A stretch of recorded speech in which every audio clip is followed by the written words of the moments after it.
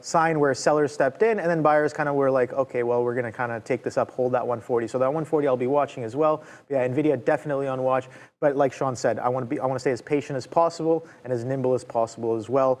The trade could very well be, and I am almost expecting it to be, a little crowded because again, everybody's got eyes on Nvidia. All right, China strength, lots of it this morning. We'll touch on a couple of different aspects here. The EV group, I mean, XPeng had its own news headline there, you can see that, but everything across the board to the upside, especially the e-commerce side of things with these tariff headlines that came out. Again, if you missed it or you're just joining a little bit late, court essentially saying tariffs can't happen at this point. There's going to be more to come on that, but 4.5 here for XPeng and $20,000 US self-driving AI-powered car coming from XPeng. The pricing on some of these is falling very, very quickly. You just have to kind of try to imagine what that car company, or what they would do if they moved to North America. Yeah. They would really hurt the car companies here. So we'll talk more about that. Let's cover the court ruling here on the tariffs. So a federal court blocked Trump's broad reciprocal tariffs imposed in April on imports from dozens of countries. It was a 3-judge panel, guys, not just one individual, who ruled the tariffs exceeded the authority granted under the International Emergency Economic Powers Act, IAAPL. The court issued a permanent halt, not just temporary, and barred any future modifications of the tariffs in question. Yeah, so sorry about that. The impact and the excluded tariffs. So the block tariffs range from 11 to 84% on global imports. That includes Mexico, Canada, China. But there are tariffs that are going to remain on. For example, the steel and aluminum tariffs remain unaffected as they were not justified under the IAAPL. But there is obviously political and legal fallout here. The ruling is a major setback to Trump's America First trade strategy, and he is likely going to appeal the decision, and the case could eventually reach a Supreme Court, so be on the lookout for that. But there's also broad legal rejection. The court said Trump's orders were unlawful as to all, including both the state-led and the business-led challenges. The panel found no legal or practical link between the tariffs and Trump's justifications for stopping drug trafficking. That's what Canada was saying all along from the very beginning here. And some of the reactions and commentary coming out here, Brendo, trade experts say, well, while the ruling does limit some of these actions, tariffs could return under another legal framework, and the administration obviously is likely to explore other avenues. As you were saying, to start things off this morning, we have heard zero from the White House at this point on this ruling since last night, which is rare. So they're obviously deep in study, I think, on how to approach this. Here's one you might be interested in a little bit later on this morning. ALZN just popping up here. Oh, baby. The float on this, 715,000 shares. Phase 2 clinical trial completed for ALZN, going crazy right now. Love it. That one looks right up Sharif's alley. Yes. Yeah, you're already hitting the bang button, being like, all right, we got the small cap gapper ready to go. Phase two trials, not too bad. Yeah, we saw that with IMNN the other day, starting to rip upside there over $2 and still going. Yeah, look, shout out to my wife and everybody else there who likes e.l.f. Cosmetics. e.l.f. is an absolute, I'm going to talk about Alibaba in a minute, but e.l.f. Beauty here yesterday, they bought Rhode for $1 billion, and me and Sharif and I were on the show, and I had no idea what that was. That's Hailey Bieber's company. $1 billion. Really? So now Justin, she's been rich for a minute, but like, what a power couple. Now Justin Bieber, Hailey Bieber there, okay. $1 billion she was bought for. There's e.l.f. Cosmetics. There's the move down yesterday. Yep. Look what it's doing right now, 105. Earnings. Like, you want to talk about getting the earnings or whatever that report was completely wrong. What's up to Healing there in the chat? What a move there for e.l.f. Right there, we say, what's up to JB. All right, so right here, yeah, look, I want to look at Alibaba, okay, on trying to strength.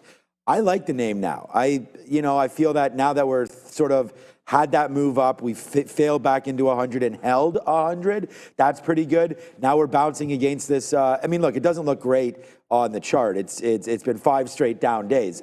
But now that we maybe get some tariff relief possibly right here today is something where I'm looking right at this level, because you guys know I love key levels, and this is 120 that we bounced off of 2 days ago real solidly right there. 120, 120. Didn't really have too much there in the pre-market, but at the end of the day, it never came back in. And when it did, it was bouncing its head off of it, bouncing off of it again, went lower. Now today we get good news. The market's coming back in. We saw that with the NASDAQ, but if we can go long here on Alibaba breaking through 120, I like that trade up to 121. I mean, even if you take 50 cents into some of this consolidation right there, 120.70, I like that trade for Alibaba today. I think it's one of the, again, I haven't looked. I think that's interesting about the price of these electric cars and everything just getting so much lower, and it's going to be a problem for Tesla. So Tesla being a long, we'll talk about that in a minute. But, I like this trade. I want to look at it at 120 and see what we do here for Alibaba. So it's going to be something for me there.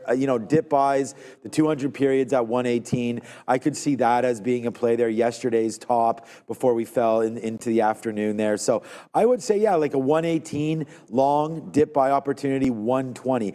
I'm a little more cautious about dip buying right here because the NASDAQ has been doing this. Sure, we're trying to level off and come back right now, but I'm wondering about the momentum here today, especially as we focus in on China, on, you did a great job there on SMH and things like that on the chip space today. So let's wait to see where this move goes. But I think Alibaba at a key level of 120 options, everything like that, I think it's good to go, man. So we'll have to wait to see what Alibaba acts like and how it reacts to 120. So a level for myself today. Yeah, no, I think China's been pretty strong, right? I have here I can make it a little smaller there. So I have here the Hang Seng futures. So that's HSI 1. If you're gonna type it into the ticker box there, but yeah. So again, pretty much within that range from that stimmy bid that we got, I guess in the middle of 2024. But yeah, you can see since about April, that dip on April 5th, we've been kind of just consolidating, been strong since then, coming back up into these highs. So the all-time highs on the Hang Seng right now sitting at 24,791.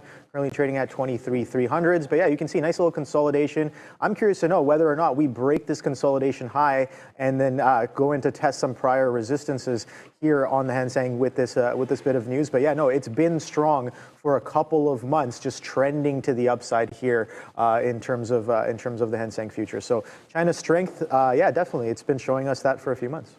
I was wondering if we should get because Joe loves tacos and we have the taco trade. So I was wondering. At some point, yesterday we had fajitas actually. Ooh, yeah, those are good. Were they okay? Yeah. So yeah, I was wondering about the taco trade there. I just saw someone in the chat. Man, we're already talking about what's for lunch here already. This is what have we done, man? It's 9:20. All right, look, we have a lot to go through, so let's go back over to the desk. Tesla rally time. Again, yeah, back to the upside right now, 2.5%. Everyone pick somebody. Everyone singing the praises of Elon for the White House exit. I mean, forced. His time ran out, so he's back full time at work. Yeah, and I don't think the market's really going to be upset about that, Brendo. So look, it's a good look for Tesla lately, up 22% in May. Obviously, after the shellacking it got earlier this year, guys, it's still gained about 102%. That is in the last 12 months. So even though we had that drawdown, and Tim Walsh was getting excited there, looking at Tesla stock down, it's up 102% in 12 months. And here's the deal, Brendo.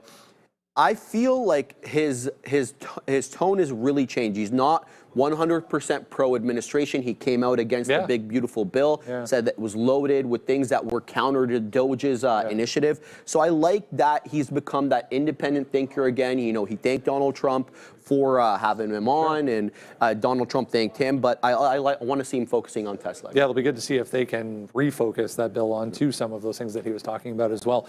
We're still going here, guys. 2.6 already here, 366 for Tesla.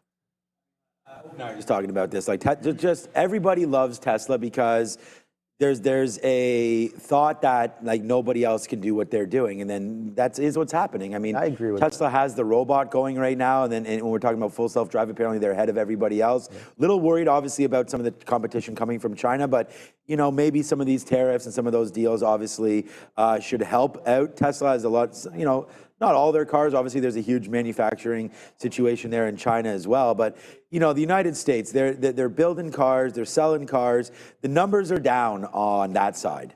So we have to think of this, and it's a broken record, man. You have to just keep looking at Tesla longs until we get some kind of a negative story, because it just keeps getting bought up. I mean, this is what it looks like on the daily. Sharif just told us it's up 102% on the not year to date, over the rolling 12 months. So it's been a great stock, and it has a chance to get right back up here again. So here's 368. Like, we already talked about it breaking 360. It's been number one trade idea on the sticky notes since we've been over 360. Long every time. It's been my P&L, although yesterday we had a great trade in Amazon at the end of the day, which put that to number one. But, we've been really hitting Tesla real well over the last little while. I liked that move. I like the coil up and the break. I like the coil up and the break again. So until I hear something negatively affecting Tesla, which Elon back at the helm, that's not negative, right? Him leaving back in Tesla, some of these tariff talks, they should all be decent news for Tesla. So hence why you're up more than the market here, up 2.5%. So I like the stock. Looks like we're going to take out 368 right there. That 367 top, we already showed you 368. I think it's a break of 368 long. And that's what I'm going to be waiting for right here. But again, let it settle down. What I wrote down on the sticky note is 360. Yesterday we closed out at 357. So the fact that if we can't fall $6 from now into 360, I think that's the right play. Wait for it to come into you today and let the market settle. But if the market starts ripping, I mean, I remember it was only 2 days ago or maybe it was 3 days ago, when it was like, oh boy, I was like, we want the 350 long. And you're like, dude, I'm already long 350. I'm like, what? It broke that early? So this could break 368 and then we'll have a look at it. But I think sitting on your hands for a minute, just seeing if it gives us a bottom would be a great trade. We don't have to rush into anything. So yeah, that's gonna be my play on Tesla. I'm bidding 360 right now. If it comes in, great. I don't think it gets that low. So let's see it build a base, right? The 200 period's at 363 right now. That might be the level. Yeah. I think the windup has been absolutely real on this ticker, right? So we kind of based out around that 220, right? Aggressive selling from all-time highs there at 488.50s, and kind of a strong downtrend you can see all the way down. But it knocks on the door of that 220, 217 area here a couple of times, 1, 2, 3, 4, 5 times before it's finally like, all right, well, we're not doing any more selling below here. Kind of starts to curl, breaks that downtrend, and we've been getting that bit of a push back up, and nice little consolidation here in the mid, I guess in the mid 300s as well. Now I know you guys get a little wild whenever I pull up all my indicators on Tesla, so let's pull that up. I think if you guys remember my Tesla chart, I have an anchored that's probably pinned to almost every event that's happened within the past year and a half. And look at what the price is doing relative to each and every single one of those anchors. Boom, right there. So all of these lines, remember I had the anchor from the all-time highs there, that strong flush right there. That's all the way down at 313.24. This consolidation low coming at 328, 320s-ish right there. But yeah, all of these anchors. Don't worry, Sharif. All of these anchors we're trading above that. So that could be a piece of information for me, but this consolidation, breakout, and continuation, we're stepping up on top of prior consolidation zones. I like that. But yeah, I think Sean's definitely right on that one. If you can look for a long on Tesla, it seems like that higher time frame is definitely on your side. A bit of confluence there, but obviously it's not gonna bid up every single day. But yeah, we're just looking for that bid to come in and step a little bit higher every time. And those consolidation areas can provide some great places to kind of observe some risk reward to take some opportunities as well. So I think definitely one to keep an eye out for, definitely very much in play. And yeah, gapping and consolidating above a lot of prior event anchors, and especially the one from all-time high. So I really like that. But yeah, weigh that however you want, but uptrend nonetheless. Oh, we can turn it off too. Yeah. We need a OB chart translator at the bottom of the screen. OB. CRM, day lows here, 1.8% and falling. It really comes down to the forecast and the guidance. A little bit light on the guidance. Everything else was actually not that bad.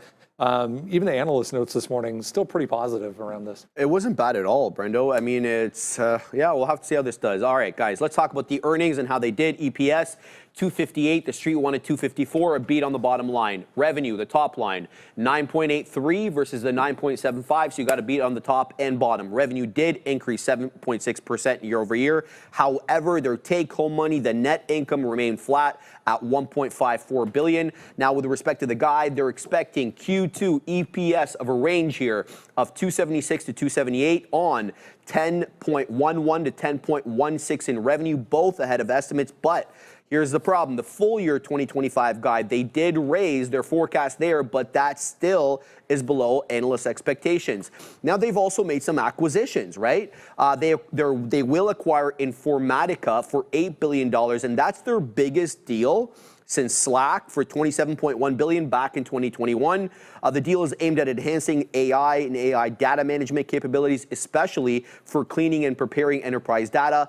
Analysts called the deal reasonably priced and easier to digest, certainly, than the Slack deal for $21 billion and change, $27 billion and change. And last but not least here, the AI momentum and the internal optimization that they're actually using their own products for, Brendo. Listen to this. They saved about $50 million just in the quarter by using Agentforce and reassigning about 500 customer support workers.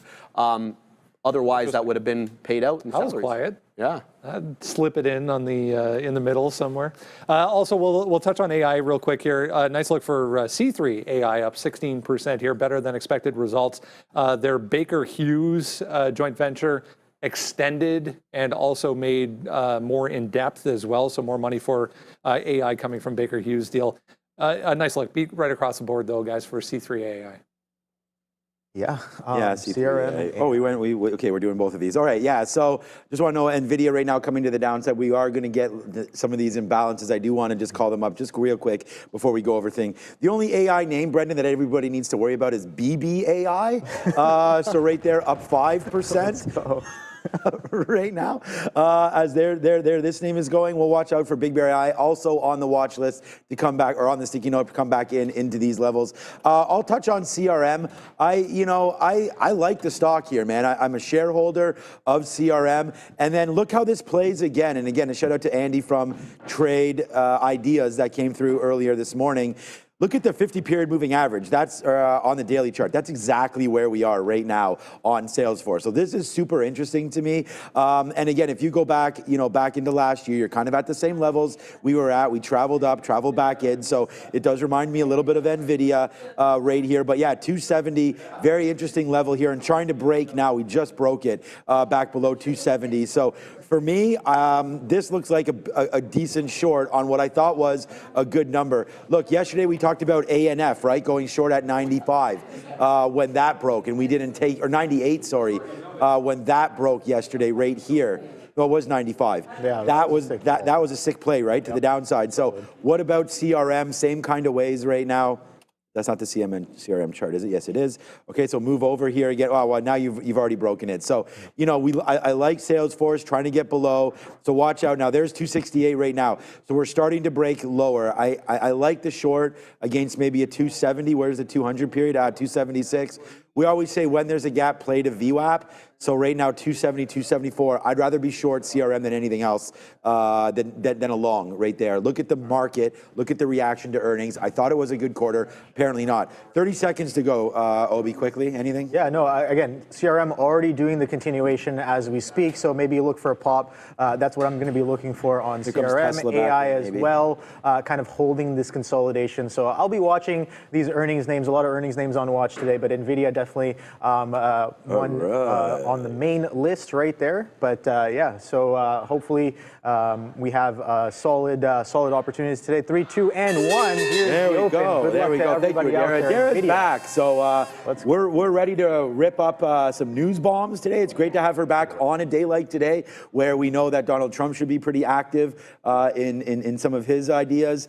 And we'll just wait to see where these markets go. Okay, so here comes Tesla. Tesla back into 364. Fine. I'm going to zoom in a little bit more on the chart so we can have a little bit of more of a look on what's going on. So 200 period 63. We said we did not want to stand in front of this name right now. Let it base, and you guys will yell at us and let us know if it starts going back up to the upside. I still have it up on my other screens. Nvidia, as mentioned, right? Here's the pull back a little bit for Nvidia. Look at the market coming back in. We talked about sort of the direction of the NASDAQ. What about, shoot. Here I am again talking about getting in too early. Like I'm excited. Maybe this level break right there. Like, you know, this market could fall down, right? I mean, and London Bridge is falling down, not really, but right there, 21,600. What about a take and break of the low of the day here in the TQs? This could be a decent trade coming through. It's a lot of settling out right now on the market, but looks like the NASDAQ trying to find its base. It just touched pre-market lows. So let's give this a second. This could be something coming up right now. Yeah, so Amazon also getting a little 207. involved here on the Nvidia. A lot of chop and short churn already? happening here. Long. No, I'm getting in on Yep, good the play. chop.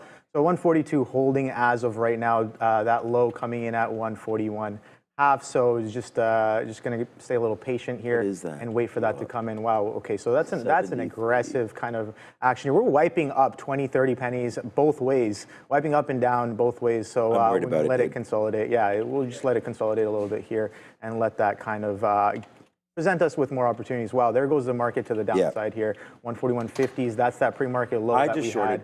had coming in right off of the open. That's coming into play. I shorted the TQs right here. I mean, we talked about, okay, Obi, let's go, man. We're in the building one more time. Well, every day we are, but here we go. Nice little move to the downside right now for the TQs. I told you I'm punching the short if we break that level right there, but we do have to remember that we have written down here on this, there it goes, go to 20s, get through. We had 72 looking for a potential long. Bang, Obi, almost daily goal met right there. It's 932. Here it comes right into this level. We're bidding 04s. Let me take another bid here at 10s. We'll see if we get that. We just got it. So here we go, man. Nice move to the downside here for the TQs. Let's see what winds up happening. We talked about this as being a little bit of a wishy-washy kind of day, and it's Nvidia I was worried about coming back in a little bit. We said it was only up 5%. Let's see. It could be a relatively flat day. I mean, I still like the long that you've got on board there, but I am championing this trade right here because it's the TQs, a nice little downside play. I'm actually out of a third of this already because 1,000 lots at Go. 210s. Yep. Yeah, that got taken out real fast there. So yeah, opening range high. Boom, there goes opening range high. Wipe it out. Let's go pre-market highs at 142.84. Where's the next trade? Maybe over there. Does that deserve an add? I have no idea, but I'm going to be, okay, there we go. Added onto that push, 143 incoming. Oh boy, that's a lot of size at 143. Does that warrant an add? I have no idea, but it's holding that level as of right now. It's just knocking on the door of 143. Here we go, right through 143. Yeah. Slice through that liquidity like butter. Oh boy. Obi. Here we go. A lot of, like I said, it's very crowded, and things can get taken out pretty aggressively when tickers are pretty crowded. Those are a lot of lots. I'm not even, I saw a couple of 5,000s on there, so I was like, all right, oh boy, that's some decent size there. So 143s coming in as of right now. Let's see what Adair is up to. CoreWeave, beautiful push off the open here. They just published on the company's blog, so CoreWeave's official blog, saying that they're expanding their NVIDIA Blackwell fleet with generally available NVIDIA HGX B200 instances. So CoreWeave and NVIDIA deepening their partnership. Looks like keep an eye on OUST as well. I've seen some talk here that Ouster is apparently working on this Anduril partnership, but not really moving here on this. So again, CRWV certainly going to be on watch here, guys. Back to you. Back. It's great to have Adara back right there, dropping some stories like that. So what a great job. Thanks, Adara, for bringing that up. I do want to bring up everybody's attention to Elf Beauty.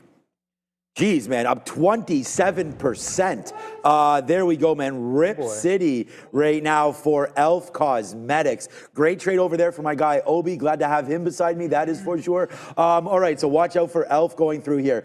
Just so we all understand a little bit here, I'm going to be going short the TQs until we take out 73. So I'm going to watch out for VWAP right here. Let's just see, give this a little bit of room. I'm going to average in at the 50-period moving average, 72.70 or so. We're starting to break a little low. I kind of like this direction here for the NASDAQ. I don't like it for the PA, but we like it for what we're thinking about right now. So, all right, you're on Nvidia. Let me just have a quick look to see what Tesla's doing because we wanted that 68 level. Oh my, 68 level was fire, but it doesn't break it, but it looks like we may have nailed somewhere near that top. So let's wait to see if it gets back up there. This just tells me I like the break even more.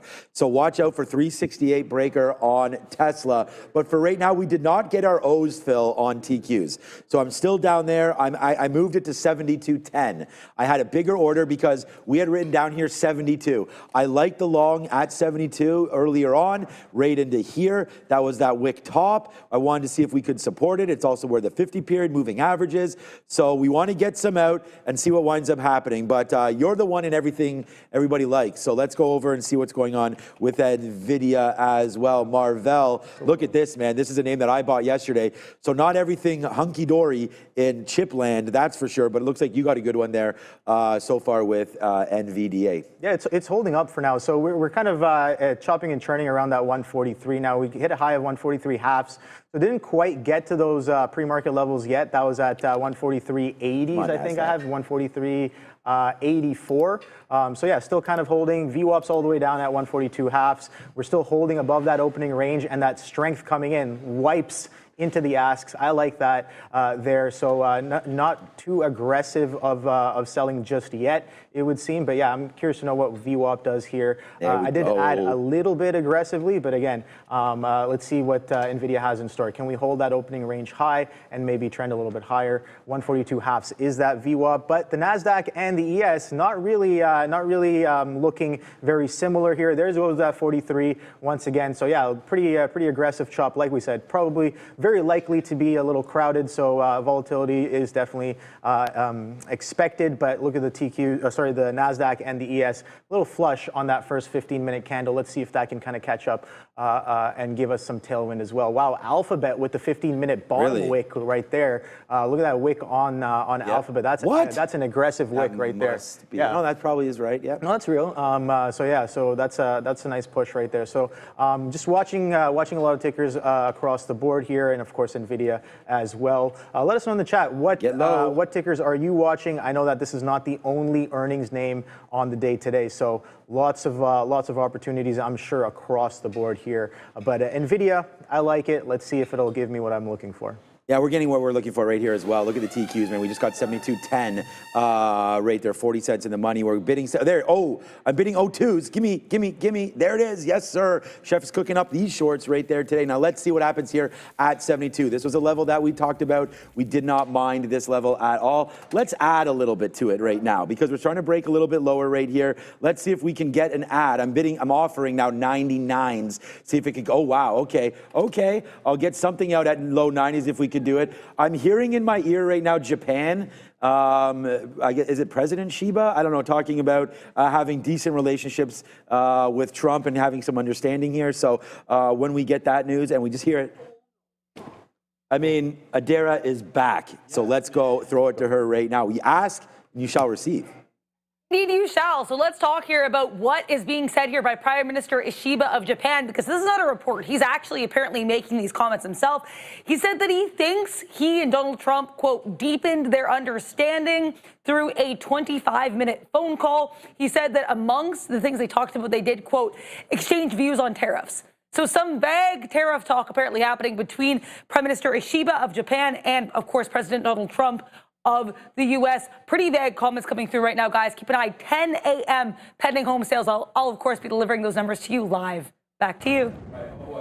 We added to the short, so let's go, man. That's that confidence. What's up, Airy Pages? What's up, Sebastian? Everybody in the chat there. This is what you do. You get your trade. You talked about Obi talking about thinking about adding as well. There it is, man. We added at 99. We just took some more out at 88 right there. It is so good to be trading with you guys live every single day. And thanks to Dara for all of that. So more and more talk coming through here. Look, I'm not convinced that this is definitely a downside play, but for right now, we are starting to break. The NASDAQ could go red today, that's for sure. Let's wait and see what winds up happening. Another out there at 88. So we're definitely starting to fade out a little bit right there. What was that name we wanted to look at? Alibaba. I want to go over to you because you're trading the name that everybody cares about with Nvidia. Yeah. But we are now short the NASDAQ, and what a good move that has been so far. Is it going to last? I don't know. Apple right here, 200 is a level that I'm looking for as posted. Bye-bye NASDAQ. Let's see how low we can go there. We just touched 80s though. We got a decent fill down there. We need to get a little bit lower in order to actually make some money here. So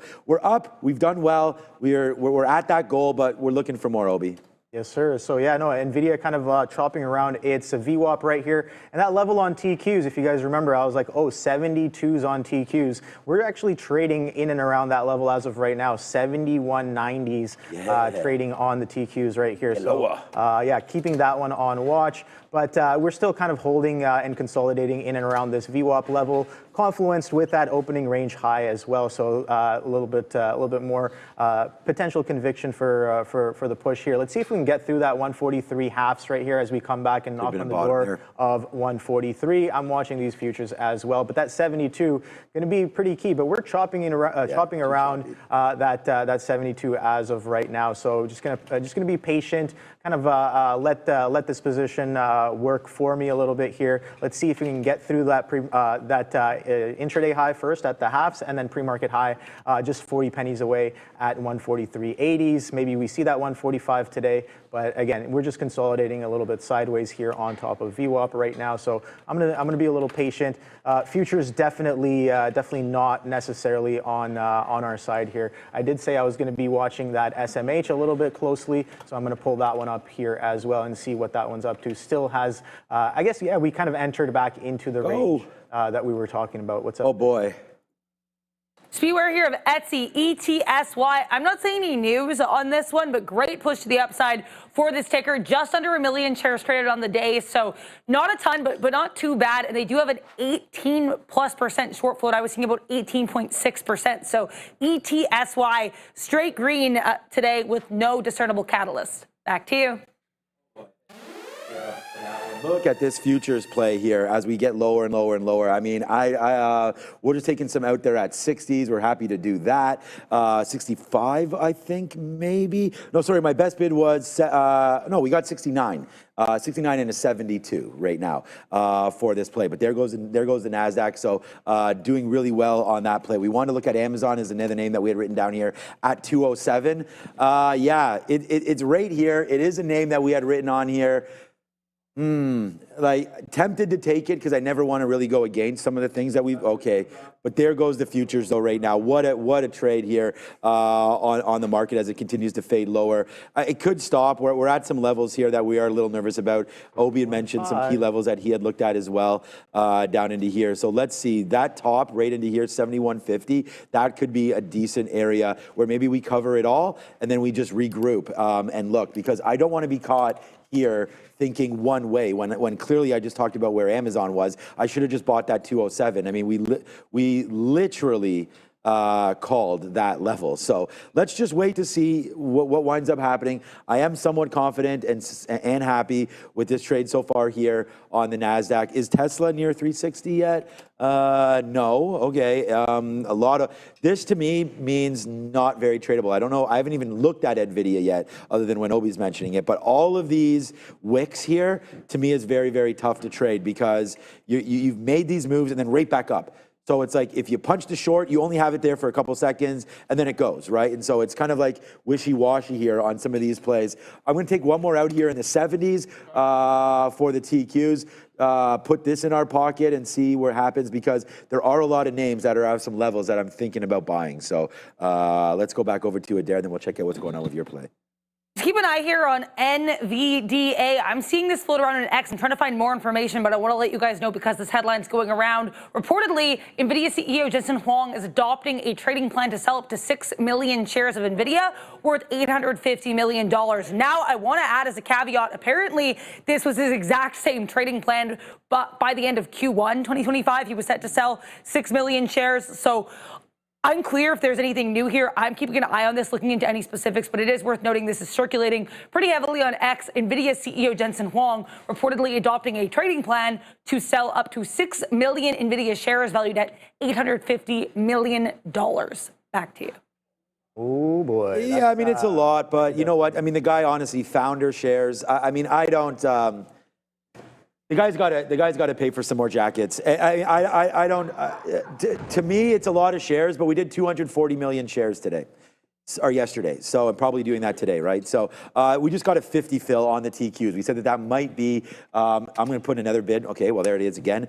I said that might be an area to try to get out. So again, we did reload on that play. I liked the reload there at 99. Not even a reload, it was an add to that position. So, you know, happy with the way things have been working out today. So let's just keep on going with our sort of our thought here on the short of the market. And then if it changes, we'll be able to smack out of that at some point. Okay, so let's just focus on that play and see where we go from here. So right now it is looking like a downside play there. We're happy to be in this, and that Nvidia call, I'll leave it up to you to figure out what you want to do with this, but it is pushing back lower.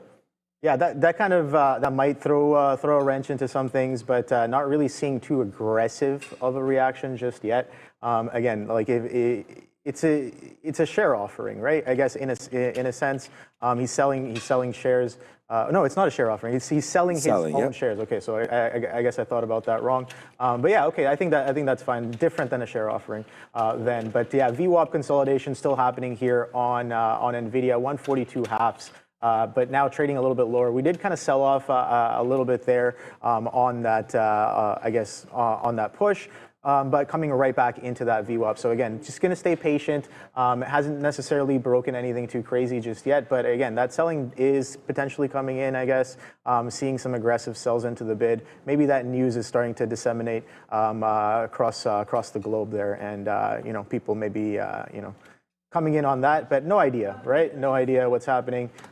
Let's see what NVIDIA will have in store. But first, let's go to Dara. Just be aware here, UBER really weak. It looks like it might have to do with the fact that Elon Musk posted on X, I guess about 7 hours ago, so early this morning, that apparently Tesla has been testing these self-driving Model Y cars with no one in the driver's seat in Austin with, quote, no incidents. So UBER pushing to the downside could have to do this autonomy play. I'm not seeing any individual catalysts for Uber, but just be aware, this one really weak today, guys, though. Looks like it might be trying to bounce. Back to you. Yeah, I mean, that makes sense. I thought autonomous driving does have its benefits for Uber as well, of course, because if they can get those fleets going, it's more the competition of the robo-taxi service coming into play there, right? So that's going to be thanks to Dara for that headline because, you know, looking at Uber's a position that I own as well. So, wow, $84. Damn it. I actually talked about this again yesterday. And it was like, how many times are we going to see a name like Uber come up into this high 80s, 90s area and then fade off? Well, right now you're retesting and looking like it, well, not looking like it just did break its past high right there of $86 looking lower. Man, that was a mistake. Should have just dropped it all and got out of Uber at the top side. We'll see if we get another opportunity to do that later on. TQ is still going down. I was very, very close to switching short on Amazon. Well, switching my opinion short on Amazon when it broke that 207. Coulda, shoulda, woulda, did not. We should have did that. So there goes the Amazon right to the downside.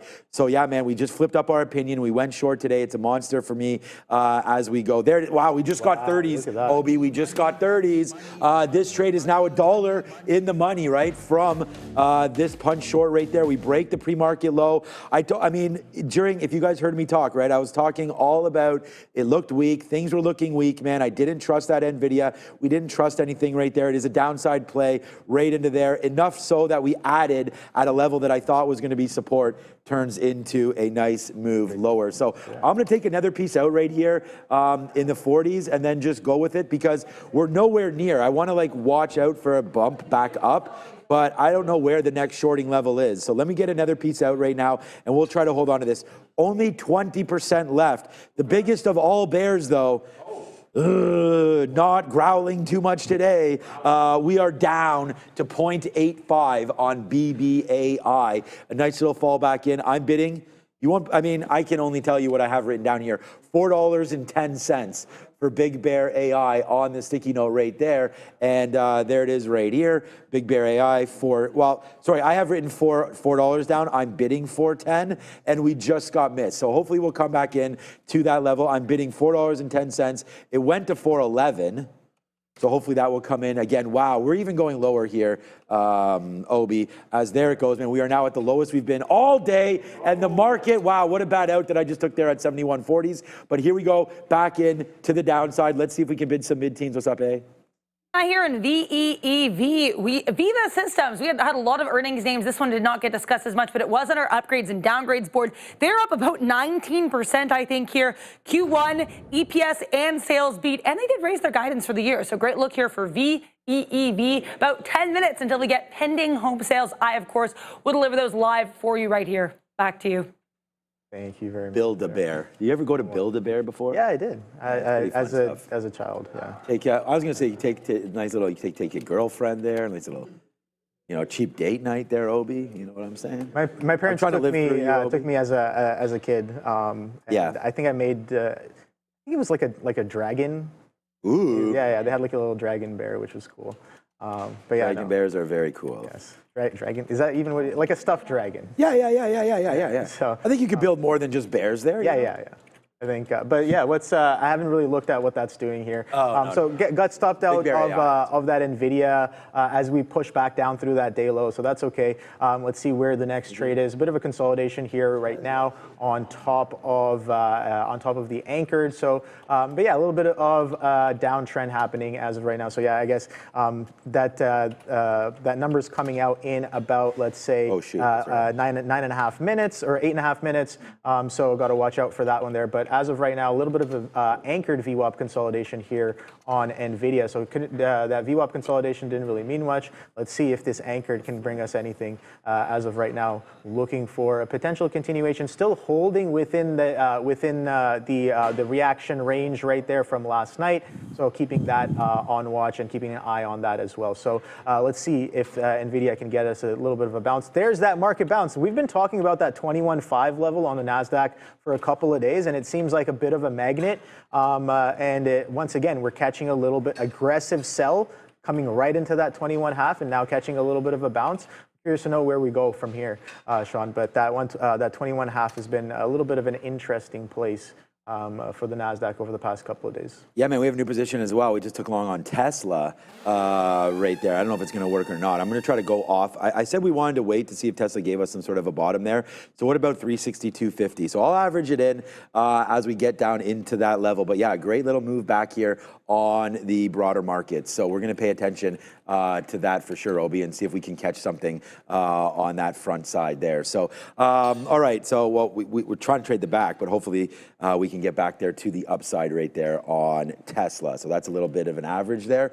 Yeah, we are. I mean, I told you I was into 20%, and then we got this fill down there at 71.13. So I'm going to take a little bit more out there in the 50s as we do start to climb back upside.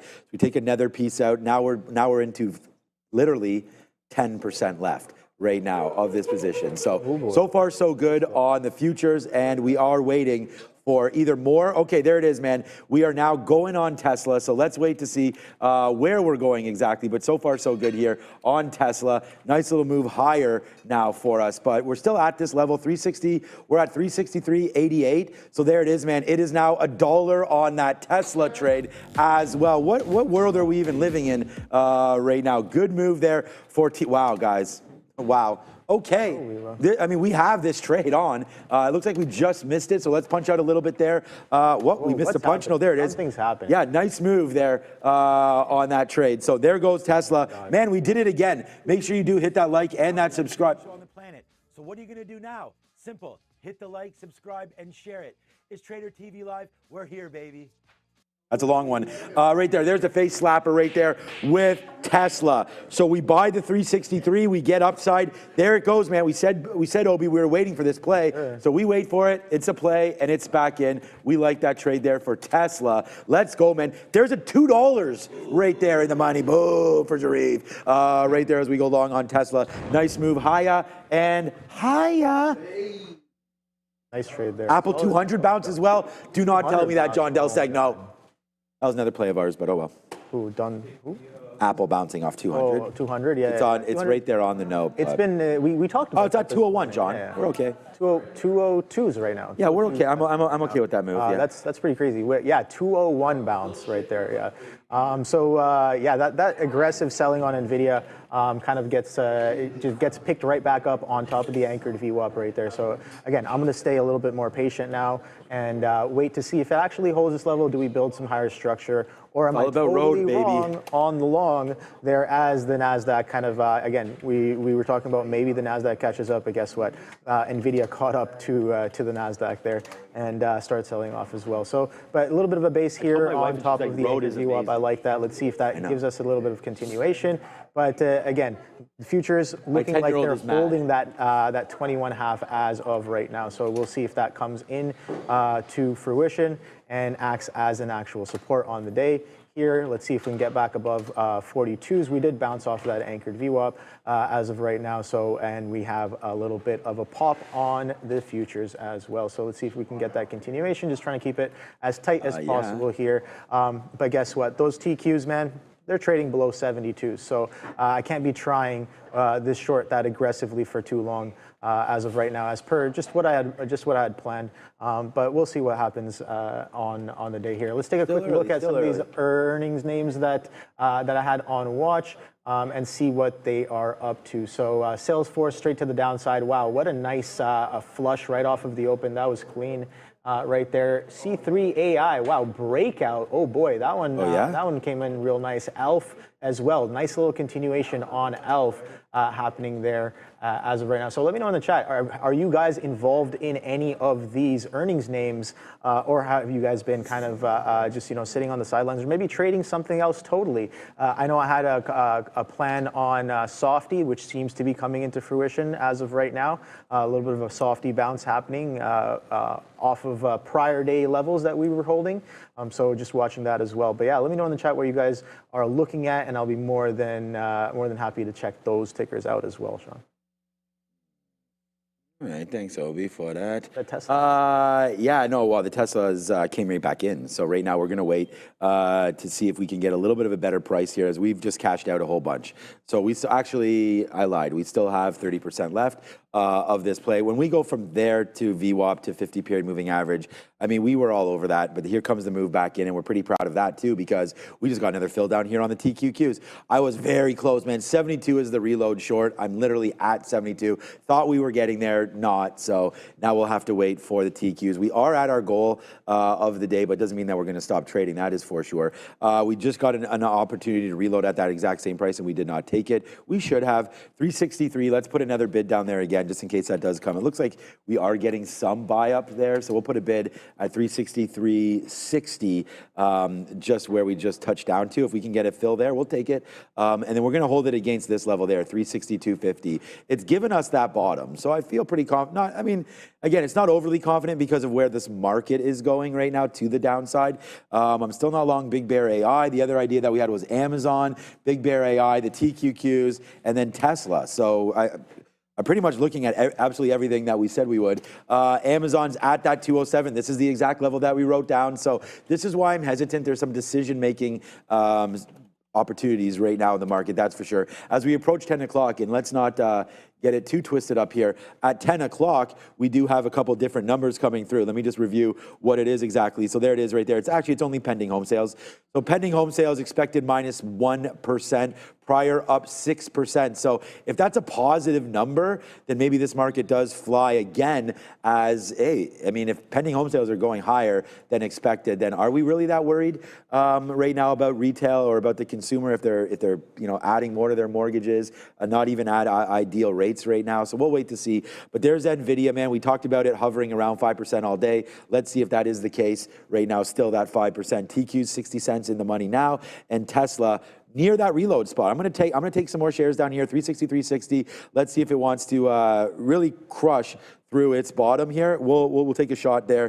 360, 360, another reload here. So, yo, bro, what's up, Marcelo? He says, yo, bro, what's going on with Palantir? What up, bro? The bro show is the midday show, by the way. Yes. My wife was watching it, and she's like, she has a new name for it, the bro show. The bro show. Yeah, man, tarps off, all about the gym, all this kind of stuff. So what up, bros? They're on the midday show. But yeah, Palantir right now, no, nothing but love for that. I mean, it's a great, we love the midday show. All right, numbers in just 30 seconds. So let's get ready to rock and roll here with this. Let's throw over to Adara, and we'll get these new home sale or pending home sales numbers for you right now. Roughly 10 seconds here until we get pending home sales month over month. -1% is what we're expecting. Previous was positive 6.1%. Pending homes index also want to watch previously 76.5.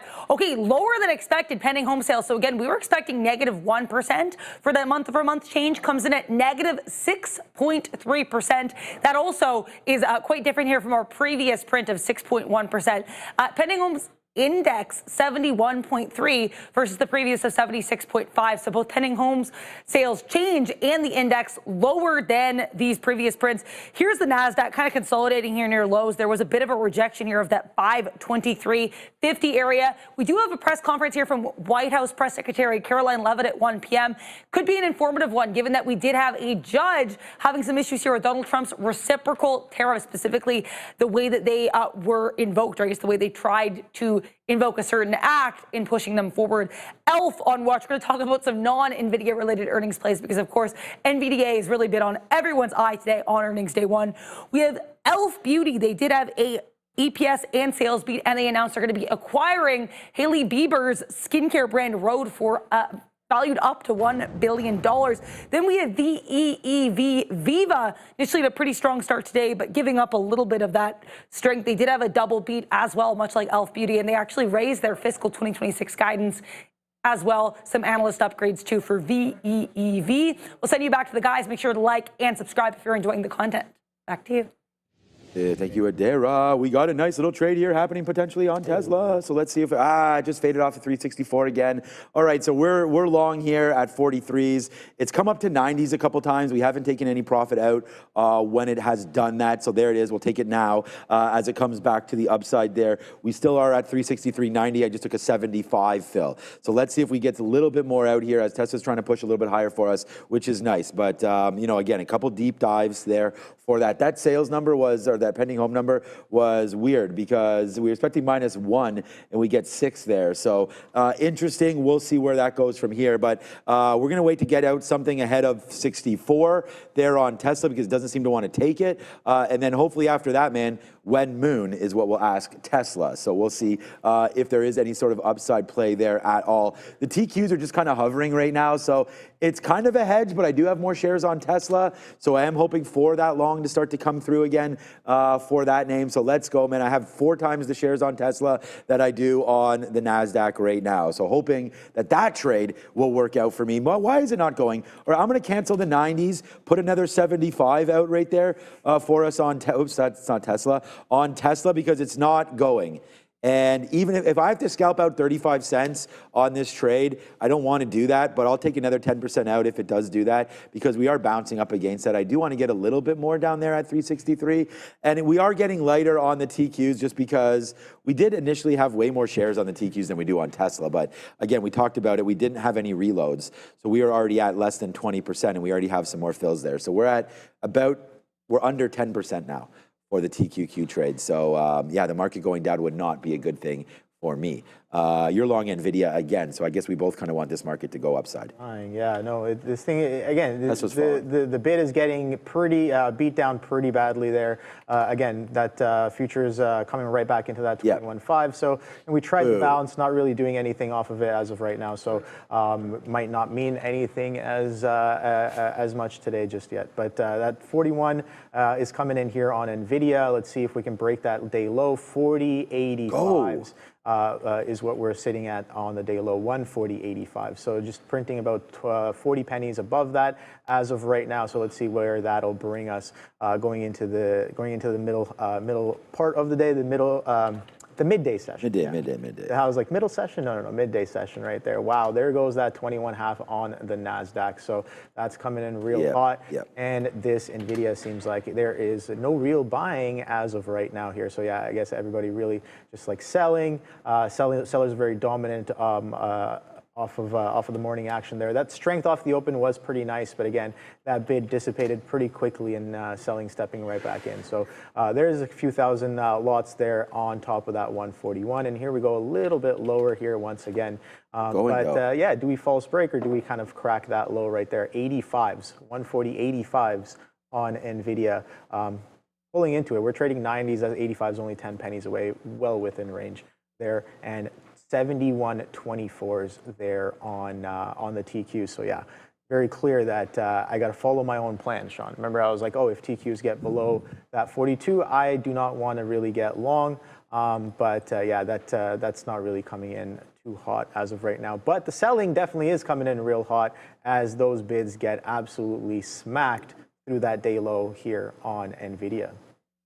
Like what Mike Tyson was all about there. Everybody has a plan until you get punched in the face, punch in the mouth. And then, so it's very important to try to, and exactly what Obi's saying, man, you got to try to follow what you're doing. We initially had that same thought, 72 long, but we saw the momentum hitting and it was just like, we're going short, man. And yeah, there it goes, Obi. Huge new lows right now in the NASDAQ being formed. And your boy is sitting long right now on Tesla. So we're going to have, bang, look at that, man. We are now $2 in the money right there on this TQQ trade because we did get a reload, obviously there at 70. Well, we added to it. Our first trade was 72.50, then we got 72, and now we're getting $70.80. But Tesla's going to break, so we'll actually turn red on Tesla. There it goes. Once it breaks 50, man, my hands are in the air and we are waving them like we just don't care because we are sending in, I need a white towel right there because we have to wave that. There goes Tesla downside. We tried it, man. It was good. It was good. It was bad. So we'll be red now on Tesla, green on the day, but red on Tesla as that is falling in quite nicely right there to the downside. I see you just talked about Nvidia, so we'll go on something else. It's coming into 140 right now, yeah. Is it coming into 140? Okay. Remember, we did want to talk about Tesla, and the reason why, Nvidia was, I was very uncertain on this play, and you guys know that I had not written anything down. We had thrown to me and said this should be on the top of everyone's list, and I said it's not even on mine. So let's let this settle down a little bit. Huge move to the down, not huge move. We're still 4%, but it's trailing down right now. So be careful if you are in. I mean, you're already in it, so I'll leave it to you there to talk about it. But nice downside move there as our Tesla got slapped as well. So a huge move down for Tesla into 362. Is there going to be a buying spot for this? We had written down 360, so that's coming in right now. I think that's definitely worth a look. Down here, but I mean, you don't want to chase it too much, but here it comes, Obi. Look at that short, man. The TQs is a print factory right now, but we'll try it right here on Tesla. We'll buy some 61s, and that came in real darn quick, right there. Let's see if we get something else down near this bottom side for Tesla, man. 360 and change. Looks like we're coming in a little faster than we had hoped for. 359.74 or something like that. A breaking spot for me. We're going to give it to 360. Let's see if it does some dancing there. But we're long, back into the long on Tesla because we like the 360. So yeah, that's Qs. There's Tesla right here. We had just bought that dip right there on Tesla. The TQs is now $1.50 in the money on the added position. Take a piece out again at 42. Let's watch to see what happens here with Tesla, my newest position. Yeah, this 140 coming in here on Nvidia, so pretty choppy here. So that's selling again, coming in across the board as well. So this long definitely not working out too well as of right now. But yeah, strong flush there. Look at those TQs, man. That 72 it's reject brutal, was I told you we're gonna go quite red. nice, and then we just continue to keep on going down right there. So absolutely beautiful, giving us more of the same from yesterday as we reclaim that 72, coming back into that prior range. Selling comes right back in. Here's that 140 test here from the downside now on Nvidia. So we broke that prior day low, which was at what was that at? That was at 140.85, right? So 140.85. So 140 is coming back in. Let's see what we do with this 140. Again, this was that pre-market consolidation or the after-hours consolidation kind of reaction low as well. When we got that strong reaction off of earnings, pulled back and held that 140. So let's see if we kind of sustained that 140 hold as of right now, or do we trade a little bit lower? But sellers definitely very dominant here and in charge in this market right now, Sean. So let me know if you guys are in any shorts.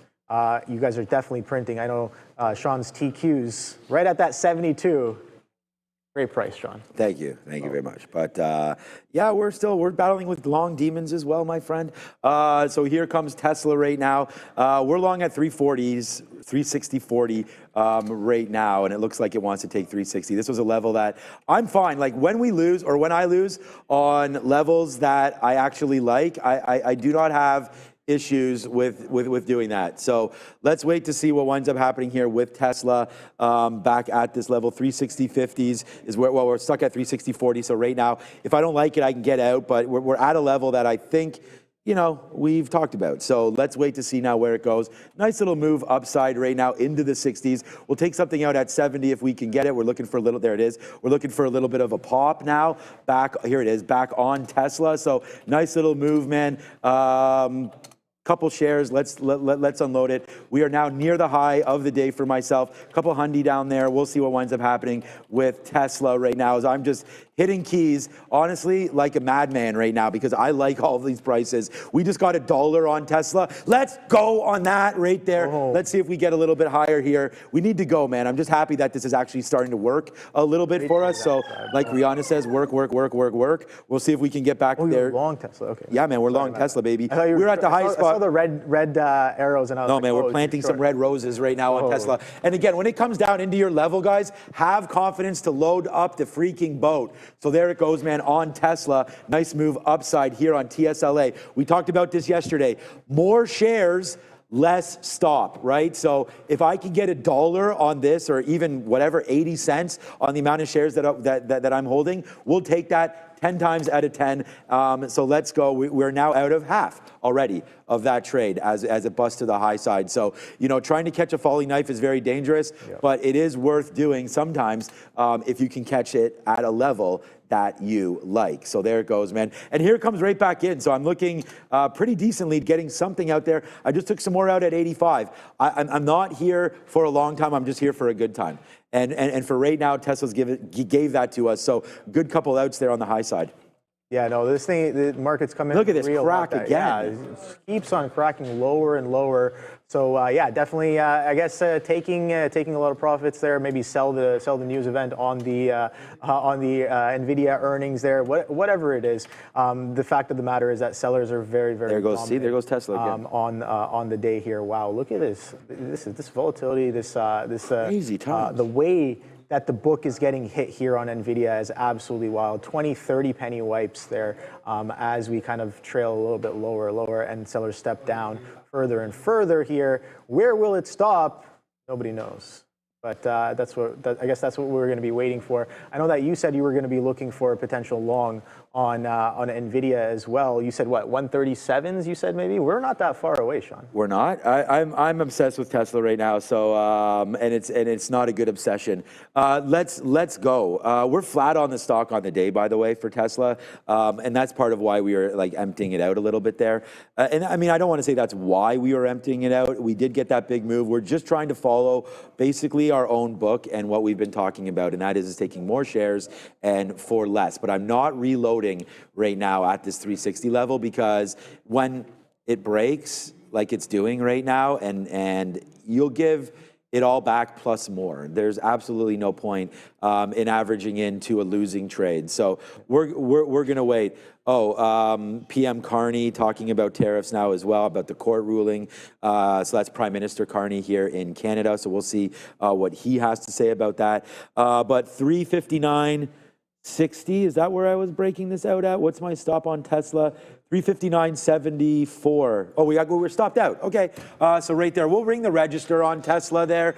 I can see that was a decent opportunity there where I'm glad we were able to get the majority of those out and then another piece out. But yeah, the long not in charge at all today, Obi, as we continue to go down there. Look at this trade on the TQs, but it's not like look left and not look right. We have two trades today. One's Tesla longs, which were fine, but not great. Now we're back above. I'm going to try it, Obi, one more time and get into that stubborn mode again. And I'm fine with doing this. It's just, let's just go one more time in case that was sort of the bottom. This does seem like it's a little overextended, but I don't, you know, bouncing off of zeros here for the market might be something. So we're back in. That's too bad that we just got stopped out there on Tesla, but we're back in. 359.50 new stop order for me. Let's go. Yeah, not bad. Yeah, so guys, have you ever entered an order to buy or sell?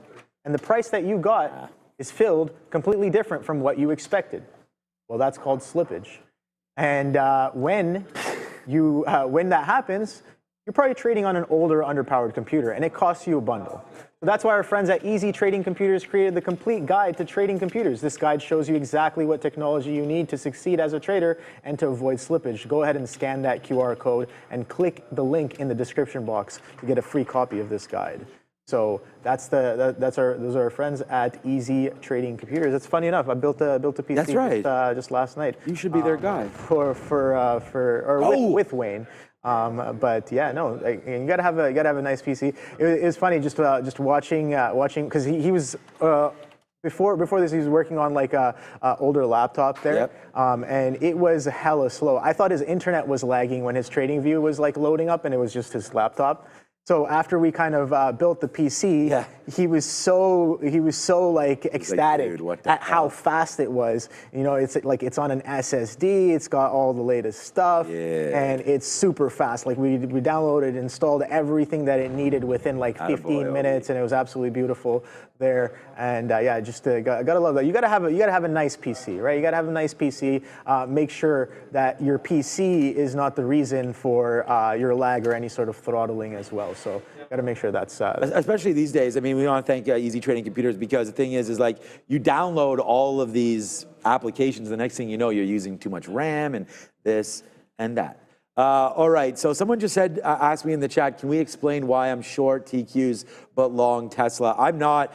I have less than 2% now of this TQQ position and emptying it out. And I just put a stop at 71. And we've just been covering more here at 70.50s. Couple outs right there, actually 70.60s, couple outs right there. So we're getting lighter. And if it breaks through 71, we are stopped out. But yeah, man, we are back into this club right now as we put Tesla, dude, right back in our damn pocket. I cannot believe we got stopped out on the low of the day, but that happens to me every day. So hey, my name is Sean, and it's a day that ends in Y. What's up, Ramin? I hope you're doing well. Glad to see Ramin here today. She's been here every day, but glad to see her there. As I messaged her, and I was like, I want to change my profile pic on there, so I want to bug her about this. I mean, on that? Yeah, I don't know, I like it, but there's a winter look, man.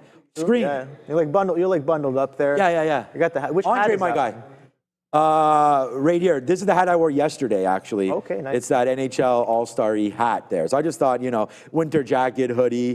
Don't know what the hell I'm doing with my mouth here. So I want to change this up. Ooh, 52,000. Thank you so much for that one there. Yeah, so I want to change that up. So I'm waiting for... You want me to change that up, Joe? Yeah, I got to change it up. Maybe I'll just put a picture of Joe on there and then be like, okay, here we go. All right, but there it is right now, $2 right now in the money on this reload for Tesla. And again, stick with your guns, man. We went 360 long. We got stopped out. We talked about that. Shorter stops, right? More shares. So we went red on it. We went right back into the level. Why am I talking to that camera? It's this one. We got right back into it now. And now I'm going to get out some more as it looks like it's fading off. Ooh, I just put that 83 there. It rejected as well. So, okay, nice plays today. It's been a fun one. So far, we'll hope that that can bounce back for you as well, Obi. But the market looks like it's turning around again. What's up, Adara? I want to quickly mention here, I know Sean just mentioned that we had comments coming through from Prime Minister Mark Carney of Canada on tariffs. In case anyone missed those, I'll just quickly summarize them. Basically, he said that he welcomes the U.S. court ruling against Trump's reciprocal tariffs. But in case you missed it, that ruling does not include steel tariffs because steel tariffs were not implemented while invoking the specific act. So with that in mind, Carney also added that Canada is still being hit by, as he believes, unjustified U.S. tariffs on steel and auto. So those were the Carney tariff comments, in case anyone missed them. Not super market moving, but perhaps worth noting if you were wondering what that was all about. Back to you. Yeah, Adara, there's a story here about Boeing. CEO at Bernstein conference reportedly says it wants to hit 47 per month production rate. Boeing, straight up. I talked about this yesterday, liking Boeing. And yeah, now it's going. Stupid, dumbass pun. But there it is right there. Look at it, man. Right back there. Again, a nice move in. You had to trust it at $200. If you did that, it's a nice 5% move there today. Up 4% now. Goes.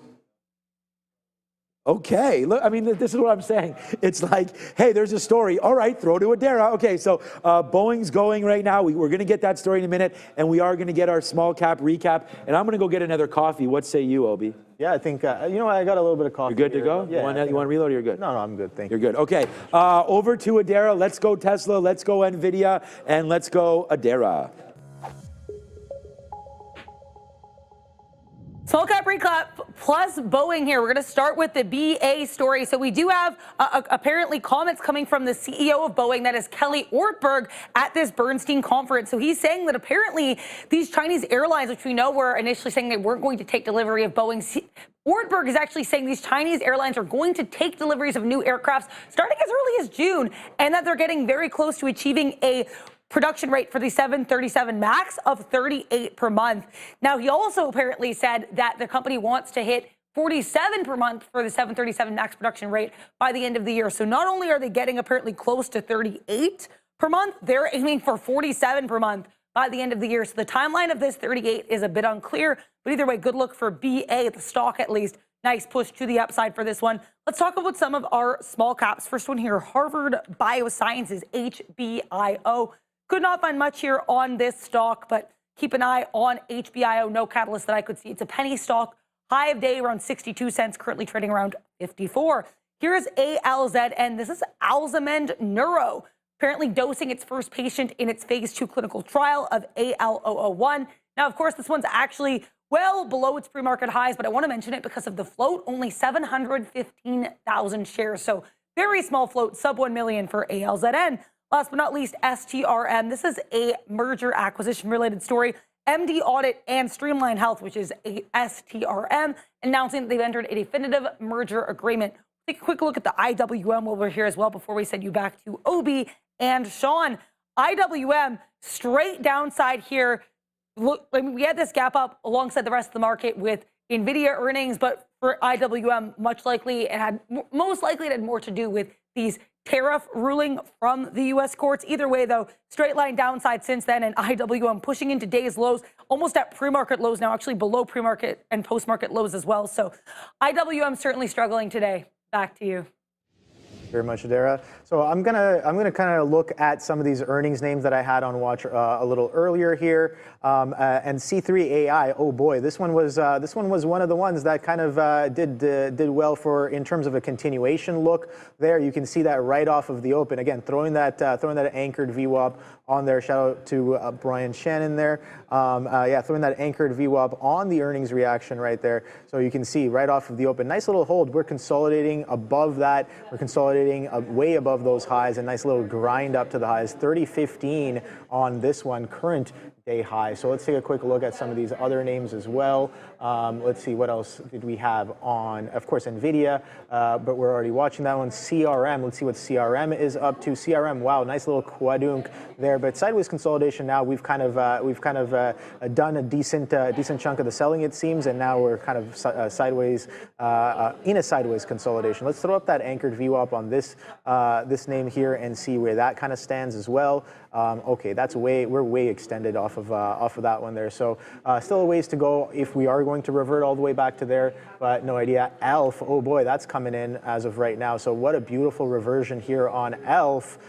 This one definitely, again, it was up on a shelf off of the open there, but coming right back in 110. So that opening price is potentially coming back in as well here on ELF. What else do we got? We said Salesforce, SNPS. That was another one.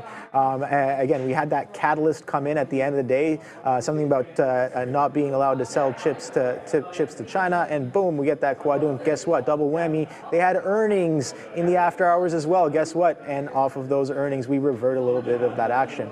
Nothing too crazy as of right now, other than straight selling. So more selling coming in on earnings day one on this name on SNPS. Another name that I had on watch for earnings was HPQ, Hewlett Packard, and those guys are doing quite well, coming right back up into some of these bounce levels from last night after a strong flush there on HPQ. But yeah, a bit of a reversion happening as of right now. 25 hold was quite nice, but yeah, a little bit of a trend up there. So not really the continuation I was looking for there. So out of all those earnings names, what's really doing what I was technically looking for? Salesforce is definitely doing that. And I guess a little bit of Hewlett Packard maybe, but C3AI for sure. Let's see what Adara has to say. This part of the show is brought to you by Trade the Pool. We've been showing you the homepage of Trade the Pool for a while now, but today we want to highlight a section of the site that you may have missed. And trust us, you'll want to check it out. It's Trade the Pool's video on demand library, and it's so much more than content. It's a space built to help traders grow, with real stories of funded traders, strategy breakdowns, hard lessons, and mindset tips you can actually apply in your own trading. And there's more. The note feature allows you to save the most valuable takeaways from videos, so you can quickly revisit the exact moments that matter to you. It's like your own personal bookmark. And the best part, it is completely free. So if you haven't explored it yet, now is the time. Just head over to tradethepool.com and click on the VOD library tab. Back to the guys. So I just ran into Matteo over there, and he's asking me because he knows I'm long Uber. He's like, what the hell's going on with Uber today? And I'm like, dude, did you see the videos of these robo-taxis rolling around Austin? And he did not, right? So now he understands a little bit more about what the situation is there. But Obi, I don't know if that's necessarily a horrible thing. I mean, it's not great for Uber that we see that, but Uber is a very international company with businesses all over the world. Rolling these things out in Austin, I think, is important, but I still think Uber has a lot of levers there to pull. They're also going to be investing in these robo-taxis, I would imagine, as well. But what's your opinion here on Uber? Because you know what I was thinking? Possible acquisition target. Yeah. I mean, look, Elon Musk spent $57 billion. And I don't know what the market cap is here. I'm just throwing this out. I haven't heard anybody talk about Elon or anybody buying Uber. But what is the market cap here? Because he could do it in Tesla shares. All right, so the market cap of Uber right here. I have no idea where to find it, so bear with me here. Again, market cap right there. Is that all that it is? 20, no, that's Grab. Okay, there it is right there. Yeah, okay, I was gonna say it's not 20 billion. There it is right there. So its market cap is $184 billion, right? And it's at it's at its highs, basically. I think now that I see that it's almost 200 billion, there's not too many $200 billion buyouts or anything that happens. Yeah. So I'm not sure, but that's not, could Tesla invest or something in Uber? I don't know. Maybe I'm throwing something to the wind here, but I'm looking at Uber. I want to get your opinion on what you think about Uber there. We're going to go to Adara and then we're going to come back. Okay. For what it's worth, Sean, this is actually a rare scenario where we actually know Tesla's, or at least Elon Musk's, thought on this matter. And as of last week, during his double whammy CNBC interviews last Tuesday, he says that there's no need for Tesla to buy Uber. So for once, we can actually provide a concrete answer that Elon Musk himself gave just a week ago. Tesla not looking to buy Uber, at least not right now. Or Elon even saying that there's really no need to do so. Of course, things can change, but right now, Sean, this buyout does not seem like it's at all in the cards. Back to you. So, okay. So the man to me, that makes it more likely that he buys it. Yeah, okay. But anyways, what were you thinking? Oh, no, I guess, again, I wasn't aware of that news, but you can see that, again, in the pre-market, if you were, this is definitely very much in play, already doing relative volume from the 4 a.m. open here on Uber, and coming in right off of the open, pre-market low crack, prior day, after hours low crack. Prior day low doesn't even count because you already kind of traveled way below that. Prior week as well, I guess. This was last Friday low. Friday low from last week. We cracked that as well. So a lot of confluence for that short, just getting slapped to the downside here on the Uber. It's dropping off a couple of shares is what Uber is doing right now. Yeah, I think it's a good longer, like I think all this talk about Tesla like disrupting the space is years away. We can't even, you have to go through legal hurdles too. You just can't have driverless cars rolling around. So by province, by state, by whatever the jurisdiction is, Europe is a completely different beast altogether, right? So you gotta, anyways, I really like Uber. I loved it in London when we traveled there. We took it a couple times. We took it in Paris, I believe. It's all, I mean, and here in Toronto, you can't go anywhere without Uber Eats, getting in your way, or somebody on Uber doing something. And that's the other thing too is, how do you know what I was thinking about is, how do you pull over a robo-taxi? Ooh, yeah. I mean, I'm sure it's already programmed. Shoot it down? No, it's probably already, like, if there's flashing lights, it'll probably pull to the side. It's maybe, but I'm just saying, like, that could create some other opportunities of false pulling over and things like that, right? You get a construction worker behind you. You get random idiots flashing lights to try to fool it. I don't know, just a talk. But there it is right there. Boom. Okay, so we talked about this. We loved having Satya here, but I've already thrown it like 30 times to Adara, which is great. There's news bombs everywhere today. So that's great. Boeing, by the way, we have to throw to Adara for an update, but here goes crypto update. There goes Boeing still, man, through that 211, through 208, through 210. Here goes Boeing one more time. Disney's flashing on some scanners, so it's 10:30. We're going to go to crypto. Okay, it must just be a VWAP scanner, so nothing happening right there on that. You're still, I don't know if you're still in Nvidia because I went and got a coffee, but it did bounce off that 140 level that you and I had sort of looked at, so good trade there. And we are now $2. Oh, by the way, when we saw Max the other day, he goes, every time you hit this button, I owe the guy like 3 or 4 cents. So there you go, Max. What's up, Max? Right there, riding in that Lambo. I like the color. Okay, here goes Tesla one more time. I'm going to get a 10% more of what we have left. Nice move upside there for Tesla, right there at the 50-period moving average. I draw these lines because they look good, but they also need to be traded off of. So we just touched the 50-period moving average right there at 362.70. I'm now offering, I'm going to offer right now that 10%. Get it out. There it is, because I don't want to miss. So, all right, it's a crypto minute right now. Crypto's actually heading to the south side right now. 107 breaking for Bitcoin. Let's go see if Adara has a story.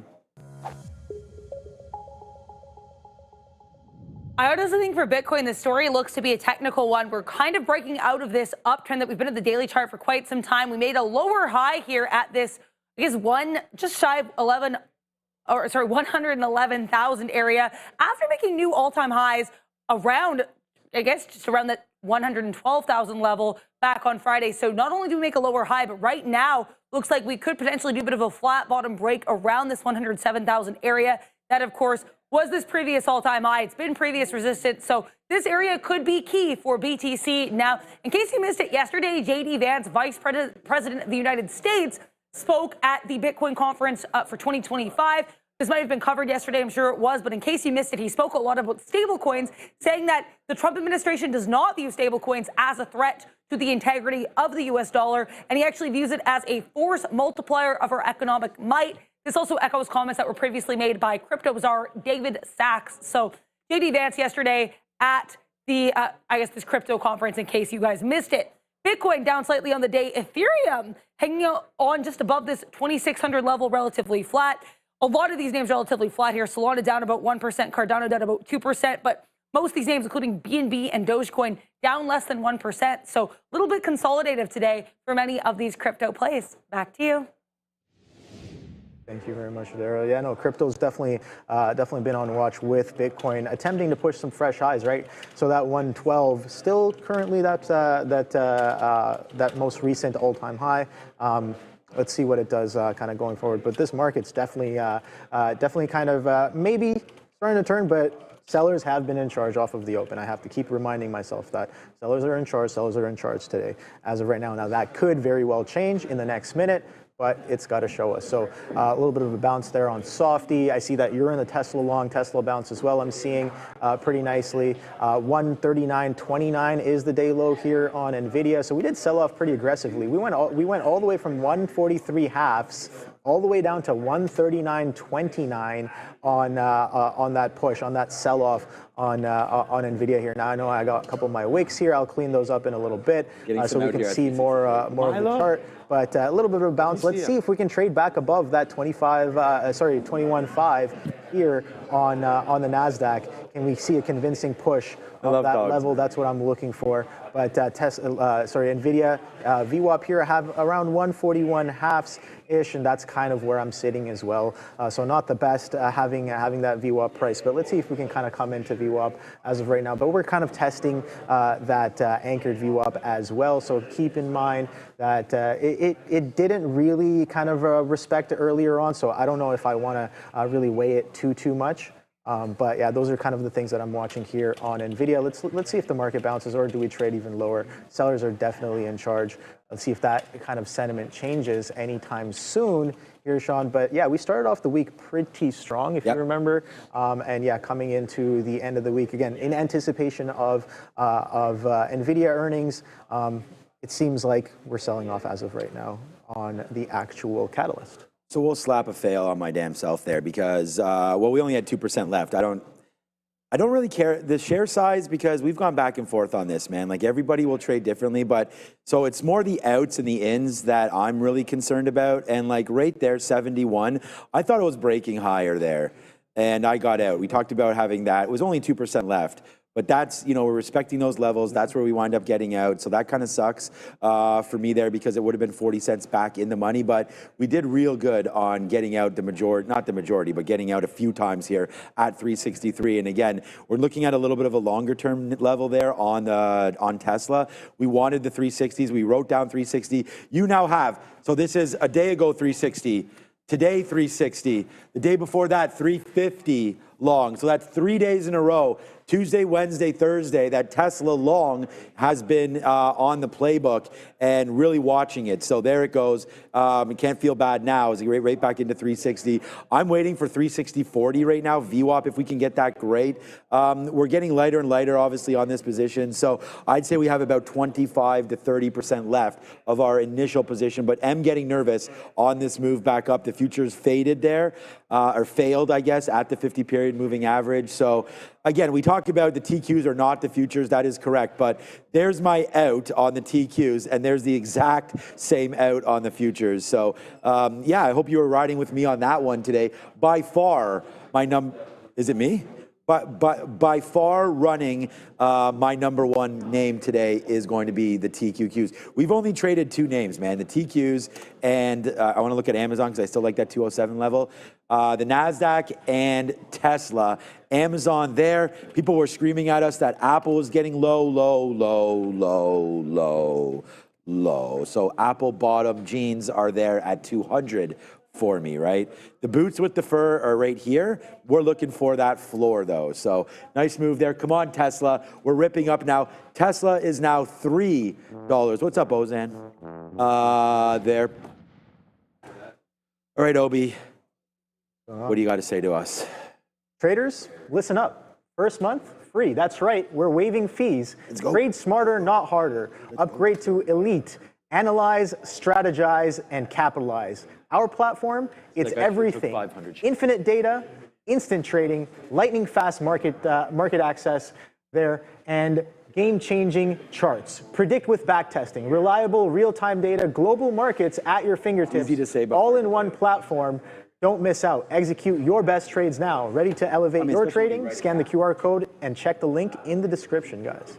So that's our friends at eSignal here. So market trying to take a little bit of bounce still. Nothing too crazy. How much time is left on this 15-minute candle? We got about 7.5 minutes, guys, left on this 15-minute candle to go. So we'll let that one come in and see where is the next trade. But I want to know where the next trade is for you guys. So again, keep throwing those tickers up in the chat so we can take a quick look at those and have our attention kind of directed toward those as well. Softy with a nice little bounce happening as of right now as well.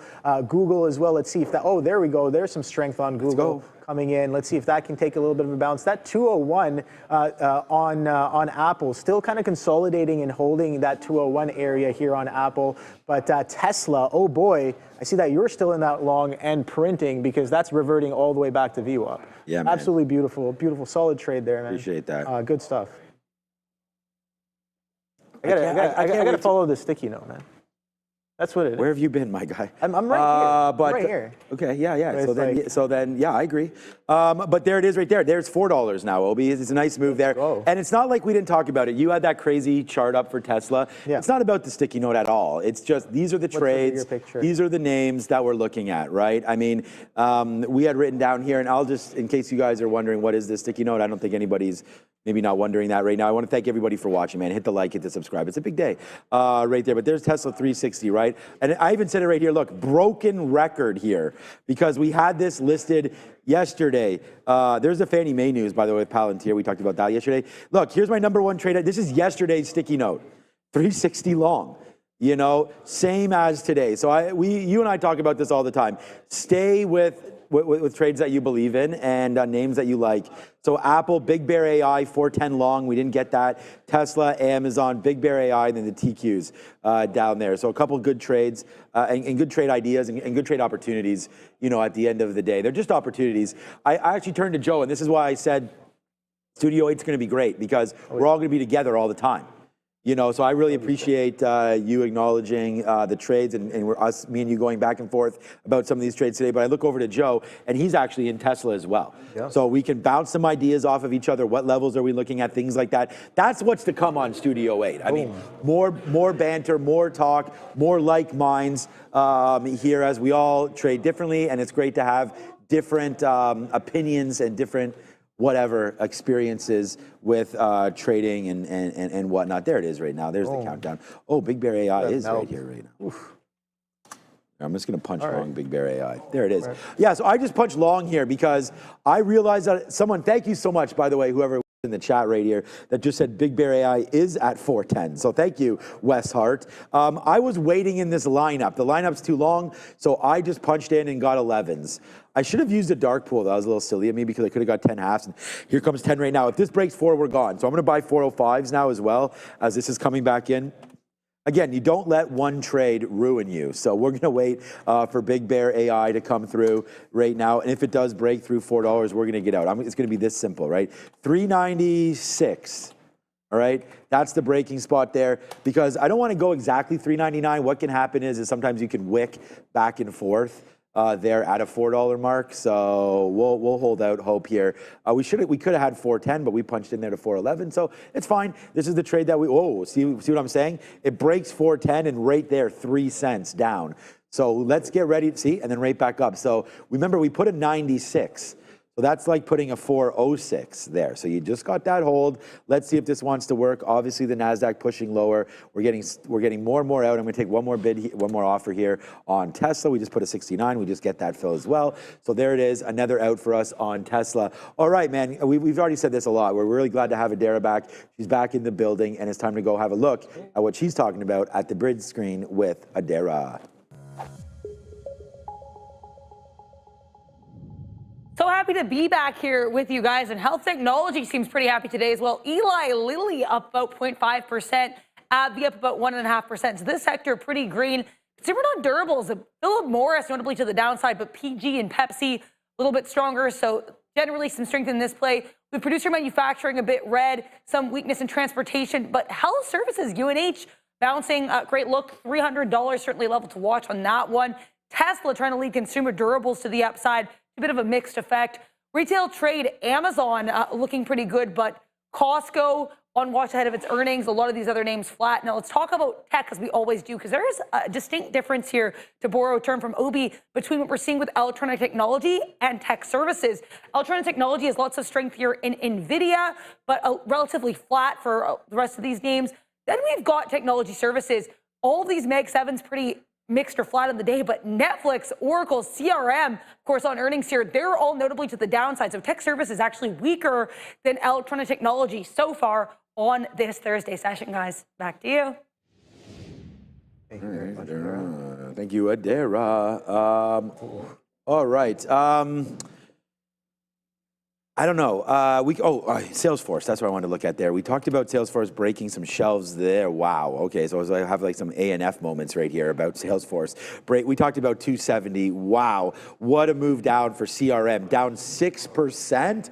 I thought it was a decent quarter. Obviously, I'm incorrect on that one. Salesforce getting kicked down the road right here today. Not a good one either, down 6%. We had actually talked about that break, and unfortunately, we don't have it. Doesn't matter. It happened real early, man. You had to, we had the TQs, which we're much more comfortable with, but this happens right off the open. So I don't feel, these kind of movements, in the past before, I would have tried to maybe look for a falling knife there, but that's just too aggressive. And look what happens, man. When there's a gap, watch the WAP. And there it is right there, 362 coming into play again at 260 coming in again right there for that play. All right, and in the vein of risk management, good move there. Amazon just quickly at 107 or 207. All right, so that's a level that I like. We'll have to wait on that. Tesla. So right now, Obi, we have about 20%. Half of that's coming out if we break the 50-period moving average. So let's let the rest ride. We have too many outs right here at VWAP. Let's let the rest ride and see if we can make today special. So we're going to see if that wants to work. And I am debating punching the keys on Amazon long. It is what it is right now. Nice. Joe demanding. This is the thing. We create these segments and they get hot fire. We're proud of those. Now Joe jonesing over here. I go, Joe in the morning, this guy, where's the bagels? Where's the eggs? I'm making a sandwich. This guy's making sandwiches. This guy's doing everything. Oh. You make a quiche sandwich today? He made a quiche. You made a quiche sandwich. You put a piece of quiche between. Yeah. You put quiche in between a bagel and you ate it. Yeah, and he sleeps with no covers. I mean, this guy's psycho. This guy's lost his mind. I look over there, he's talking. But he's never had a pie. This is what he's doing. I look over there. But he's never Hi, had pie. Milo. He's talking to his dog. A dog is literally a man's best friend. Yeah. I love it all. I love it all. We love it all, man. We're here for everything, man. We have a great atmosphere here. And part of why, we have such a strong team is really the ability, to work together, have fun at your office, at your workspace, do more with less. And that's what we're doing, man. Like everyone, we're glad. Fabian just told me yesterday it was his 2-year anniversary. So congratulations to Fabian right there. Potential raise incoming? I don't know. Right there for Fabian. 100% raises only. Yeah.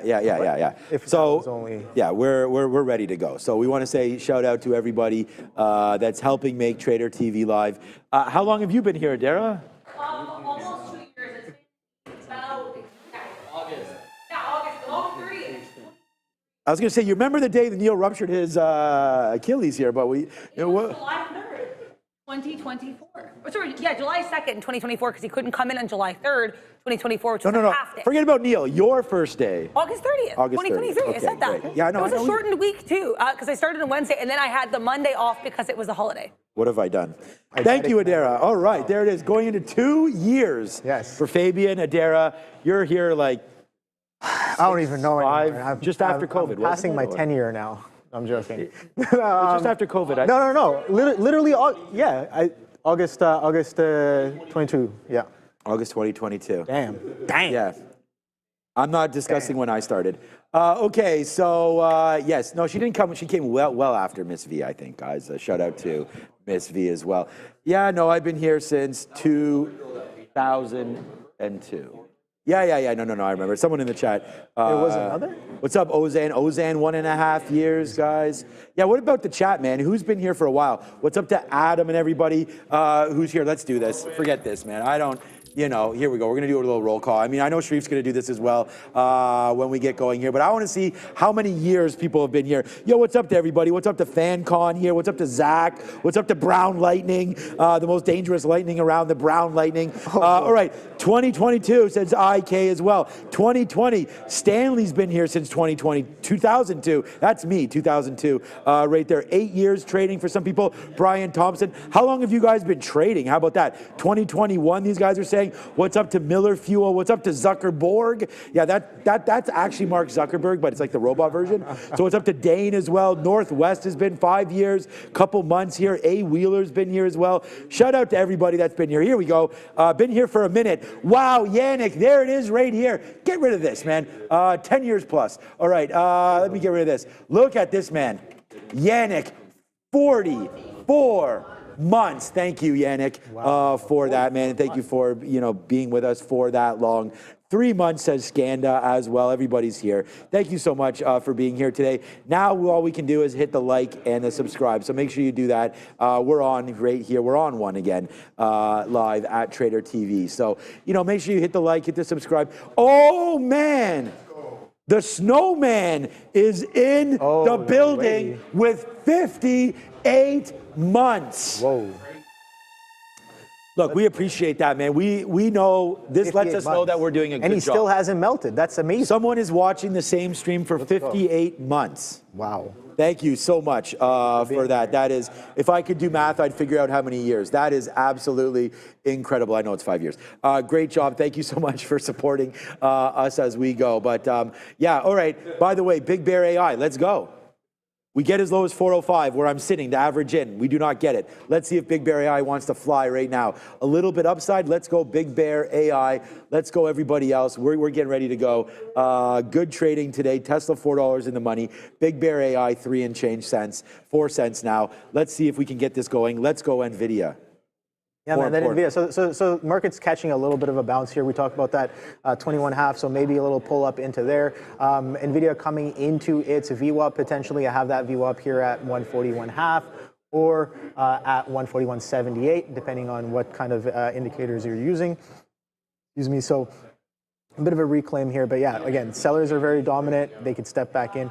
I think at any time, on the day, and with the chips kind of moving around, I do want to take a quick look at the chip, not really the chip sector, but like the chip basket that I like to look at, and I'm going to bring in my actual trading view here, or my personal trading view here, so because I can show all my charts here. So this is the basket that I'm kind of looking at, watching right here. So we've got Nvidia, AMD, Intel, SMCI, SMH, TSM, Micron, and ARM. Wow, look at ARM. ARM straight to the downside. That's aggressive right here. And of course, AVGO might be one to keep an eye out for as well. But yeah, this is kind of the basket that I'm watching. AMD actually had an idea for, but didn't really work out. That was a continuation. If you look at it on a higher time frame, it might be doing some breakout action. No idea. Trend break is what I'm looking at there on AMD. But yeah, that's kind of the sector that I'm watching right now. Nvidia still kind of chopping. We do have to go. See if we can get back up to VWAP. Let's see what Dara has to say. Yeah, I just want to show you guys HKD right now. Thanks to Sharif, breaking out as well. So HKD, let's wait to see if this one wants to go. Another Chinese name here. No idea what's going on, but a lot of volume. Yeah, may go up to $1,000 again. All right, there it is. Havana Woody, thank you so much. 31 months. So shout out to you, Havana Woody. Big Bear AI, man. We've got Big Bear AI shares, so we're going to have to maybe get something out right here if we can. So there goes Big Bear AI. Let's see if we get something out at 16. And let's go over to Adara for Money Talks. Not seeing any news on HKD. Small short float too. Looks like just over 1% short float for HKD. So pretty minuscule. Let's talk about this pretty wild chart, to put it mildly, on the US dollar. This is a daily chart. So what happened here is we gapped up yesterday, closing actually, netting a 2-day win streak. We closed yesterday just shy of 100 at 99.87. Today, we open around 100.5. As of right now, we're trading at day's lows about 99.4. So we gap up, but we've given up that entire gap right now. We've actually given up all of yesterday's green action as well. So really mixed and interesting look here for that US dollar. Now, you might be wondering, what does the CME Fed Watch tool have to say about all of this with regards to potential tariff changes? We know the US court did reject or not agree with Trump's reciprocal tariff plans. Well, 97.9, almost 98% of participants still pricing in this lack of a cut here. So they're still expecting we hold rates in June. Now, what's interesting here is more how things have changed. We've been relatively steady, I think, for the last couple of weeks, around that high 90s percentile chance of us not moving rates. But back 1 month ago, before the May meeting, 59.8% of participants so that the majority were actually expecting we're going to get a cut. So things have definitely changed over the last month or so. Let's take a look at July, because it looks like, guys, still we're not expecting any cut until September. September, we have about a 50% chance of a 25 basis point cut. But for July, we're still pricing in about 75%, so about 3/4 chance that we're not going to get any rate change. A tiny, tiny portion of participants, 0.5%, are actually pricing in a 50 basis point cut in July. So it's all wait and see. But in June, it looks like we are more than likely expecting to see rates remain the same. Back to you. Thank you very much, Adara. Thanks, Adara, for all of that. All right, so Big Bear, we get some out at 16 there, but we don't really care too much about that one. All right, I'm thinking about Amazon breaking VWAP right here and just going for it. We do have a good level there. We talked about 207. It did dip below it. Thankfully, we didn't catch 207 the first time, but maybe we'll catch it now. Just looking at this, trying to break. It looks like it wants to do that. 207.25, debating taking this right now. The NASDAQ is nicely cooking here. We do have our stop orders set up for Tesla, of course, and we already talked about that. We just got another piece out of Tesla right there at 64 when we broke a little bit lower. I'm still waiting for a break right here of 362. So I'm going to hold out now. Next offer up here, 365.50. If we get that, then that'd be great. That's where we're going to wait for it. But if you are looking, we do have ProfitX. I do want to make sure that you guys do scan that QR code, because right now we cashed in yesterday on Florida winning the series right there. So that was a good one there. Florida wins 5-3 over the Carolina Hurricanes. But if you're looking for unbeatable odds on the biggest game, switch over to ProfitX's peer-to-peer platform where you set the price. No more one-size-fits-all lines. It's like crafting your own picking strategy with real-time trading tools. Secure the best odds, track all the action, and watch your plays come alive. Experience total control at every step with ProfitX. It's sports playing reimagined. Make sure you do use code TRADERTV to grab 2% back on your bets. So yeah, $300 maximum on that one. So thank you to Trade the Pool for continuously supporting what we're doing here at Trader TV. But yeah, what do you want to talk about? You want to talk about your Nvidia position? I mean, yeah. Okay, so I know I definitely held the bag for a bit. Yep. Not gonna lie about that. You guys are here. We're watching it. We're doing it live. All right. So like I said, I was a little stuck in that position there. Kind of comes back. Got a little lucky. Again, a little degeneracy on my part. But again, when the market is forgiving, which it is very rarely, I do have to kind of practice that. All right, well, you know what? Take it when you have it, and let it kind of go. Let it kind of work there. So I did kind of aggressive add on the right side there as we reclaimed that 140 back into that VWAP right there, and kind of I guess mischief managed once again. So I don't know what's really been my thing as of late. I haven't been trading really well, I would say, but again, gotta get back up on that horse. And when the market forgives you, you kind of have to take it, be very thankful, be humble, and find the next trade here. So I did kind of bag a decent chunk of that. Finally back in the money here on Nvidia, but again, it's back into VWAP now, right? It's like my average was VWAP. I pretty much bought a lot of prices. So guess what? If you buy almost every price, what's the likelihood of your average being VWAP? Probably very high. And when you're trying to revert things, I find that my price more often than not, if I'm buying or selling a lot of prices, will be in and around VWAP. So that'll come in really nicely. So VWAP currently on Nvidia here, I have sitting at 141.77 here, but the P Pro VWAP here, which takes into account some other prices as well from the pre-market session, and that's why it's calculated a little bit slightly differently here. That's coming in just about 10-15 pennies lower here in the 50s. We're kind of consolidating in that zone as of right now. So VWAP consolidation, we got that reversion to VWAP. We broke that downtrend here. That's why I was like, all right, well, we've reclaimed. I feel a lot more comfortable. Was definitely not comfortable on that Kwadung through low day. Guess what, OB? Throwing a stop. Almost swore there. Throwing a stop. Getting frustrated at myself. Almost disgusted. A little disgusted. Sometimes you got to get a little disgusted at yourself, man. But, you know, it is what it is. Where's the next trade? That 21.5 stays a little key. And being a little degen, I was like, well, what are the chances we might print that 21.5 on the NASDAQ again? So maybe just hold on a little bit there. But, you know what, comes into fruition once again. And let's see if we can trade a little bit higher here. VWAP is coming in now, 60s, 141.60s trading on Nvidia. Let's see if we can get to that 77 VWAP just yet. consolidations are good. Can we step up higher, consolidate, accept price for a little bit higher, and then move on? And that's why I really like those consolidations, because consolidations at the end of the day, depending on how they consolidate, is price acceptance. Regardless of how crazy a move is, if it consolidates in a certain way near its highs and you're like, oh, it's already up too much, guess what? That consolidation could mean that price is being accepted at this and its price is being balanced. So now we have a very likely chance of continuing after that little bit of a pit stop. There's 2,000 lots there at that 141.75. Oh boy. Buddy's sitting on VWAP right there. So we got a VWAP guy right there, but maybe a little spoofy, man, because I don't think Buddy got filled, and he got out of the way right away there. So let me pull down my book right there. Yeah, because you'll see him come up on here. Let's see if my filter's on. My filter is not on this book right here. So I think he was sitting. So we took him out already, but I don't think we took him out. Sorry. Let me rephrase that. He did not. I guess he pulled the order is what I mean. So 2,000 lots kind of showed up there in the 70s, and that order was pulled because I'm looking at my tape here. I don't think he was filled. Maybe he was. You know what? Actually, here, I'll show it right here. So I think he might have been. It might have happened way too fast right here.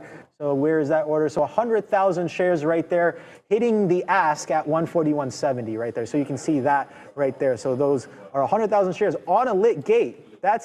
K is an edge. Edge A? Edge, right. So Edge right there. So 142 coming in here on Nvidia. Oh boy, coming into fruition. Let's see if we can get that push back. Yeah, up. great call there. We have less than a minute to go now. Only 1.4K likes, guys. We have over 8,500 watching. Please hit the like button if you haven't done it yet. It's been a great show. I mean, Obi's been holding that trade, talking about it. It's been a good one. We've got Tesla, we've got Big Bear AI, we got the NASDAQ. So let's get that to $2,000 because right now we're going to discuss what's for lunch. Okay, here we go, Joe.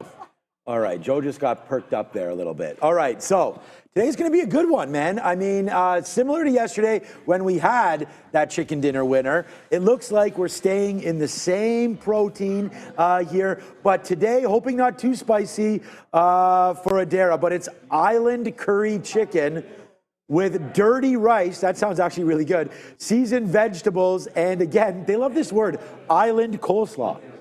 So island curry chicken. Don't worry about what island, okay? Dirty rice, seasonal vegetable, and island coleslaw. Okay. The coleslaw is on Rucker Island. No, but island, yeah, so it should be good. No idea. We've, I think an island coleslaw, which should means more like vinaigrette based.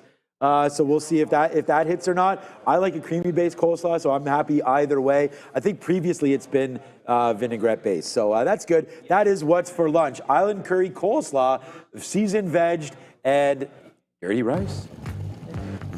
Sounds like a great lunch. I can't wait for it, Sean. All right. Yeah, we'll be showing we'll coming up there with that. Thank you, Obi. What a great show, man. It's 11:01. We're going to go hit the gym quickly. We're going to come back. I do like Amazon breaking, but I can't take that if I'm not going to be here. My out on Tesla's a little bit lower than where we are right now. We talked about that 362.50. Good job today, Obi. Great show. Thank you so much to everybody for being here. Thanks for Adara for coming back. We really appreciate her back in the fold as well. So, hey, for me, and Obi, and Andre, and Adara, and Brendan, and Sharif, and Joe.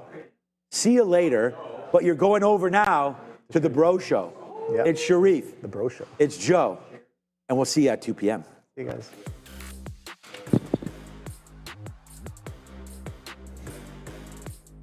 Boom, boom, boom, boom! What is this, Dr. Evil?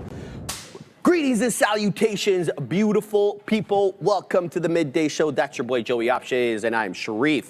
And I'm already a degen in mini-me. You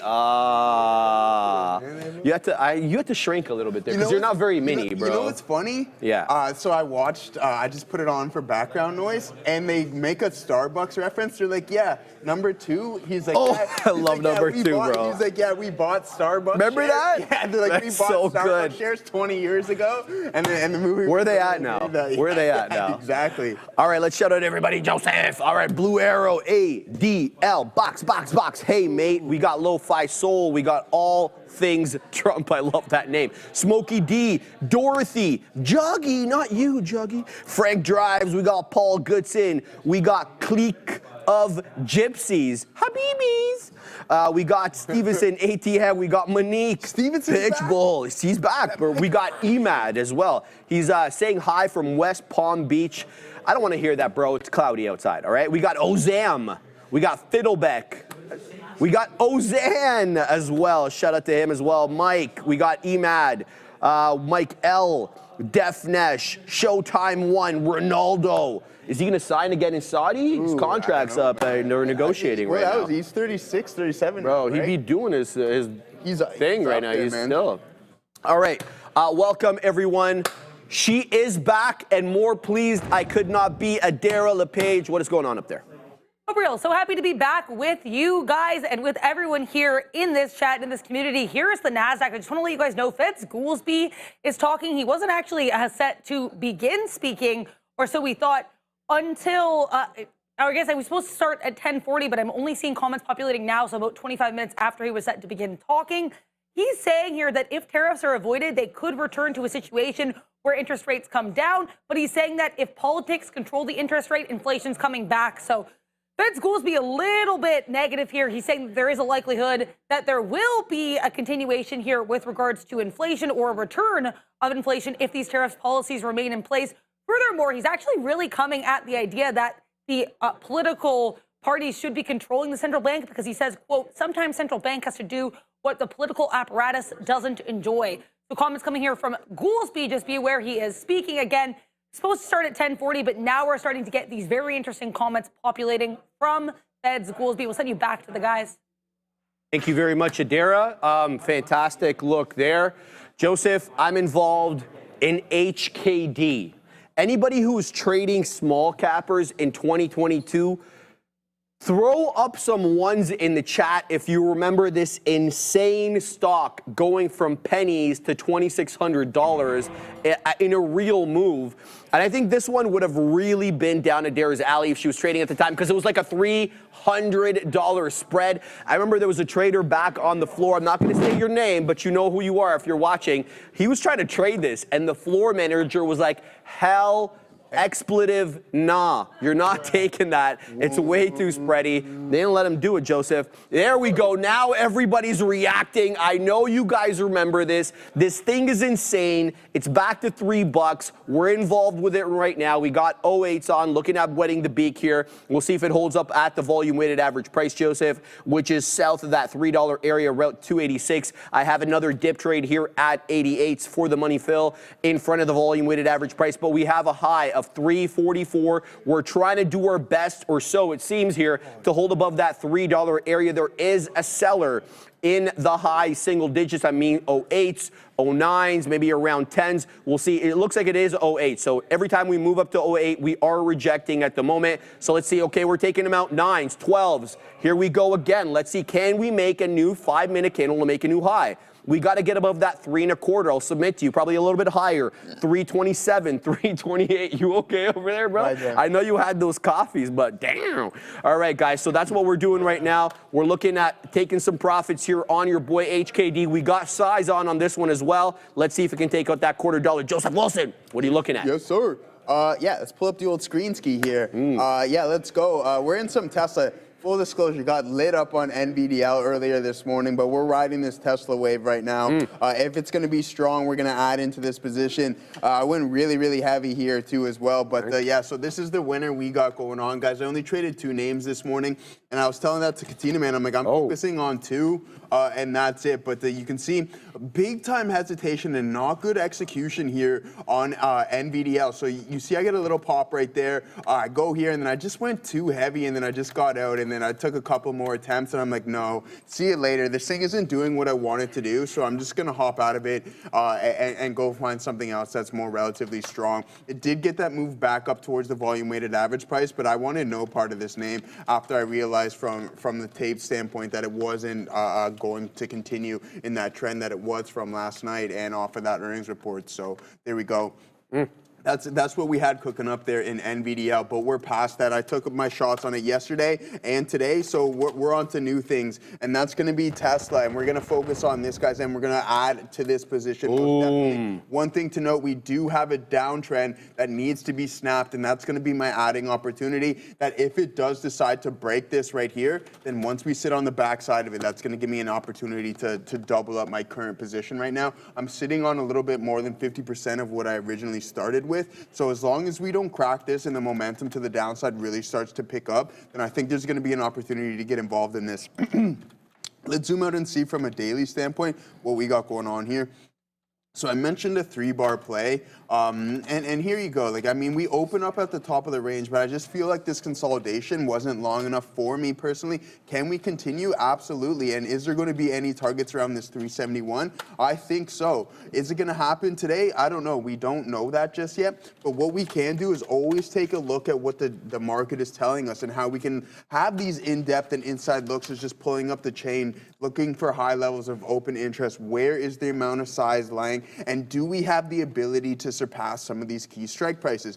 For me, 365, 16,000 open contracts, I don't think that's overly aggressive, right? So I'm not too worried about that. I think that can be absorbed. But one thing that I did point out here earlier, and you can go and check me out on X, is that the size at that 145 strike on NVDA substantially grew. It almost doubled. I mean, we were sitting around 75,000 open contracts yesterday before that earnings report. And then now that is almost double. We're sitting, not quite, but close, 113,000 open contracts at 145, and I mentioned from previous earnings report, I've seen substantially more between a couple strike prices. I remember, I think it was the 120 or something, or 130, 120s, whatever it may be, 150,000, and then when you raise in increments there and you go to that 145, there's another 150,000. We're not seeing that size yet, but it's still substantial, so we got to keep an eye out on that stuff and see how the levels are rejected or respected, right? So 145, I think, is going to be a struggle for NVDA today. All right, man, we're still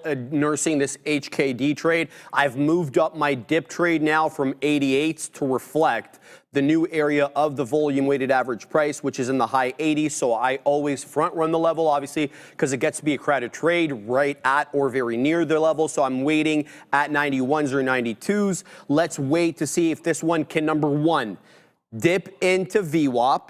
Okay. Well, first, no, let's step back for a second. Does it hold 3? And I don't mean about just wicking 298, 299. Does the closing print at the end of the 5-minute candle, off which I chart, does it hold 3? That's number one. Number two, does it wick down and then kind of get into the low 90s very quick? And then number three, we're rejecting at 20s here. So that's where the seller now has posted up, the short seller, the profit taker, whatever.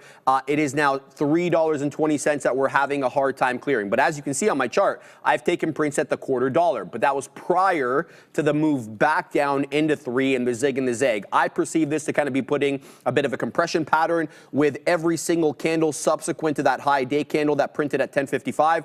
Each one of those candles has a lower high, but also has a higher low. So kind of makes that triangle shape to the side, right? That's what we call a compression pattern. We're above VWAP. That keeps me feeling bullish. We're also putting in higher lows, so that keeps me bullish as well. So let's see what this one does. I have plenty other small cap gappers that are all in play today, but for the moment, we're going to go back to Adair.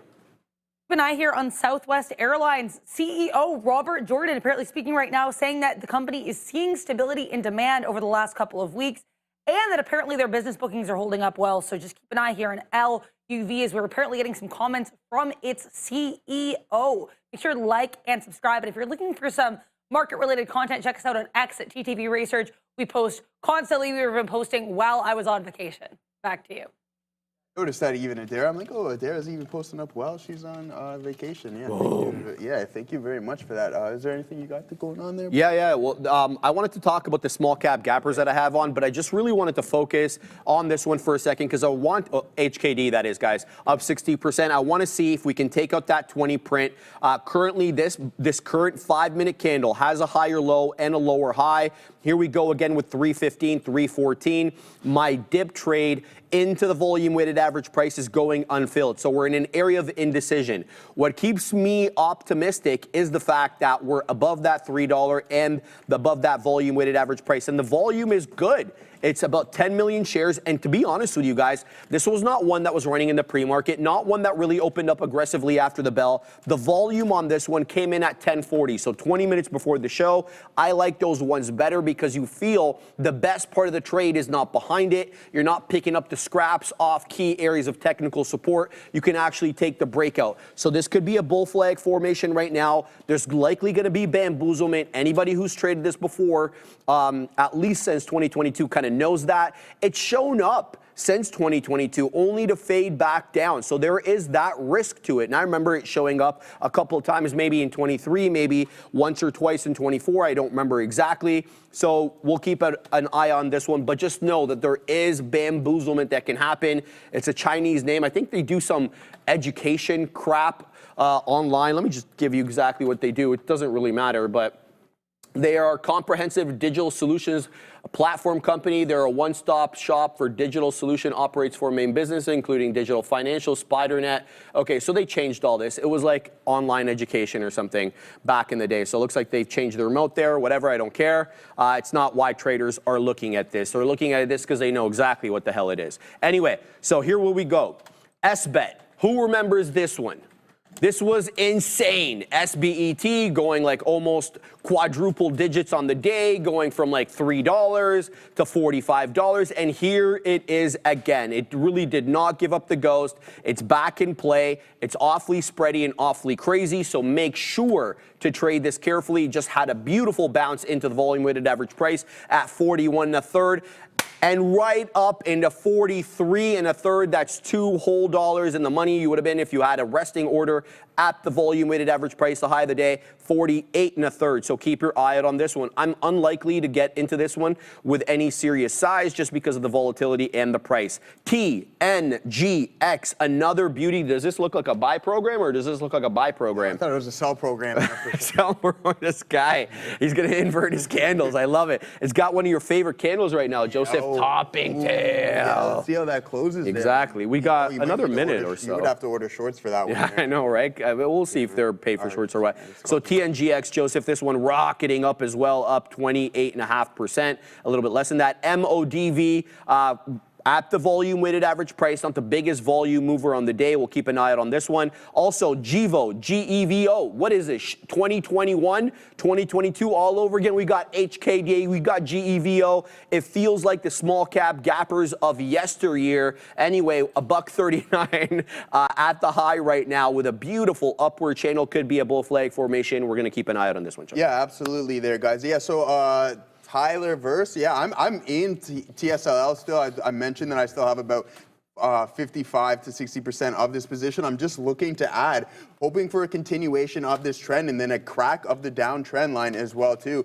And that will give me the ability to add more into this position. But you can see we're cooking up in this one here today. It's good. I mean, I started heavily red on Nvidia, but then we put in some size here on this trade, and I'm just looking to make it bigger. And with that, you got to be patient, right? This is a game of patience, and I don't want to jump the gun, right? I obviously want to display good trades for you guys, and sometimes that takes time, right? You see, I like catching breakouts. I'm very much, I guess, process oriented, and with that being said, it takes some time. I do believe there's going to be an add opportunity here. We just need to be patient, wait to sit on the backside of this trend, and then I think that opportunity is going to present itself. But the thing is here with the Qs and the SPY, it doesn't want to seem to participate. I mean, with these big tech names, and I wrote it down in my notes this morning, I mean, if Amazon and Apple decide that they want to pull back, especially after yesterday's move, Sharif and I were talking last night. He's like, what's the market doing?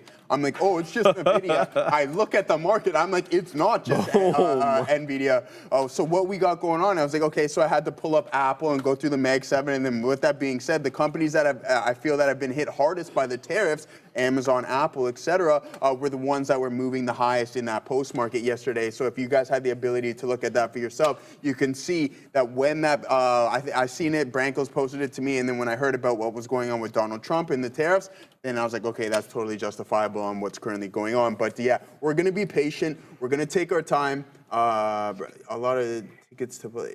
No, Showtime, I'm going to highly disagree on what you just said there, my friend, respectfully. I disagree with what you said. Yeah, I mean, hey, I don't feel like I need to, nor do I know what your background or anything is. I guess that's irrelevant to me. But I hear what you're saying, but I respectfully disagree on what you have to say there. So yeah, this is what we got going on. We're going to be patient. There's going to be an ad opportunity. And if you honed in on my style of trading, I'm going to get more into this position if the opportunity presents itself. We just got to be patient. Now, with that being said, let's take a look at NVDA. I mentioned the high levels of open interest through 140 and 145. I forgot what 140, if 140 increased, then that's not good. Oh, okay, so yeah, we seen yesterday it was around 9. It was in the high 90s at that 140 strike. For this week's expiration cycle, it's also grew in size. We're now sitting at 114,000 current open contracts, all right? So we'll be patient. It's going to be hard for the market to absorb this amount of liquidity, especially if it's across the board on a lot of these Mag 7 names. So we can go through the likes of Apple and Amazon too to see what we have going on from an open interest standpoint. And what I'm currently seeing right now on Amazon is a lot more activity than what we tend to see. So through 205 all the way to 215, there's kind of a congestion of about 20,000 here, 17,000 here, 16,000 here. And if you scroll up or down your chain, you're not going to see that amount of size through the rest of those strikes. So there's a lot of supply within that area that needs to be absorbed in order for this market to continue to climb higher. And with Apple starting to put in a new low a day, it is not a positive sign. So guys, just pack that patience, hold those horses, and those opportunities will display themselves. You just need to wait for that precise moment to get involved. Well said, Joseph. All right, new position, guys. I've worked into GVO now. I'm going to give this to the volume weighted average price, but I likely will add if it comes into the lower end of the range. So I perceive this to be an upward channel. So if I perceive it to be as such, then why would I not add on the lower end of the channel to get a better cost basis? That's what I'm going to do. So currently, I see this bad boy as having a lower end of the channel. I want to say at around $1.35. I've got $1.38. So let's go in and throw half the position that I got in at the $1.35 for a possible add. GEVO, it's not the biggest mover on the day, but it is $1 and a third. So you should be able to size substantially here and to see what you can get if we move, 10, 15, 20 pennies. That's kind of the move here with these type of stocks, or especially the ones that are lesser priced but are doing volume, and GVO is one of those. TNGX has 2 topping tail candles right now, so this one's kind of bamboozling me. The reason is even though they're topping tail, each and every topping tail forms a new high. So there's still definitely aggressive buying at this level. It's just so extended off the 10 exponential moving average on the 5. I feel awfully risky buying it at this level. I need it to come down into that mid 40s, the low 40s, something in and around that level. Ideally, this thing comes into the volume weighted average price at 235 and gives me a great bounce there, but I don't get to choose. So I'm keeping an eye, a close eye on TNGX because it's very buy program-esque. And if that's the case, well, let's take advantage of whoever the hell is buying this and kind of ride their coattails, so to speak. So that's what I'm thinking about doing right now on TNGX, just about how I execute, how I get in. So we're going to keep an eye on that. But I got shares on here for HKD. We're taking prints to the high side. We got 3s on, just took 6s. I've layered my orders. They're all resting orders. So if we move up into those levels, it boom, boom. All right, give me 10s, baby. Let's go. Let's go. We're going to take some more off here. Joseph, we got shares on, so let's take some more. Let's see if the 10s and 11s can print 10s. Boom. Come on, where are the 11s at? Show me the 11s. Show me the money. All right, we're going to wait. We're going to wait. Let's not get carried away now. It can turn on me in a second. We know how this bad boy is. In any event, let's get back to TNGX here, talk real. man, it keeps putting in freaking higher lows. I don't know how to get in here, Joseph. I really don't know how to get in on something like this. TNGX is just too extended. Way too It's too extended. Like, you know, you punch in, then you're going to feel awfully silly. I'm going to put a dip trade, come what may, okay? I'm going to put a dip trade ahead of that 10 EMA. I'm going to put 2 dip trades, one to defend the $0.5 and one if it breaches the $0.5. They're all going to be small size, so let's go ahead and jump in front of that $0.5 area. And then we're going to put a little one over here as well in the low to mid 40s, Joseph. That's exactly what we're going to do. And we're going to throw that on there right now. Let's see if we can get something in and around there. But we're going to monitor this HKD thing. What do you got? Yeah, absolutely. So there we go, guys. I just added to this position here. Let's see if this works out. If we if we run our heads into that downtrend line again and reject it aggressively, then maybe we're not going to break through and continue to the top side in this recovery here in the market. But I mean, it's relatively strong. I like that. And this is what I'm talking about, guys. You just have to be patient, right? Like, it's like, I get it. You want me to be in these positions and everything, but at the same time, I want to be able to display good trades for you guys. And with me, with that being said, you got to wait. And there we go. This ad is working out. Look where my average is. It's all the way down here. It's at 1637. But now when I add, it gets lifted up to here, right? So I don't want to be adding up here and then I move and then I get stopped out, break even, because I'm not going to allow a winning trade to turn into a losing one. So that's why I was waiting for this pullback to potentially be complete. And then now we can add into this position. And then if it continues to break, then we can add more and get more and more aggressive, all right? So, yeah, I get what you're saying, but you got to understand that I have to punch these keys. You don't get to punch them for me. Oh! So yeah, exactly. So you got to be patient. We were in this trade from, what time did we hop in this trade? From 10:16, and we're still currently sitting in it. So we just, again, I'll say patience one more time because that's most definitely the name of the trading game, all right, guys? Patience is the number one. It's like weird because you have to be aggressive and patient at the exact same time. But when it's so time, true. yeah, right. So you know true. what I mean? Like, yes. So it's like you're patient. You got to be like a tiger, right? Like a tiger waiting in the bushes and everything. Obi likes that one. He's sitting there. He's patient. But then when it's time to pounce, you're not getting out of the grip of the tiger, right? So that's it. It's like done, you're done. Whatever animal it may be going after is gonzo. So there we go. What's your favorite animal, Joseph? Gorilla. Gorilla, huh? Silverback. Absolutely agree. So you know that I did that. That was my last vacation. I haven't been on vacation in a year and a half. Telling me, so that was my last. How was that? It was insane. They smell very bad. Do they? Yeah. Very pungent smell, bro. It emanates, and like they come by you, and then they make like this is how they speak, like. Yeah. That's so crazy. And they communicate like that with each other. The women, you can tell, or the females, they get like you can tell which ones are higher ranking based on how they're acting, because they'll act like way more aggressive, way more confident than the lower ranking was. It's crazy, really? bro. Yeah. I bet And you that's can't make insane. eye contact. No. You got to keep the mask on because they don't want to pass on diseases to them. And everything. Man, it was an experience. I bet that would be bro. An amazing experience. You see that one video of when they're just doing like the gorilla watching, and then the one silverback just decides to grab the cameraman's ankle and just drags him. He told us bear story. Our guide told us bear stories about that. Cool. There's never been an actual attack, just physical contact like that. And the reason is they're letting you know, bro, this is my turf. I'm in charge. And you're here as a guest, so act accordingly. Oh, weren't you telling me some lady was trying to egg them on or something on like that? And it's just like, she was like trying to give him food and stuff like that, and the guide got super angry with her, which was crap. You won't be seeing me doing that whatsoever. All right, guys, this is what precision is all about. Joey Travolta. This is what precision is all about. If we can sit on the backside of this, then I think we're going to be able to break through some of these key pivot levels right there. So there you go. We just boom, however long that was. 10, 15, 20 minutes, you just wait, and then it gives you the opportunity to get in, let all that selling potentially just kind of phase out, and then boom, you just look for that entry. We sit on, if we can open up and sit on the backside of this, then I believe there's going to be another add opportunity, and I want to try to make this position as large as I possibly can. But see, the thing is, the SPY starting to curl back towards the volume-weighted average price. So is the Qs, but Apple, raining on the parade once again here, guys. So all this move that we've seen from last night has been giving back. I wasn't surprised. I'm just waiting for Donald to choose something. I'm going to be excited about that. Or maybe he's that shook. He's like, I got to really cook something up here before I decide to post it. How is but that even possible? There we go.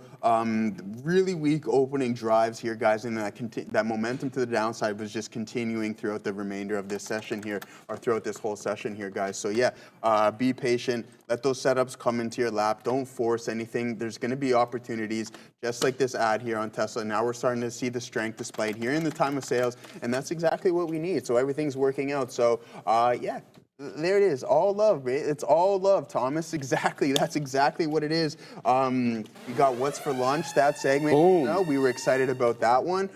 So yeah, I mean, now we're sitting in some Tesla, doing the right moves right now, and just slowly chipping away at some of the losses we endured from NVDA. All right, guys, I did well here on HKD, but we got stopped out for the remaining amount. I added 3 times. I was able to extract profits above my ads on every single occasion, but we were holding a piece, and so we give some back as it loses the volume weighted average price. If it can start giving me those higher highs and those higher lows, then we'll have a conversation. At the moment, though, HKD not tradable under my system until and if it gets back above that volume weighted average price, not on a wick basis, but on a decisive basis. And I'm likely, given this one's reputation, I'm likely going to insist on an uptrend pattern. I'm going to need to see 5-minute candles close with higher highs and higher lows. I'm not going to try to dollar cost average into an oblivion with this one. That is a recipe for disaster. As you can see, it is losing the bid quite quickly here. This is the reputation for HKD. Ever since it hit that 2,600 or whatever it ended up going to, it pops up maybe a month, 2, 3, 6 months after, and it does this kind of thing. So if you're going to get it, you got to get it while it's fresh, because it doesn't stick around for all that long. And that's my observation of it. All right, so we got a couple of dip trades here that have not printed on TNGX. I'm looking for that $0.50 area as my first area dip trade, and then I have another dip trade just below that for the 10 exponential moving average. And if that ends up triggering, I will dollar cost average into the volume weighted average price, currently showing me low 40s, around 41 or 42. So I'm going to keep my eye out on that one. Guys, there's this stock called SBET. I don't know who remembers it from last week, but another small cap gapper trader with the initials RC made something like $250,000 on this one, and I happen to believe that very much so. Hey, what's going on over there? Tesla. So this one is holding at an area that I perceive to be a previous area of resistance, now current area of support. So you'll see this, the wicks really do come off that volume weighted average price, but look at the closing prints on this area right here, okay? I happen to like that 43 area, not because it's a whole dollar level, but because that's where we were wicking into that area and then rejecting. Look at that wick. From all the way up into 43 2/3, we dropped aggressively into 36.5, only to make new highs and new lows. So right now, we've got an uninterrupted 1, 2, 3, 4, 5, 6, 7 candle retracement, all with lower highs, except this one over here, which is a bamboozler. So I need to see a trend change. Now, if that means getting a worse price, fine, but I'm on the lookout here for a trend change at 43, given that it is a prior area of resistance, as my friend Obi likes to say. So that's what I'm keeping my eye on right now. I don't mind weaseling into SBET. It's gonna be for smaller size, full disclosure. We're not gonna be taking HKD size on SPET. I just tell you that from now. So don't expect any posts there like your friend RC with $250,000. Post Malone? RC? I thought you were saying any post. I mean, I said Post Malone. No, a post like a picture. Yeah. You know what I mean, right? Yeah. I was gonna say here, Sharif, did you see your boys over there in Pakistan setting up a government-led strategic Bitcoin? Well, I didn't know I had boys in Pakistan. That's sick. What are their names? His name is let's see, let me pull it up here. It's Bin Saqib. Bin Saqib, yeah. Take another shot. Your guy's over there. Wait, you didn't You realize that Bin- Pakistanis are not Arabs, right? Yeah, but I'm just saying they're your boys. Okay, yeah, Not your boys? Or? No, they're not. I don't know why you would think that. Like, the saying. Middle East are my boys. We already got like half a billion Well, people, they bro. can still be your friend and everything along those lines. But, What do we got? So What are they buying? 200 megawatts to mine Bitcoin and power AI data centers coming out of Pakistan. And they're looking up setting a government-led strategic Bitcoin reserve, which was led by... Now they're my friends, Joseph. Why didn't you start with that, bro? Start with that, man. Yeah, well, there we go. There we go. Friends. There we go. Yeah, his name is, if I pronounce it wrong, it's Bin Saqib. So he is the head of the Crypto Council over there in Pakistan. I read that article. I'm like, okay, that's interesting. Nice. So it's just like, it's kind of just like that snowball effect. And they said it's motivated by the actions of the U.S. And if you see all these other countries slowly start to adapt this, then you might just kind of get that squeeze like price action where everybody just starts panicking and it's like, okay, whoever's first at this is getting obviously first dibs, but then now we have to pick up the scraps, and that could just most definitely lead to a rat race. I love the comments in the chat. You knew that was gonna spur some stuff. What? But like, yeah, it's just funny stuff. Nothing that we have to concern ourselves with. I love the comments, guys. Just keep them clean, but they are funny. Thank you guys for that. No, yeah, it doesn't matter to me. I was just saying that they're the boys. I don't care. I just find it funny, bro. Yeah, you know what I mean? Fine. I'm not gonna be sensitive about my it. boy, but he's like, hey, you know what I mean? So I figured that your guys over there, who you wanted to know that one. So. All right, Scott H. I bought the dip off the bell on Reddit. We're in the money bigly. That's my guy right there. Love trading Reddit, crazy mover. Let's have a look at Reddit for the OG, Scott H. What is this one up to, man? I remember this one sold off quite aggressively. Let's look at the daily. Let's start with the daily, Scott. Get a gander of what this one's. Oh my God. Look at that retracement, Joseph. Off the top. We're 50% off the top. So we got to get 100% to get back to all-time highs. Oh, wow. Yeah, that was definitely a trade. Yeah, you feel like that wasn't on fundamentals. Anyway, looks like it's been caught in a bit of a range here, Scott. For the most part, $100 has been a good support level. There is obviously that Liberation Day low that we have to account for, but that's normal, right? Because it did drop, everything dropped below key areas of technical support at the time. I like it off $100, Scott, like over as a swing, I'm just saying. I definitely like that $100 area. Otherwise, let's have a look at the intraday. Look, yeah, great upward channel, umpteen amount of respect pullbacks into the 10 EMA on the 5. That's where I'd be picking it up, Scott. I don't know where you're picking it up from. Well, you said you picked it up on the open right off the bell, and that's money because you're well in the money. If you picked it up off the bell, doesn't matter from the high or the low, Scott, you're in the money, so shout out to you. Here's the 10 EMA right now, pulling into the 10 EMA at $112. Let's see if it holds that level. It's 112.90 HOD on RDDT. So we're going to keep an eye out on that one. Did I get my ad on Givo? Not quite yet. Still waiting at that $135. Likely should be moving that up, but we'll see. I did work my way into a new position here, half or quarter position here on TNGX. I've set up several dip trades to get better prices. It looks like there is a seller at 60, and we're kind of putting a topping tail candle with lower lows and lower highs. So we'll see if this one has anything left in the tank, so to speak. We're getting in small share size here so we can manage and add to the position. I didn't mention this one, but it looks like it's coming into a key area here. Little Uzivert, VUZI, nice move into that 3.25. Now we're kind of moving down into that low or that 3 single-digit area. 305 is where the volume weighted average price is. It looked like it had a lot of support at 10, and that made sense because that was a previous area of resistance right at that 10 o'clock area. It clears it, comes back to it, holds it, but now it's losing it. So it looks like it's stair-stepping down. That last step better be the volume weighted average price. Otherwise, I want nothing to do with it. You guys know how I roll. If it doesn't hold that VWAP, we want nothing to do with it. So I'm going to keep my eye here on little Uzivert to see if we can work into that. Also, MODV. Look, this one, the money fills look like they're at or below the volume weighted average price. It's also spready for a dollar name, so be careful with this one. And as you can see, it looks like it's forming a bull flag, but when you look at the consolidation area of the bull flag, it's got very wide range per candle. Not really, no. So 139 high a day. And then that low end of the range for the consolidation area, the bull flag, about $1.16. So maybe somewhere in and around there, that could be a good buy area. We'll keep tabs on that. So that's all I'm involved in. I'm involved in your boy Givo.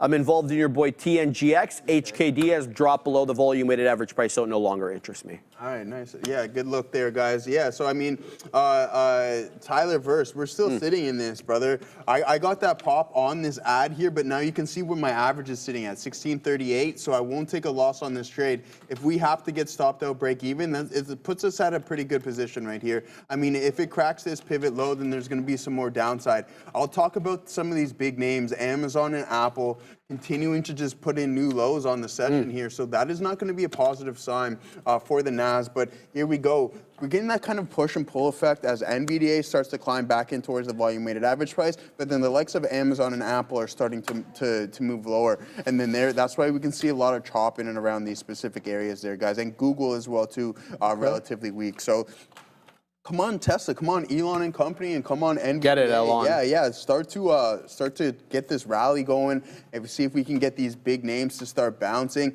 I mean, I don't understand. For me, like again, I see a lot of people in the chat are frustrated and everything. Totally so, rightfully so. I get it. It can be most definitely frustrating. And for me, it's just like, oh, this is why the market sometimes can be so difficult. It's because yesterday you get this massive move up in the post market, and there's zero continuation. You get that move right back to where we ended.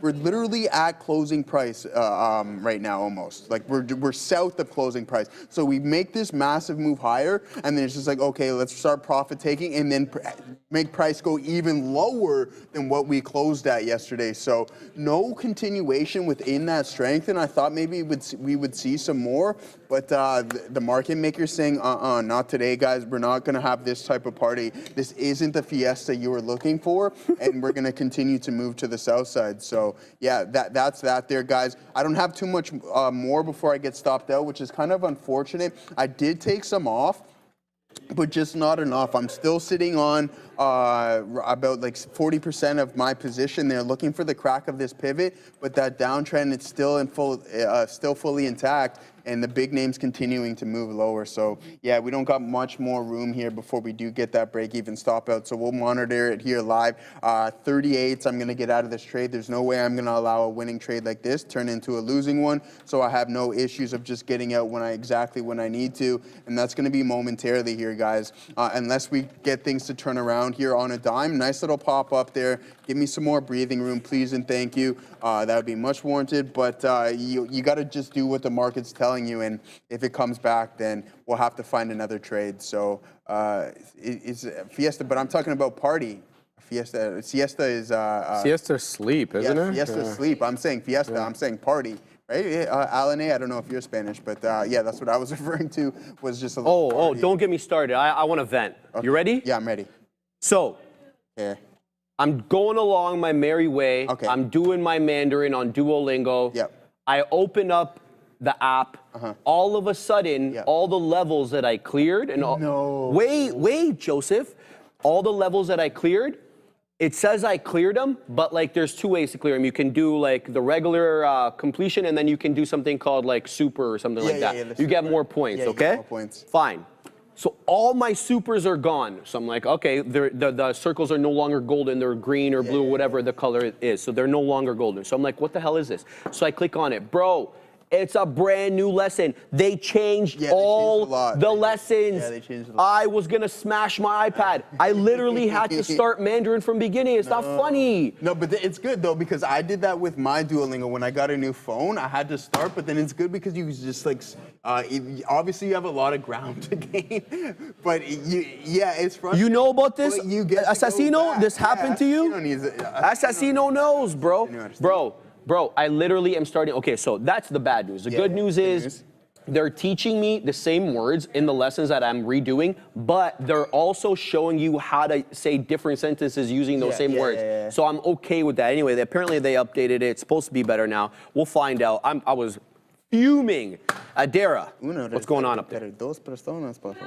Here we do have Bloomberg reporting that the U.S. is saying it might ask the Supreme Court to keep tariffs intact on Friday. Now, when they say the U.S., they don't specify who, presumably the Trump administration. But either way, Bloomberg reporting that apparently the U.S. is considering asking the Supreme Court to keep tariffs intact on Friday. We know that the trade-related court had basically said these reciprocal tariffs had to be struck down because they were, I guess, they had to invoke a specific act in order to put them into place.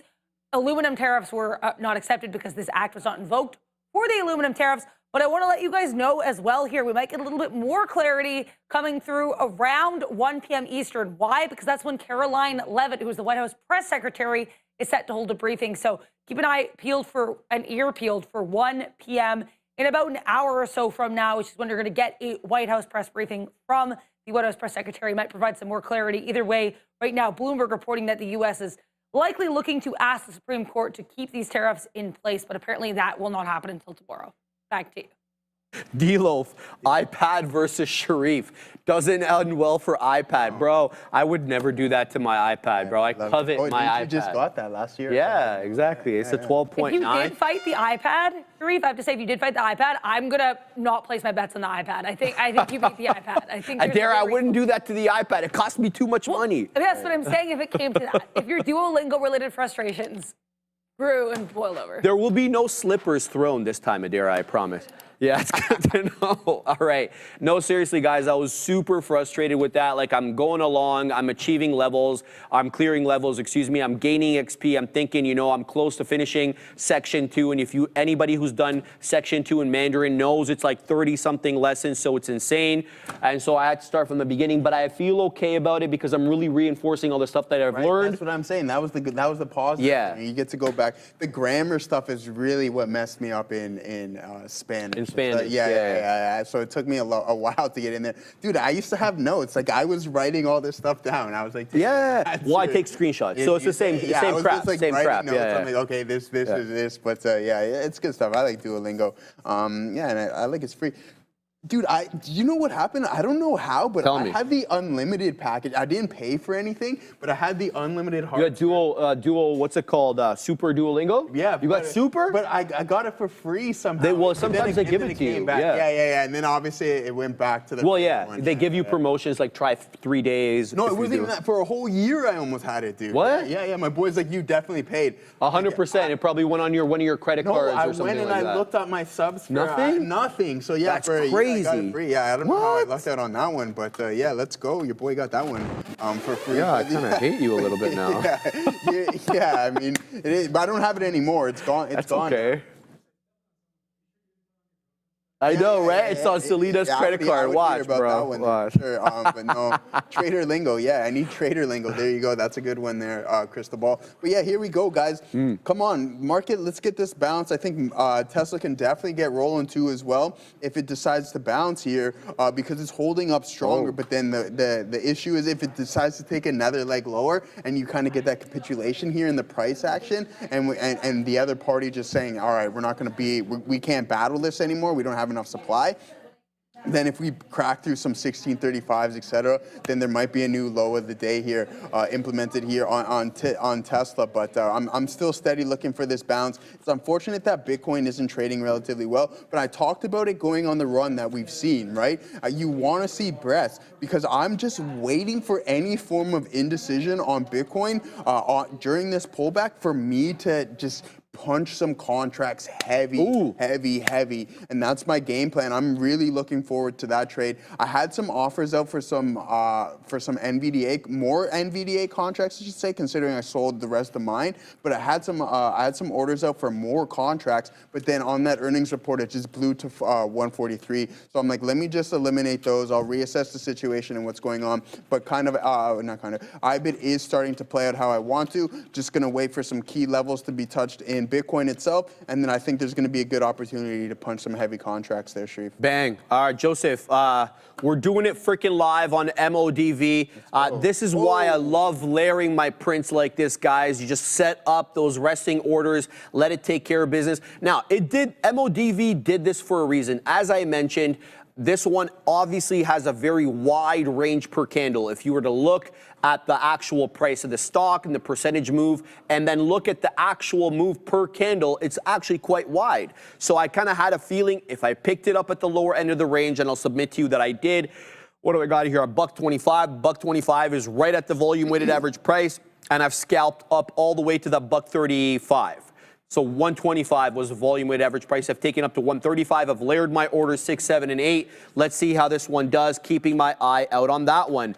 Gevo. Somebody was asking me for an update on Gevo. As you can see there, I'm still waiting for that dollar cost average to get in. So I got one position here at 38. It showed me 36s. My dip trade at 35 is still going unfilled at the moment. So I'm keeping my eye on this one. But as I was telling the individual in the chat, the loss of VWAP here ends the trade for me for Gevo. And I don't mind losing on here. And here's why. Because the relative to where the volume weighted average price is and my initial entry at 38, we're talking 3 pennies. So I'm fine with this trade. Okay, let's see what it does. And I'll pack my patience on that one. It's really dropping in volume. That doesn't please me, obviously, but we'll see if there are resting orders in and around that volume weighted average price for another bump up. Another stock that I'm involved in right now, TNGX, punching in at highs. It's still holding up at the highs. And now the last 3 candles on the 5-minute chart have all shown me higher lows, but they're all suffering from the same affliction. What is that affliction? Topping tail candles. Well, what does that mean? That means someone's aggressively profit taking or shorting at that exact level, and they're doing it over and over and over again. So I am kind of concerned about this 260 level right now, acting as a bit of a resistance. It just worked its way up into 62s and then was met with some selling. So I'm going to pack my patience on this one. I've already set up 2 dip trades, one at the 10 exponential and one to front run VWAP. Let's see if either of them trigger. Neither has at the moment. The Piper. How about TNGX Tango, baby? HBIO doing well. Let's have a look at HBIO. I think someone mentioned that to me earlier. Yeah, it's 84 pennies. Look, the Piper, it's a fantastic looking chart. Bovin was telling me about it. A couple of other guys did tag me telling me about HBIO. It's up 200% or they're just about. It's a sub $1 name. I'm just going to stay away from these. I think there's a lot of small cap gappers already running on the day. I don't need to chase the ones that are sub $1. So there we go. TNGX just filled me now at that $0.50. Now still got another dip trade at 45 to front run the volume weighted average price. So let me tell you, TNGX, same story as Gevo. This thing loses VWAP, it's all over. We're getting out of this trade. So crying. It's all over but the crying. But the crying. Yeah. Well, Neil said not to get upset. Okay, we don't. So crying usually means that you're kind of upset there a little bit. Tears of joy, maybe. Tears of joy. Yeah, I don't know about that, but yeah, it makes sense. No, seriously though, TNGX got to hold above VWAP. Otherwise, I want no smoke. So we'll set up some orders there now that we got the ad at the $0.50. That's what I'm keeping my eye on. As I can see though, Gevo is kind of rounded top, and that's a no good. But that's the bad side. What's the good side, Sharif? Well, it's above the volume weighted average price. So that's what I'm looking at. SBET, guys, I should probably work into this and then just not look at it because it is really respecting the volume weighted average price. And now it's kind of giving me that curl, right? Where the higher lows and higher highs, it's awfully spready. It's awfully expensive. It's awfully crazy, as we saw from a couple of days ago. And if you don't know what I'm talking about, let me throw to the half here, the 30-minute chart, and then you can kind of get a gander as to what this thing did. All right, guys, so from the pre-market, when we were trading at $5 to the high of the day, this was Tuesday. We were up 1,000%, 1,075%. This thing is nuts. Be careful, and we know we're likely going to encounter resistance at $50. Look at that. I mean, we got to 53, but it was on a wick basis. The half-an-hour candle all closed below 50. So keep your eye out on that level. If SBET works its way up to 50, look for resistance there initially, and then you don't know, it can clear it. So that's what I'm keeping my eye on. Oh, baby, MODV is the gift that keeps on freaking giving. We just got all out of this trade. All right, so this one is done. This one was actually quite good. So we're done our trade on MODV. Let's see what we can do now with that $1.50. It's up 55%. The volume's not really dropping off, guys. We got about 500,000 shares per 5-minute candle. So $1.40 HOD right now on MODV. Love it, love it, love it. All right, guys, yeah, let's do it. Let's go over some of the top performing sectors do it here live. on the session. We are most definitely going to be doing it live. Did you watch any of the basketball last night? Basketball? Yeah, no. Basketball? We're talking about basketball? We're talking basketball? Nah, bro. You want to talk football, soccer, or boxing? All right, well, boxing. Ooh. Yeah. Somebody just got surgery. I think, you told me that. Ryan, he's out 6 weeks. Yeah. He said something was wrong with his hand with what's it called? The Rolly fight. Oh, yeah? He hurt his hand during the Rolly fight. That's what he's saying. He's saying. That's why he wasn't throwing too much, maybe. I don't know. They was having an excuse. But I've been watching a lot of Chris Eubanks Sr., like YouTube Bro, shorts. he I love him. is, what is that? Bro, I love Hold on, him. you need to go back to when Junior was like an actual teenager. Yeah. Or he was actually a little bit younger than that. Maybe like 12, 13, 11, something like that, right? Anyway, he's telling his dad, he's like, I want to learn how to box. Yeah. And his dad's like debating it, speaking to himself. And then at the camera is filming, right? Sorry, Adair, 1 sec. So he's like, basically at the end of the day, he's like, you just say the word. And you can box. He's like, Dad, I just said I want to box. Stop saying that. Why are you talking to the camera like that? His dad's nuts, bro. His dad's nuts. I love him. We're gonna go to Adair. Go ahead, get it, Adair. Senior. Keep an eye here on SMR. This is, of course, New Scale Power. I'm seeing this. I checked on Benzinga. It looks like this initially started surfacing about 5 minutes ago, but it's really only showing up on X right now. Basically, apparently Reuters reported citing a document, unnamed document here, that apparently the U.S. nuclear power regulator has approved New Scale Power's 77-megawatt reactor design. So according to this document, the company's 77-megawatt reactor design has been approved. Keep an eye on GM as well. I'm just seeing comments coming through here. Apparently, the company's CFO is saying that they expect they'll be repurchasing shares in the second half of 2025. This is by no means an announcement, but just some commentary here from the company's CFO. Again, GM apparently speculating on potential share repurchases in the second half of 2025. So they could start as soon as, I guess, the next couple of months, guys. Back to you. For that, Adair. Yeah. Okay, so let's get into the top performing sectors. I'm looking for that one where he's like, oh yeah, this one. He's like to Junior. He's like, yeah, would you like a sweetie? And he's like, yeah. So Junior's like, yeah, I'll take a Smartie.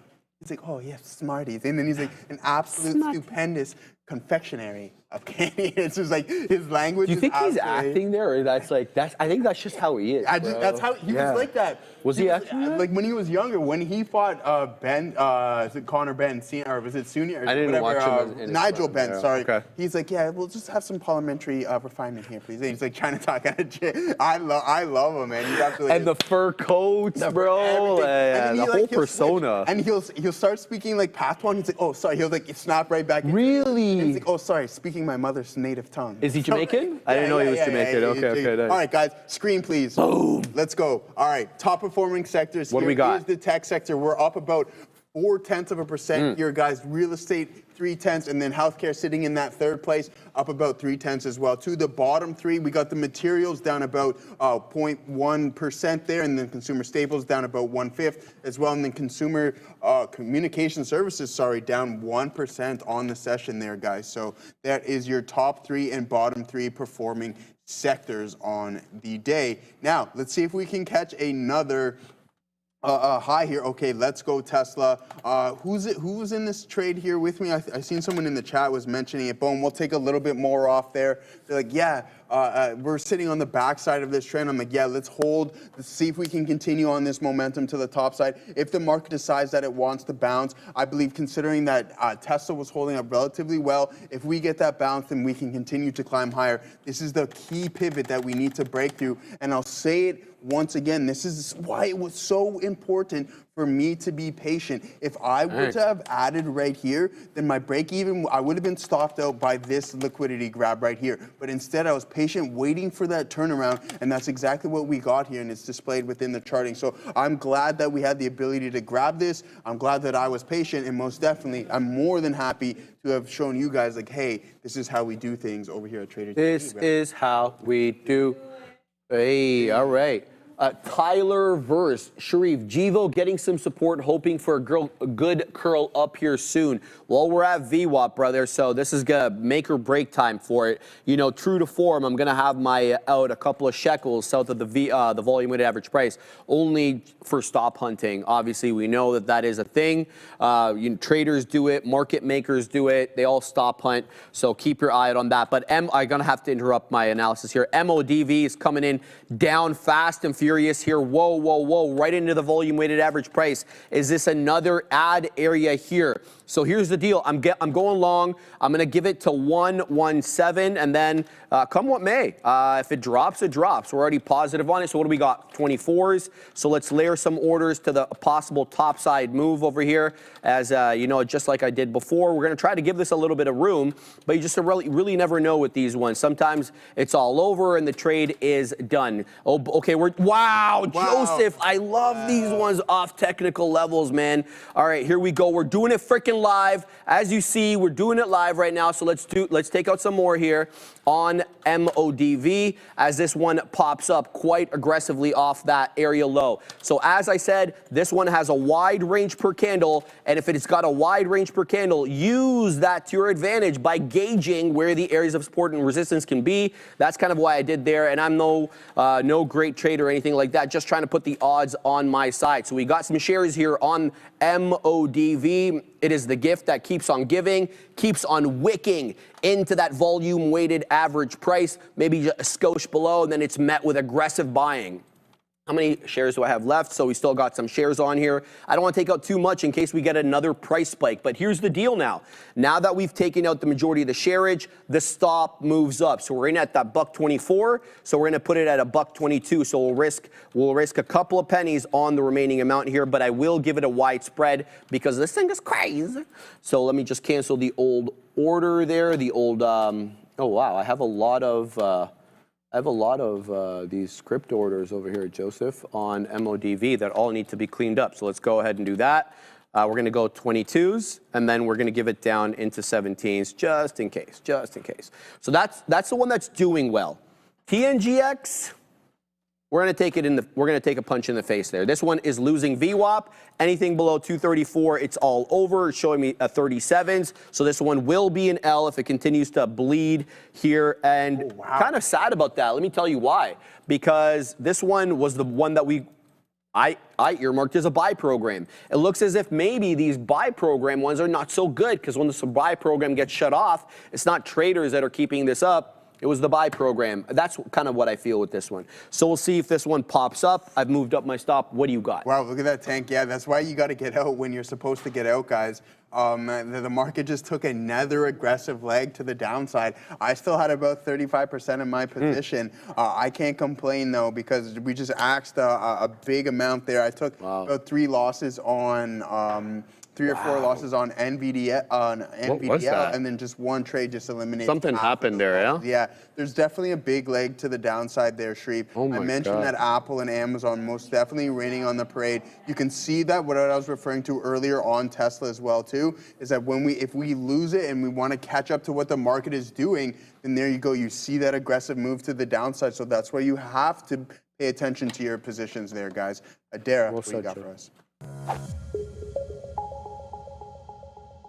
I don't have anything to explain this market-wide move here yet, though of course I'm keeping an eye out, but I do have something on Boeing here. Apparently the Federal Aviation Administration, or the FAA, is extending this program that allows Boeing to perform some agency tasks for 3 years, but they'll be closely monitoring the company. So potentially not market moving, but just keep an eye on BA here. Here's the market, the NASDAQ going from bright green, of course led by Nvidia on earnings day 1, to actually red on the day, down 0.13%. S&P 500 down 0.18%. So the entire market taking a nice green to red move here on this Thursday, this monumental Thursday. We have the last of the Mag 7 names reporting for Q1 2025 or 2026. Let's take a look here at some of these earnings plays that are not Nvidia. CRM was doing quite nicely. You're trying to push back up above VWAP, but giving this back with the rest of the market. Still making some lower highs and higher lows. Not a bad report here for CRM, but certainly a push to the downside. TSLA, as Joey just mentioned, they're also pushing to the downside. This one was on watch. Elon Musk, CEO of the company, and noted special government employee, announcing that he's not going to be serving in that special government role anymore. He's only allowed to do so for 130 days out of the calendar year as, I guess, part of the designation of a special government employee. And those 130 days run out at the end of this month in terms of how long Trump's been president. So keep an eye here in TSLA. Elon Musk also announced that there's these little robo-taxis, these unmanned vehicles just flitting around Texas, Austin, Texas. So keep an eye here on this market. Make sure to like and subscribe. And if you like market-related content, check us out on X at TTV Research. I am posting all the time on there. I'm going to be keeping an eye out here, though, to see if there's any news on this market because, yeah, it looks like we did get this EIA gasoline inventories. Not sure if that's going to be what's moving here. But we are going to be having some other things on watch at 1 p.m. We've got the 7-year note auction, and we also have the White House press conference with Press Secretary Caroline Leavitt. Back to you. Someone's truth, something. Oh, all right. Drop everything. Can you guys hear that, by the way? Throw up ones in the chat if you guys could hear that. I'm not going to say what it was, but if you can. You can hear that. Do you think they can hear that? Maybe. Assassino, could you hear that on your headset? No, Assassino couldn't hear it, so, you know, probably they can hear You're it. supposed to. You heard. Well, you're with us here. There we go. Yeah, there we go. Everybody's throwing up ones there. The OG Darwin. All right, Darwin, what was the noise then? Tell us, Darwin. Tell us, Darwin. I love it. I love it. Doorbell. Okay, Someone I said can hear it. someone said One. barely. Oh, you did? Okay, Oh, gotcha, okay, gotcha, there you go. gotcha. Ah, that's Assassino. He's stacking the deck. He's before we asked, eh? He's still stacking the deck, though. I like that. I like that. Someone said barely, and that just reminds me of like some of the old school memes where that one girl, she's like, "I'm legally blind. I could see barely." Everybody remember that? Yeah, I never seen that one. No. Yeah. She's like, "How am I gonna steal a car?" She's like, "I'm legally blind. I can see." Miss Pelosi, I'm gonna have to block you. Why? Yeah, well, because we don't want any insider trading, you know, chat. Oh. So if Mr. and Miss Pelosi were to say, "Hey, Sharif, I got this hot stock. You're not paying any mind to it." No, Joseph. Okay. That would be insider trading, and that is illegal. Okay, illegal. You can go to jail. Lasers. Like Martha Stewart. Oh yeah, whatever happened to Martha? Cooking with Martha there. She's killing it, bro. She's Martha living Stewart back did an for episode of Law and Order. For those who didn't know, actually, as Really? well. Complete random side note. She played like a principal of a school, and she was in one scene, and it could have been a role literally played by anybody. So it was just pretty jarring. But yeah, shout out to Martha Stewart, and I miss having this door power. Get it, Martha. Ram said that she's got her own documentary too, so you know she's obviously doing things. She talks about her what? Her screens? Her experiences in jail. In jail too. I wonder if That's she was, interesting I wonder there. if she got one of the privileged jobs over there. You think she was protected on the inside, Joseph? Of course. Do you think that she had her what's it called? Her commissary regularly filled up? Yeah, for sure. I mean, anything for Martha. Think she was trading cigarets for food? I would. Like that? Yeah. Well, what do they do? I would be the #1 hustler, and if I ever, I'd be like, "Hey man, I got it. What do you need?" I love it. You're like Morgan Freeman in Shawshank, right? Yeah. Get everything needed. Red. Red. Yeah, red something or another right there. Uh-oh, he's back. Today, big smile, Burdette. Shout out to him. Big smile, $4.99 super chat. Who said bear? Here he is. Martha Fire for a woman her age. Okay, big smile. We weren't going there, but you want to go there. That's your prerogative, my man.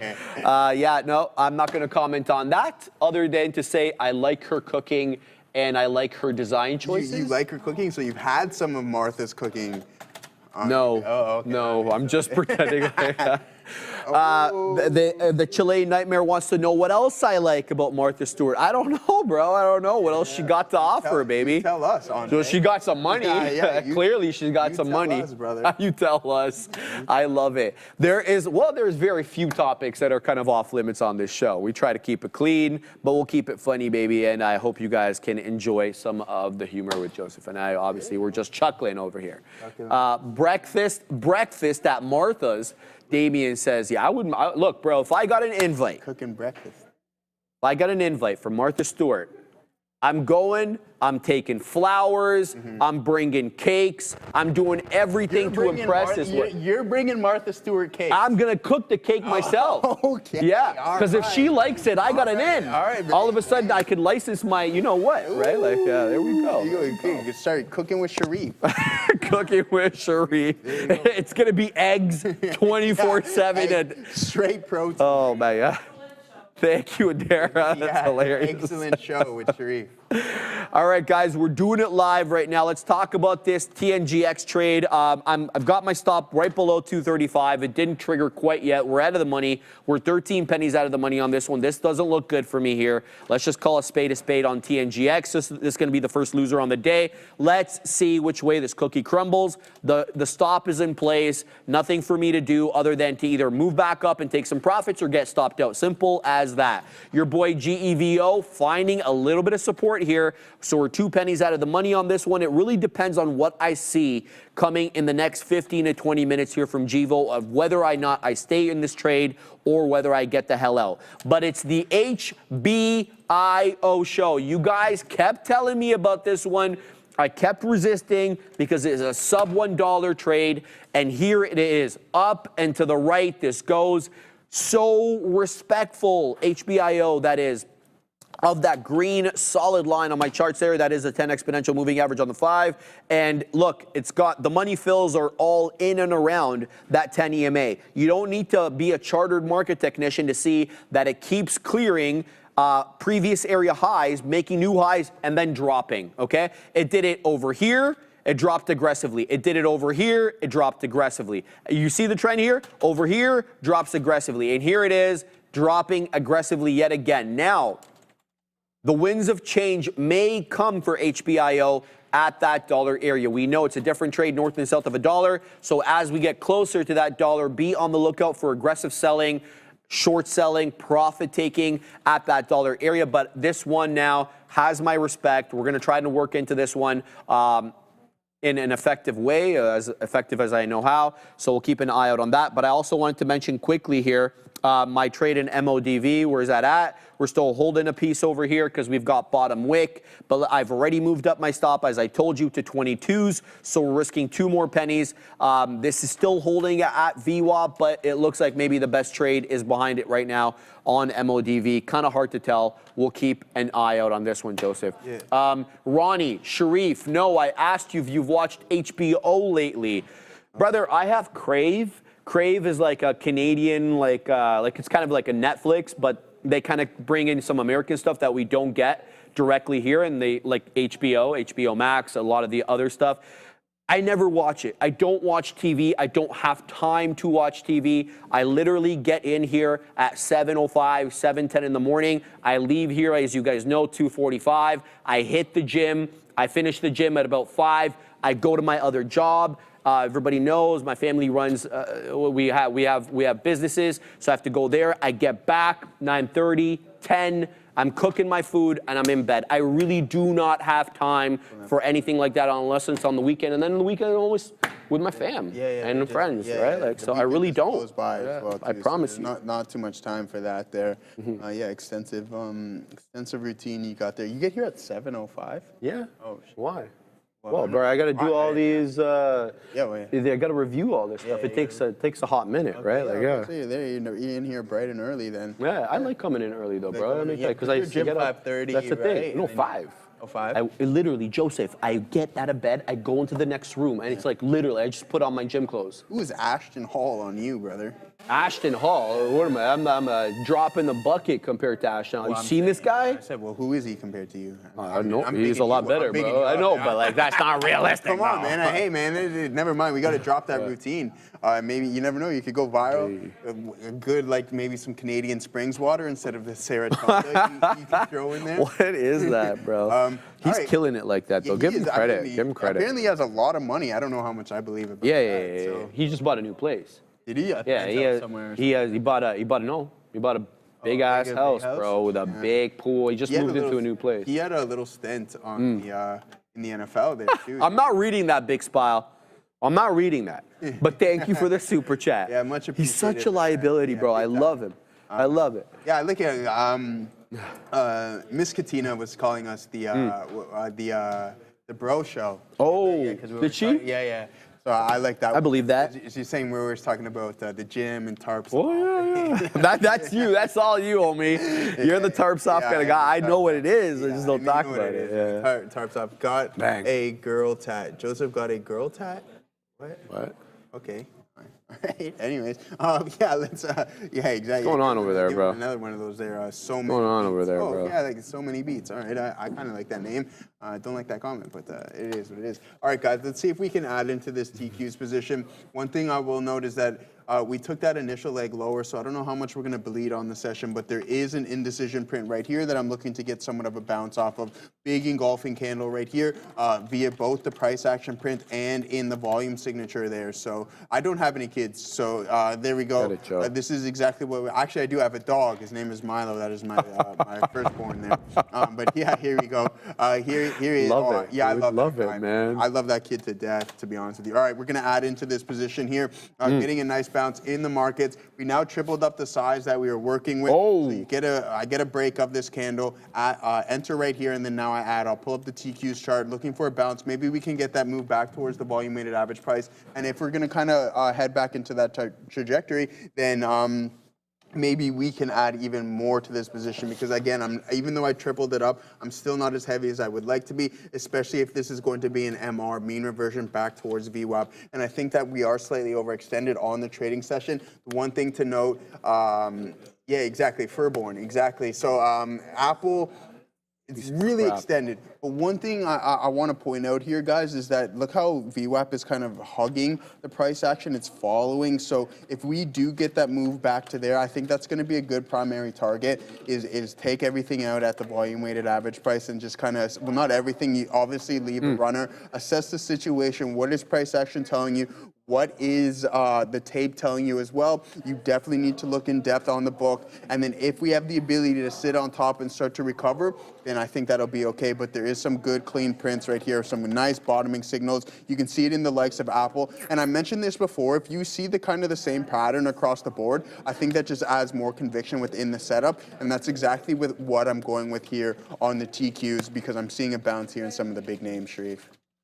Yeah. Yeah, do you mean No. I was responding to Paul Robinson. He's talking about DeepSeek. They released a new reasoning model. So we're going to do it on the news, guys. Obi's going to do a lesson of the day in about 5 minutes or so. And then after he does that, when things are calm a little bit, yeah, I got him to do it today, Dara.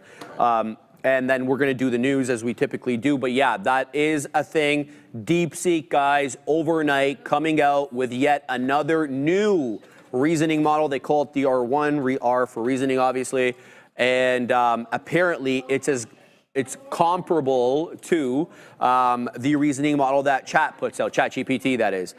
So we'll see. I mean, I haven't been using DeepSeek in a while. It was all over the hype. Remember when everybody was using it? I haven't been using it. We have a paid version of Chat for work, and so that's kind of what I use for that. And I haven't really looked back, to be honest with you guys. So that's, yeah, on Uber says DeepSeek is trash.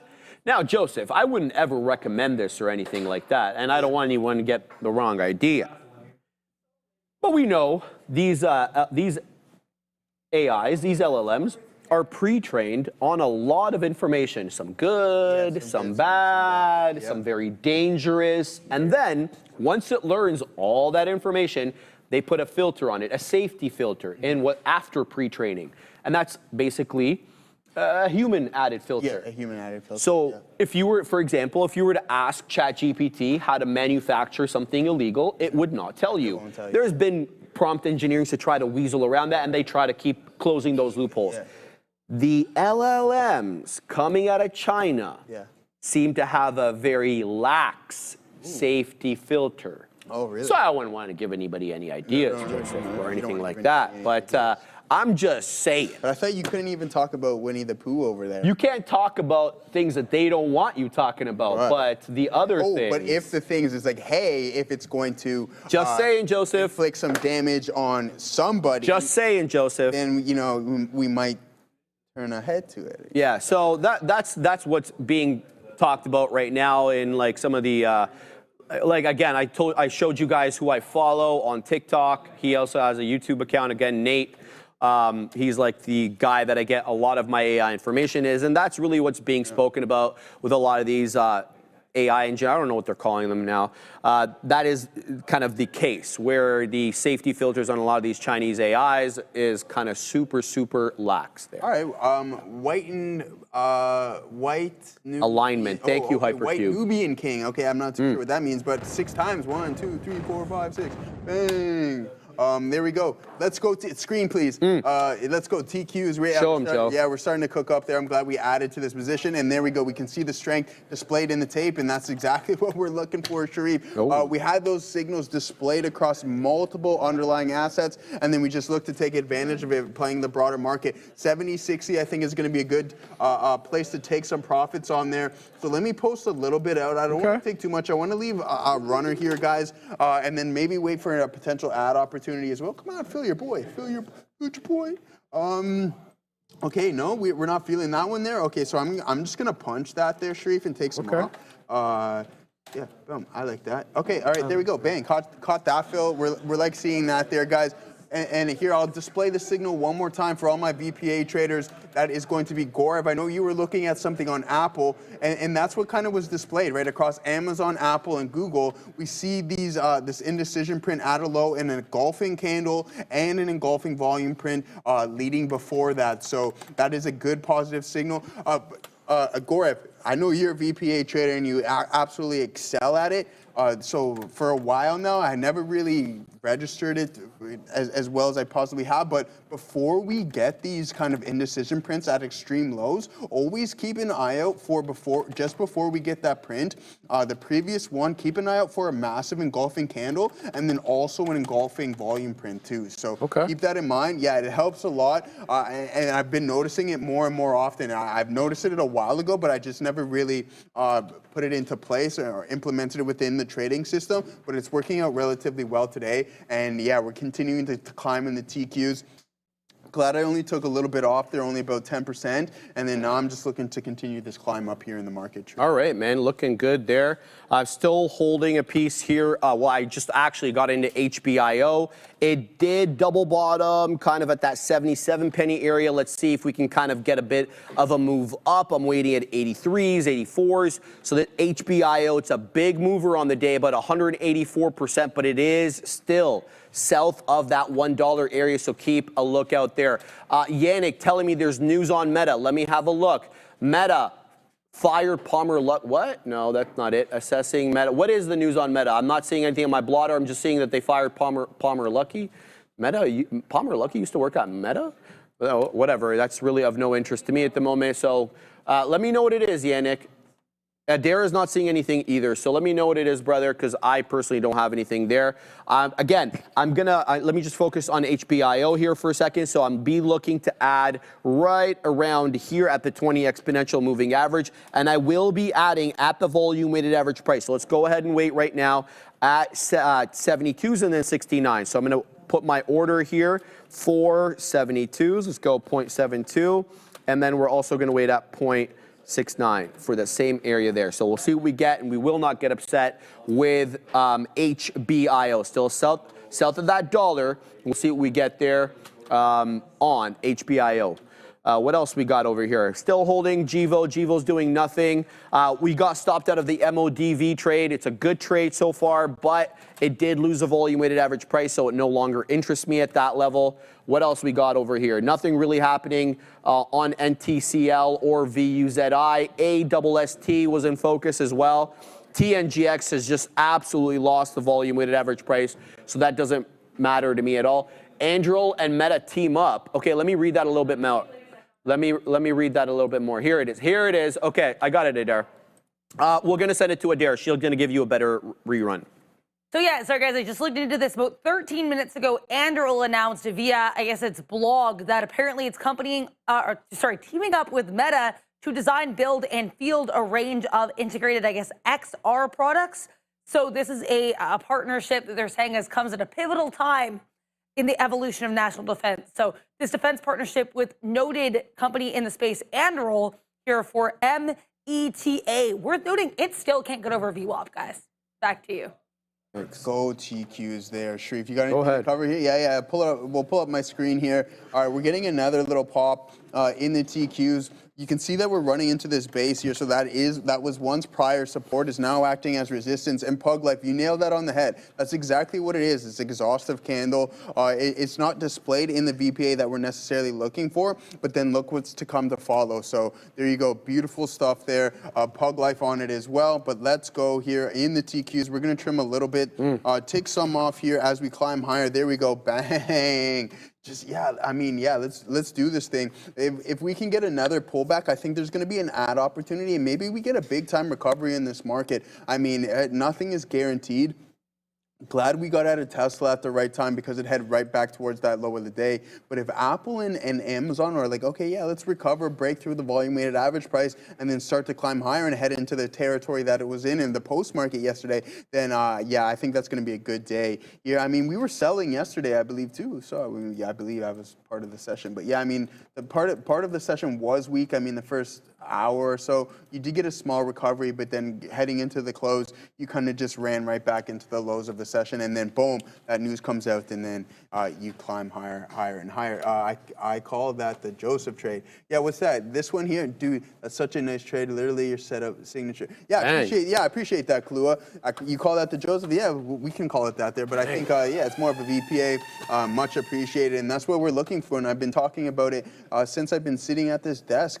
A lot, and I'm glad that a lot of people are starting to adapt that style of trading as well too, because I think these signals are really, really important. And I mention it time and time again, is that each individual candle can tell a specific story, and it's our job to kind of decipher that and place on trades. And I'm glad to have done that right here. Bang, man, bang, absolutely. All right, guys, we're still nursing some of these trades here.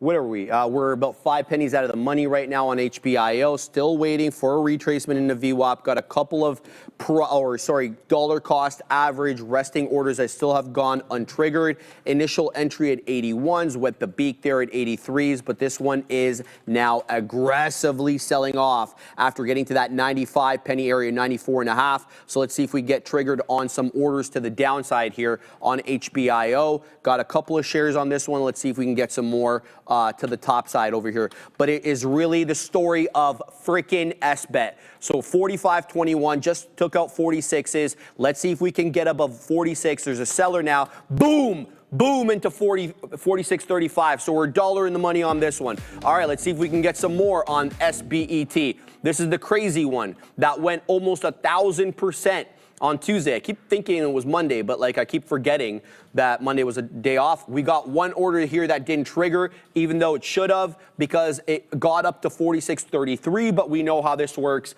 It has to cross on the ask to get filled. It's not just enough to get on the bid to get filled. It's not just enough to get crossed up on the ask.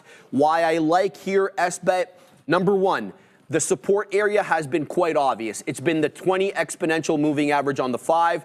For whatever reason, it seems to be respecting the 20. I don't care why. I just know that it's doing it. Once, twice, thrice, 4 times, 5 times, every single wick or closing print defending that 20 exponential. That's the yellow line on my black charts. That always will be. Here we go. We're taking out highs. Boom! We take it out at the $0.50. Let's set up a little bit more. Now you know where I'm going to sit. If we're in the 60s, you already know. I don't want anyone asking. All right, now we're going to sit at 69s, and then we're going to wait up for a 47 break and take. I'm going to wait at 47.25. That'll be a 2-banger if we can get that. So right now, keep your eye on SBET curling up. Beautiful curl and a hold of the 20 exponential moving average. It was so strong it couldn't even move down into VWAP. So keeping my eye on SBET right now, looking for that top break. But let me tell you what the deal is. The deal is if this loses the prior bar low at 44.50, we're getting out. So we're moving up our stop from 43, and we're going to do that. Joseph, tell them what's up. Tell them what's up. We've been showing you the homepage of Trade the Pool for a while now, but today we want to highlight a section of the site that you may have missed. And trust us, you want to check this out, guys. Trust me, bro. It's Trade the Pool's video on demand library, and it's so much more than just content. It's a space built to help traders grow with real stories of funded traders, strategy breakdowns, hard lessons, and mindset tips. you can actually apply in your own trading. And there's more. The note feature allows you to save the most valuable takeaways from the video so you can quickly revisit the exact moments that mattered. It's like your own personal bookmark. The best part, Sharif, it's completely free. Okay. If you haven't explored it yet, now's the time. Head to tradethepool.com and click on the VOD library tab. Wow, okay, all right. Hey, man, the advancements here are getting insane. I can't even keep up with all this stuff. Yeah, good stuff there from Trade the Pool, guys. Go check that out. You can also scan the QR code. I'm pointing. For some reason, like you guys can see what I'm pointing at. I always do that. But yeah, point it, Joe. Yeah, point it. There it is, over there. There it is, baby. With the fawns, yeah. All right, what does the fawn say? What does he say? Hey. The fawns? Yeah, hey. I don't know, bro. Hey. Yeah, I don't even know what it is. I'm not going to go there. I don't even know what it is, Joseph. But yeah, here it is. TQs, man. Let's see what's Katina Man got. Hold on. The Katina Man's back. And he's consuming his food. Katina Man, can we show him? We're gonna have to pause for a little bit. I know he's like mid-bite. He's got the fork. He's all ready to go. There we go. We got the poutine. We got the poultry right there. Yeah, no, not poutine. There we got the what do you call it? Linguine. What is it? Pasta salad. He just wants his food back. We're taking the man's food. Sorry, Katina Man. There you go, brother. Hey, I'm what a good sport. Guy. He's a good sport, man. I always ask for some, but get none. But that's okay. You always, so why do you have your own, homie? Yeah, we have our own. Yeah, sharing is caring, brother. It is true. It is true. Yeah, I mean, let's get back into these markets and see if we can get this bounce to be sustained. Is there going to be an add opportunity? I think so. So if we don't climb higher on the break of this consolidation, one thing that I will look out for, and it's going to be the exact same thing that we've seen here on TSLL, as long as it doesn't stop me out break even, then we get this pullback here, and then that's going to be the add opportunity, and then we look for the move back into this support zone, which is now acting as resistance, and then north of that, so you get to the top end of this range, and then you come, then you trade back into the volume weighted average price. So that's the game plan. If it does display that, if it continues to be strong and we see the big names also start to recover here in the day, then I think there's going to be an opportunity in this consolidation zone that we have to add. So as long as we're constructing these higher lows, then I think our lower highs, then, or I always mix those up, higher lows is what I'm looking for, then I think that we can have a good potential big time ad opportunity. Bigly? Bigly, yeah. It's going to be bigly, though. My boys are saying bigly. I love it, dog. Eddie, imagine if you had dropped the plate of food. Yeah, he'd fire me immediately. The Katina Man would have none of it. I mean, he'd be like, yo, pack your stuff. We got more in the back. Take it home and go eat your protein over there, bro. That's exactly what I probably hear around here. No, the Katina Man is a kind guy, bro. He'd give me a couple more chances. I'm kind. Oh, what was that? Remember when Batista? Remember when they turned? Well, yeah, yes. When they turned on Randy Orton and he was on Batista's shoulders, and then they powerbombed him. So he's like, "Hey, you won the championship," and then that's exactly what that felt like there, Sean. Shout out to the Katina Man. Bob, the dog, bro. We're gonna hit that Canada flag as soon as I see that CA right next to it. Sharif, Joseph. Hey guys, is trade the pool what I need? On that NVTS a couple of days ago, I went from unrealized minus 6,000 to realized 250. But then yesterday, I lost 13K. LOL, I need help. Bob, brother, let's take a step back. First, let's execute the trades using smaller size. The liquidity is there, Bob. You know what NVTS is doing. It was doing almost 100 million shares. Yeah. So why don't you just get in smaller position, execute the trades, let's get those reps in play, and then you can size up bigly. I mean, and besides, trade the pool. That's one option. If you're Canadian, which I know you are, Real Trading, baby. Get onto that website, realtrading.com, and we've got that at home set up as well. You know, the floor is empty here, Katina Man, and there's a reason why the floor is empty over here, because everybody's at home now. So give us check us out, my guy. Obviously, Trade the Pool's excellent. We obviously talk about Trade the Pool for our American viewers because real trading is not available in the United States, etc. But if you're in Canada, give us a try. Have a look there. And we've got a great technical support representatives back there. Katinaman, they're fantastic over there. I see them all the time back there because they're on the other side of the office. So shout out to Bob the dog. Sorry to hear about that, brother. Obviously, nobody likes taking those L's, but that's part and parcel of the game, Joseph. Yeah, it is. It is. I'm Bob. You know, you're our guy too, right? Like we like seeing you in the chat, you contribute and everything along those lines. And with that being said, I want to see you here longer.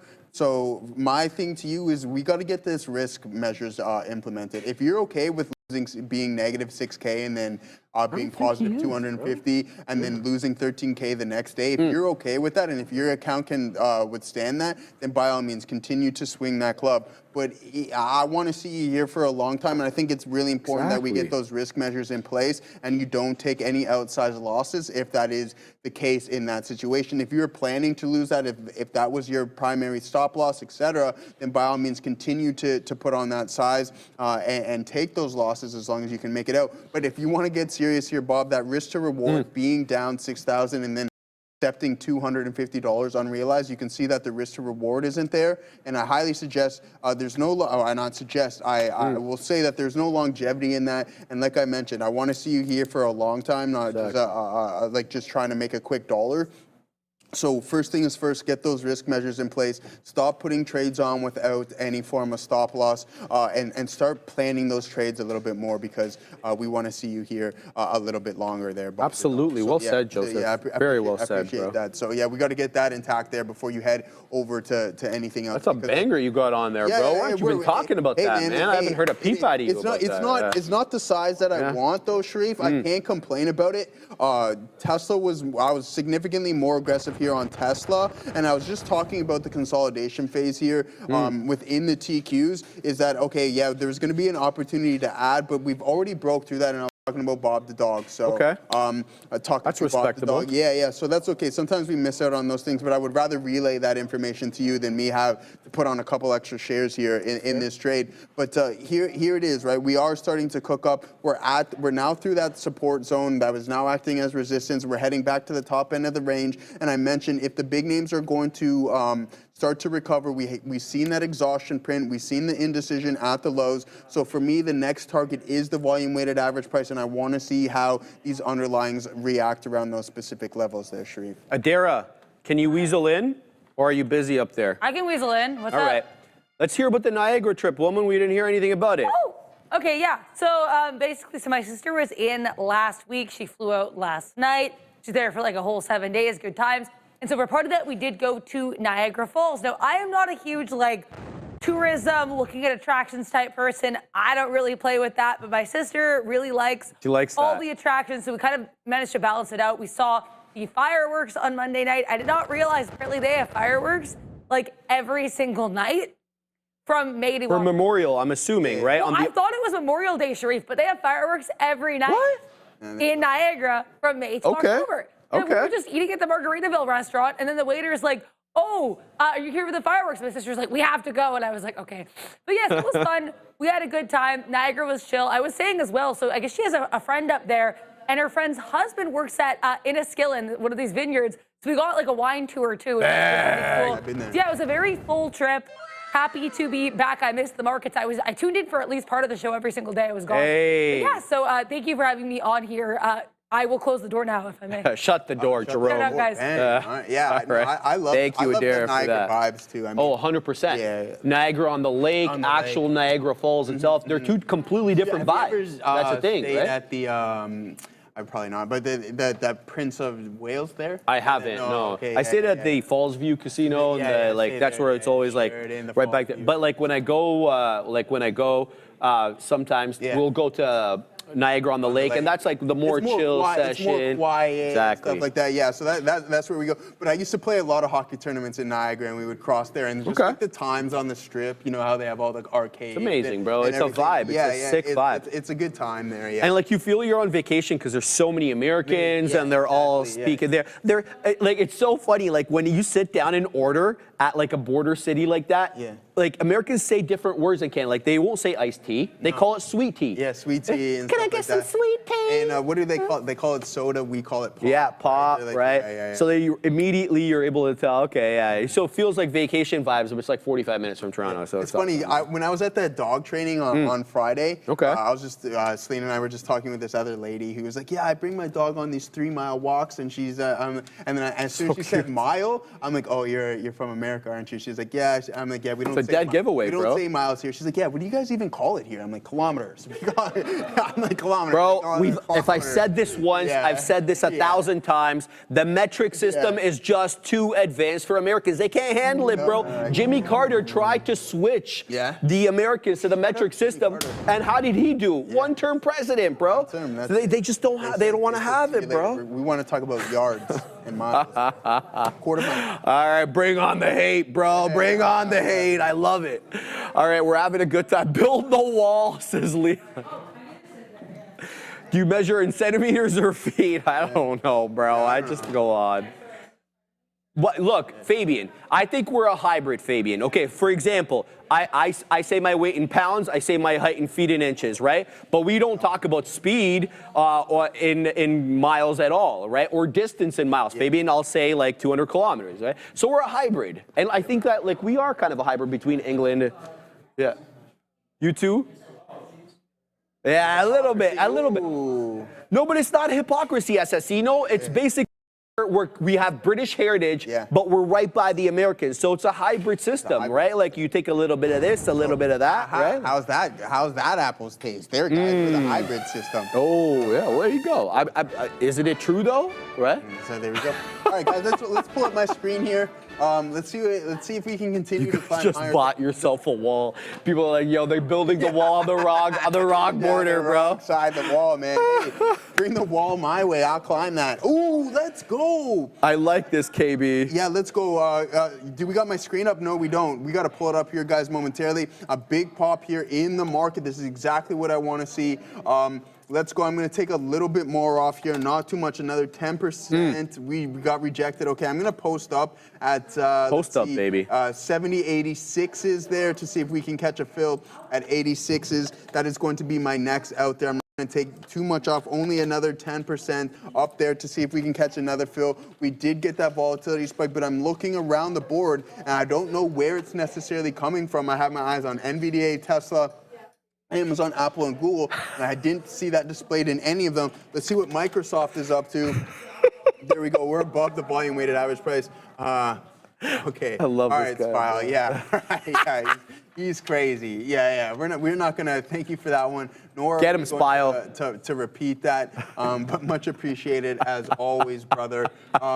Go market, go. We're having a good time. He's such today. a liability, He's bro. a big time liability. He's such a liability, bro. Yeah. Okay, but hey, we got 6,000 people watching. I'm gonna hit the like and I'm gonna refresh right here. Oh, there better be more likes than that, We need bro. at least 10%. Oh If there's my not God. 10%, okay, we got just under 10%, guys. Do us a solid, hit that like, hit that subscribe, join us in the chat. Not only do we talk markets, we have fun with what we do as well. Adara. You just keep an eye here on the market. I'm not seeing much of a move here, but apparently there is now another U.S. court blocking Trump tariffs in a separate case. This one was filed by a toy company. So in case you missed it, we had a trade court yesterday blocking Trump's tariffs, basically saying that the act that they invoked to use them, I guess not letting that fly. Now, apparently another court case now with the second U.S. court is now blocking these Trump tariffs. So I'll have to wait for a response at 1 p.m. We are going to get a press briefing held by White House Press Secretary Caroline Leavitt, so we might get some more clarity there. But either way, just be aware that this is going on. Now we have another U.S. court blocking Trump tariffs. Also, we have a post here on X at TTV Research. One of the stocks I think has been everyone's mind over the past couple of weeks, certainly my own, United Health, UNH. So I looked into this. They've had some interesting little scandals and juicy tidbits associated with them going back to early 2024. I don't know if you guys remember, but they actually had a cybersecurity attack months before the whole CrowdStrike quagmire. In February of 2024, UNH, or specifically their Change Healthcare unit, faced a cybersecurity attack, and it led to a lot of issues for the company. So if you want to read all about those issues, and then leading up to, of course, the resignation of CEO Andrew Whitty in May 2025, check this out on X at TTV Research. It's also linked via a thread to our fun little UNH CEO tenure charts. You can take a look at how the stock performed under the tenure of each of the CEOs. And that's, of course, going to be relevant because one of the company's old CEOs, Stephen J. Hemsley, is actually returning to the helm of the company following the resignation of Whitty. Back to you. If he's related to Hunter Hearst Helmsley. No, I love the title of that, Adair, by the way, An Unhealthy Decline, hint, hint, fantastic use of words there. Shout out to Adair. The infographics, guys, if you're not already subscribed, what are you doing? Get on over to X. It's called Trader TV Research. She drops bombs on there. There's hot fire. Make sure you're following. If you're involved in these markets, why wouldn't you want this data? So that's what I'm going to say to you guys. Shout out to Adair. Great work as always. I appreciate you, Adair. I'm trying to get it over here with HBIO, but it's killing me over. All right, so here's the deal. Let's talk about some of these trades. HBIO has a 5-candle hold at the volume weighted average price. So you're not going to convince me that there's no buying down here. Now the question becomes, is there enough buying to start putting in some higher highs? We have been rejecting at 72, 72.5. I'm long 74, so I'm 2 pennies out of the money over here. What's going on over there, Katina Man?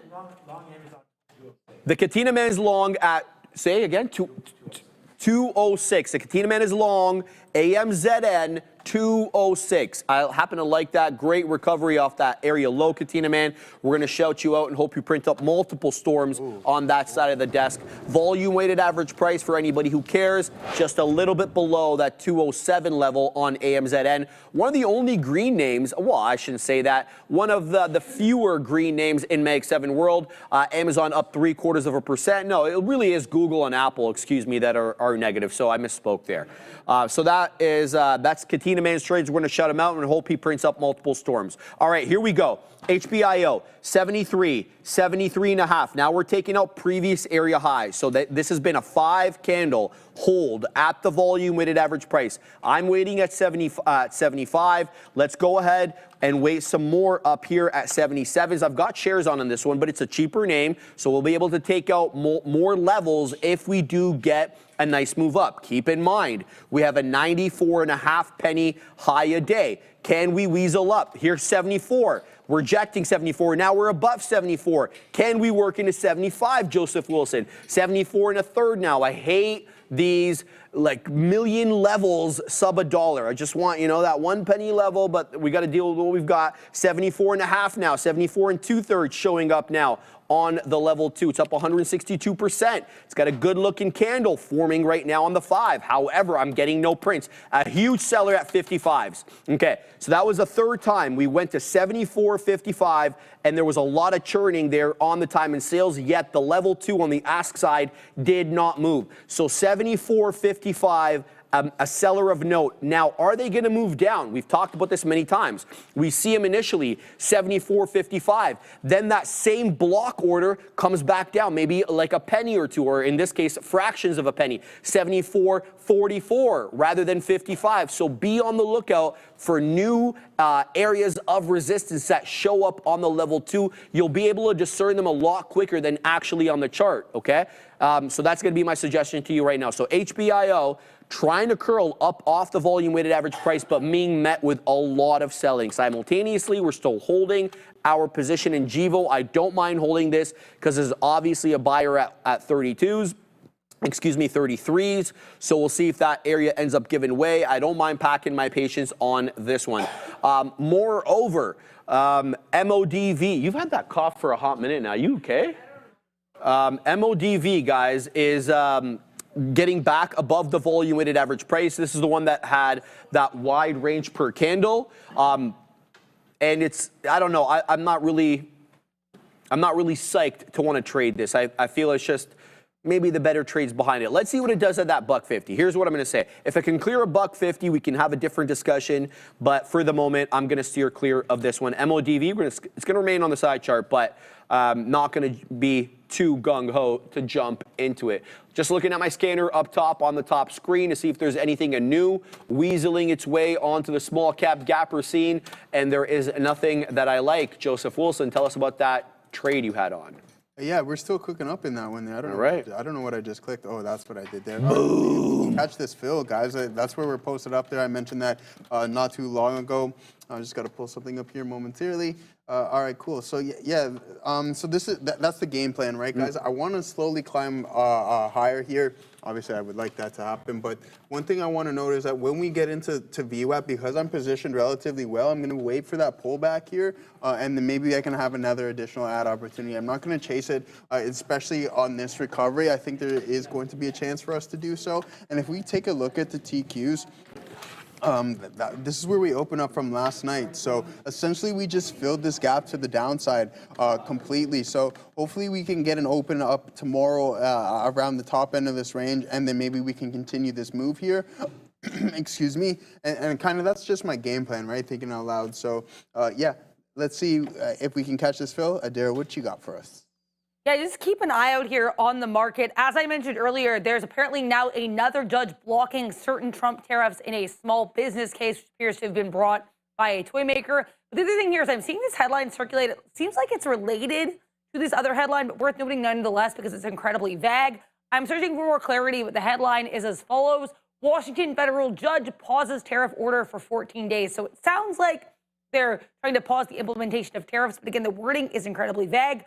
I'm still looking into this, but either way, tariff headlines on watch for this market. Be aware they are happening. And the second I get any type of clarity, if at all, I will let you guys know right away. Just also be aware in about 13 minutes, we have not only White House Press Secretary Caroline Leavitt holding a briefing, but also at 1 p.m., we're going to have the 7-year note auction.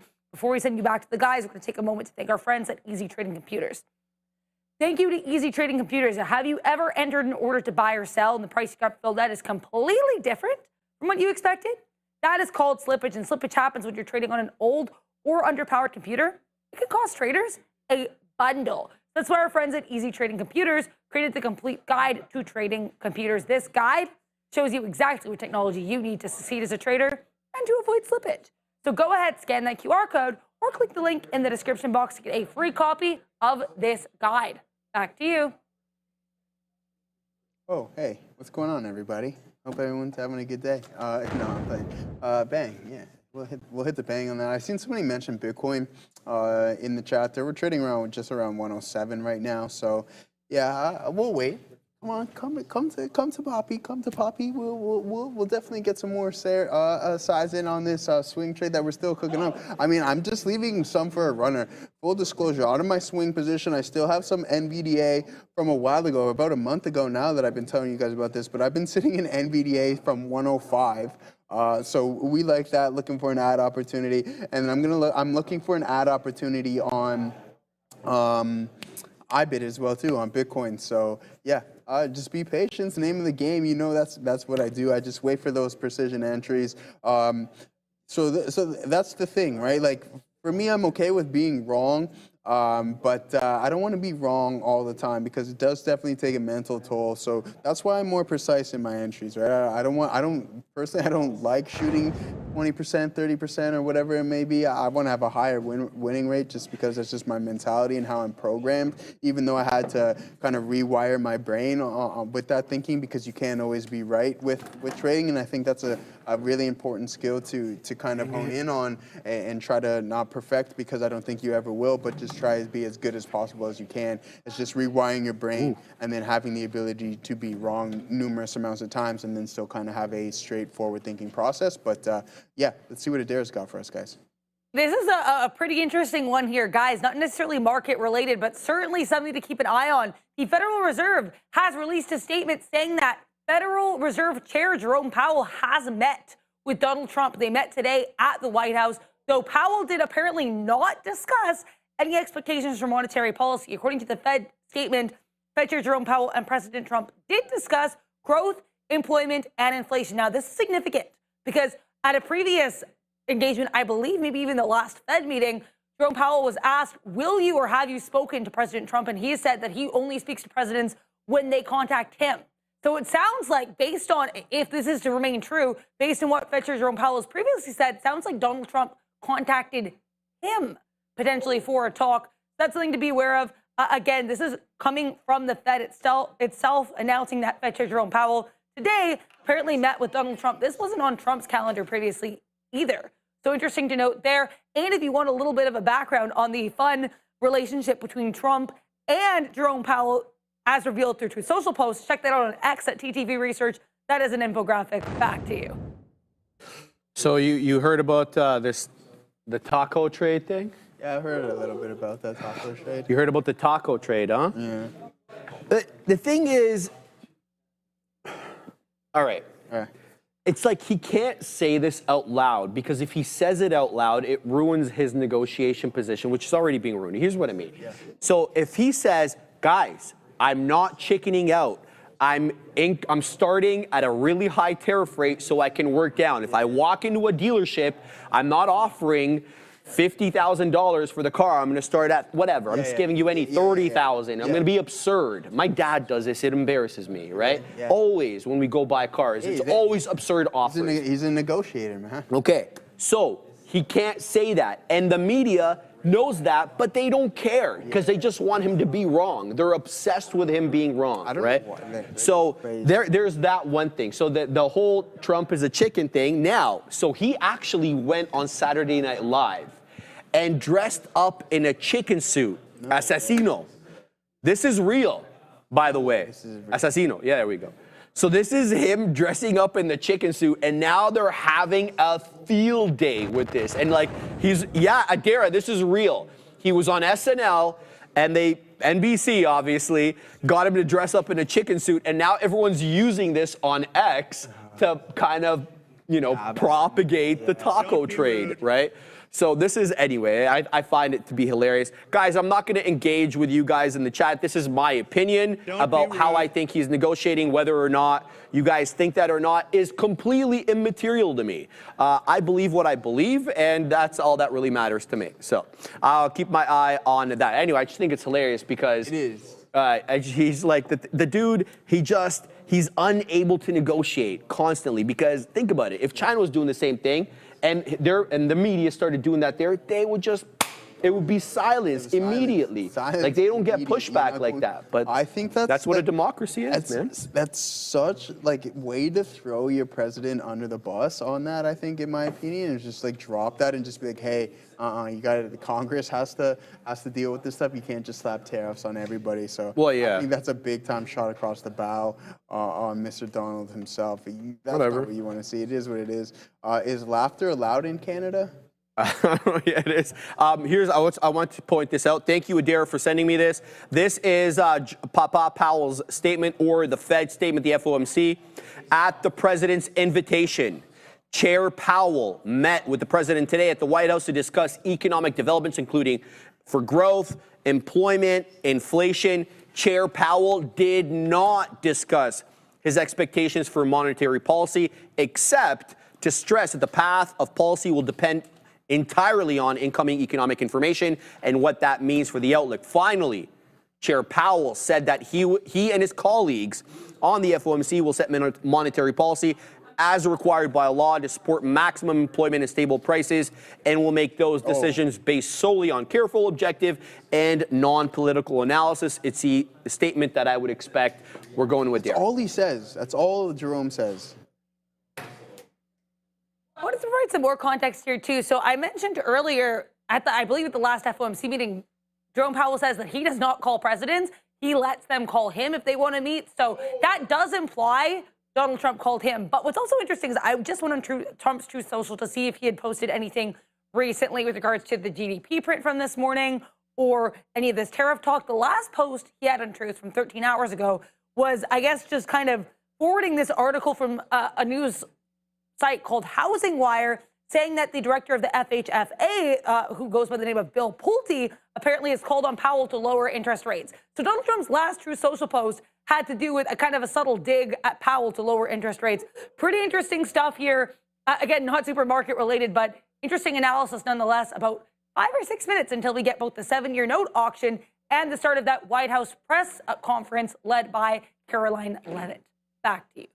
For that, Dara. Thank you. All right, let's see what Donald's been up to on Truth Social. The last one, 13 hours ago. Yeah, I'm telling you. What is happening? Donald, it's been 13 hours and you haven't posted on Truth Social. What is happening up there, man? Get it together, Donald. We need posts every 10 minutes. And he's not happy right now, obviously. Yeah, I don't think he's very happy, Joseph, especially with the court order there. But you got to assume, like, I mean, he's gonna challenge that, right? Absolutely. Guys, just got stopped out of HBIO. Just want to mention that. So this is going to be an L for me. We took a couple of beak wetters, but still negative on this one. It lost VWAP. I'm out. Sorry to interrupt you. Yeah, no worries, guys. So let's pull up my chart here, guys, and see what we got going on. This is Bitcoin, so you can see that the move that we've been on for the past month or a couple months now.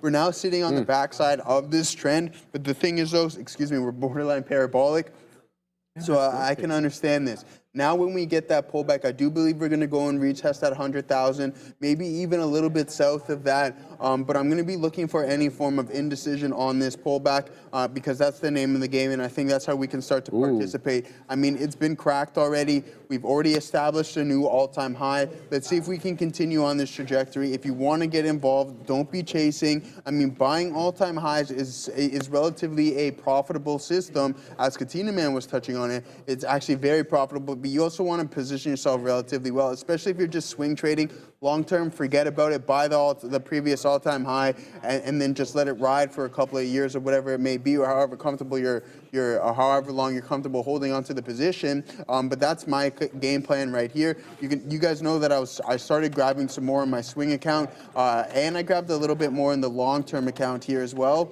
Sharif. But I was grabbing it up here, and then we just went on this ride. Sold the majority of it, sitting on about 10-15% of the remaining position, looking to add in it using this average as a good basis, right? So again, if I add up here, then my average will be roughly around here. But we got to be patient, wait for this pullback, and then see what entries are displayed and what's displaying itself, and then we can base trades off of that there, Sharif. I want to talk about the Qs here momentarily. I know we're going to go over the news, it looks like, in a second. Yeah. Looking forward to that. Appreciate this is what we got going on here. We got 3 outs on the TQs. I'm still holding on to 66% of this position, to be that exact, I guess, if you want those precise numbers. But here we are, waiting for this fill. I've been posted up for some time. Need the big boys to continue to participate. Tesla's absolutely choppy, guys, and so is Nvidia. Nothing that I like right now. We did trade Tesla earlier in the session, but yeah, it's just moving eastward now at this point. So let's see if we can get a big bounce. I mean, Amazon is just below VWAP. Apple's not quite there. Neither is Google. So we'll wait. If we get this pullback, add, and then maybe we get that move. All right, let's talk a little bit about some of these headlines. Obviously, the big news headline from yesterday was Nvidia, and what an earnings. Look, they destroyed earnings, and it would have been a lot better had there not been chip bans and export restrictions, new export restrictions, that is. So let's talk a little bit about what happened here, guys. All right, so EPS blew out of the water, 96 pennies. The street was looking for 93. Revenue 44.06 billion. The street wanted 43.31. So an easy beat on the top and bottom line. No problemo there. Net income up 26%. Katina Man, they're taking home $18.8 billion in profit on the dang quarter.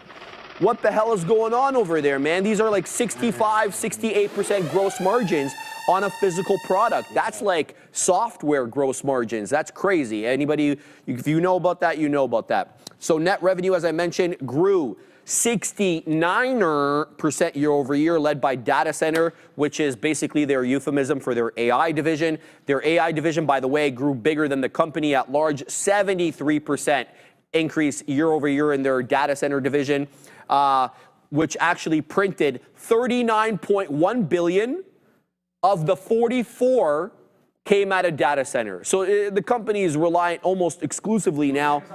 Go Amazon. What's going on with Amazon, Katina Man?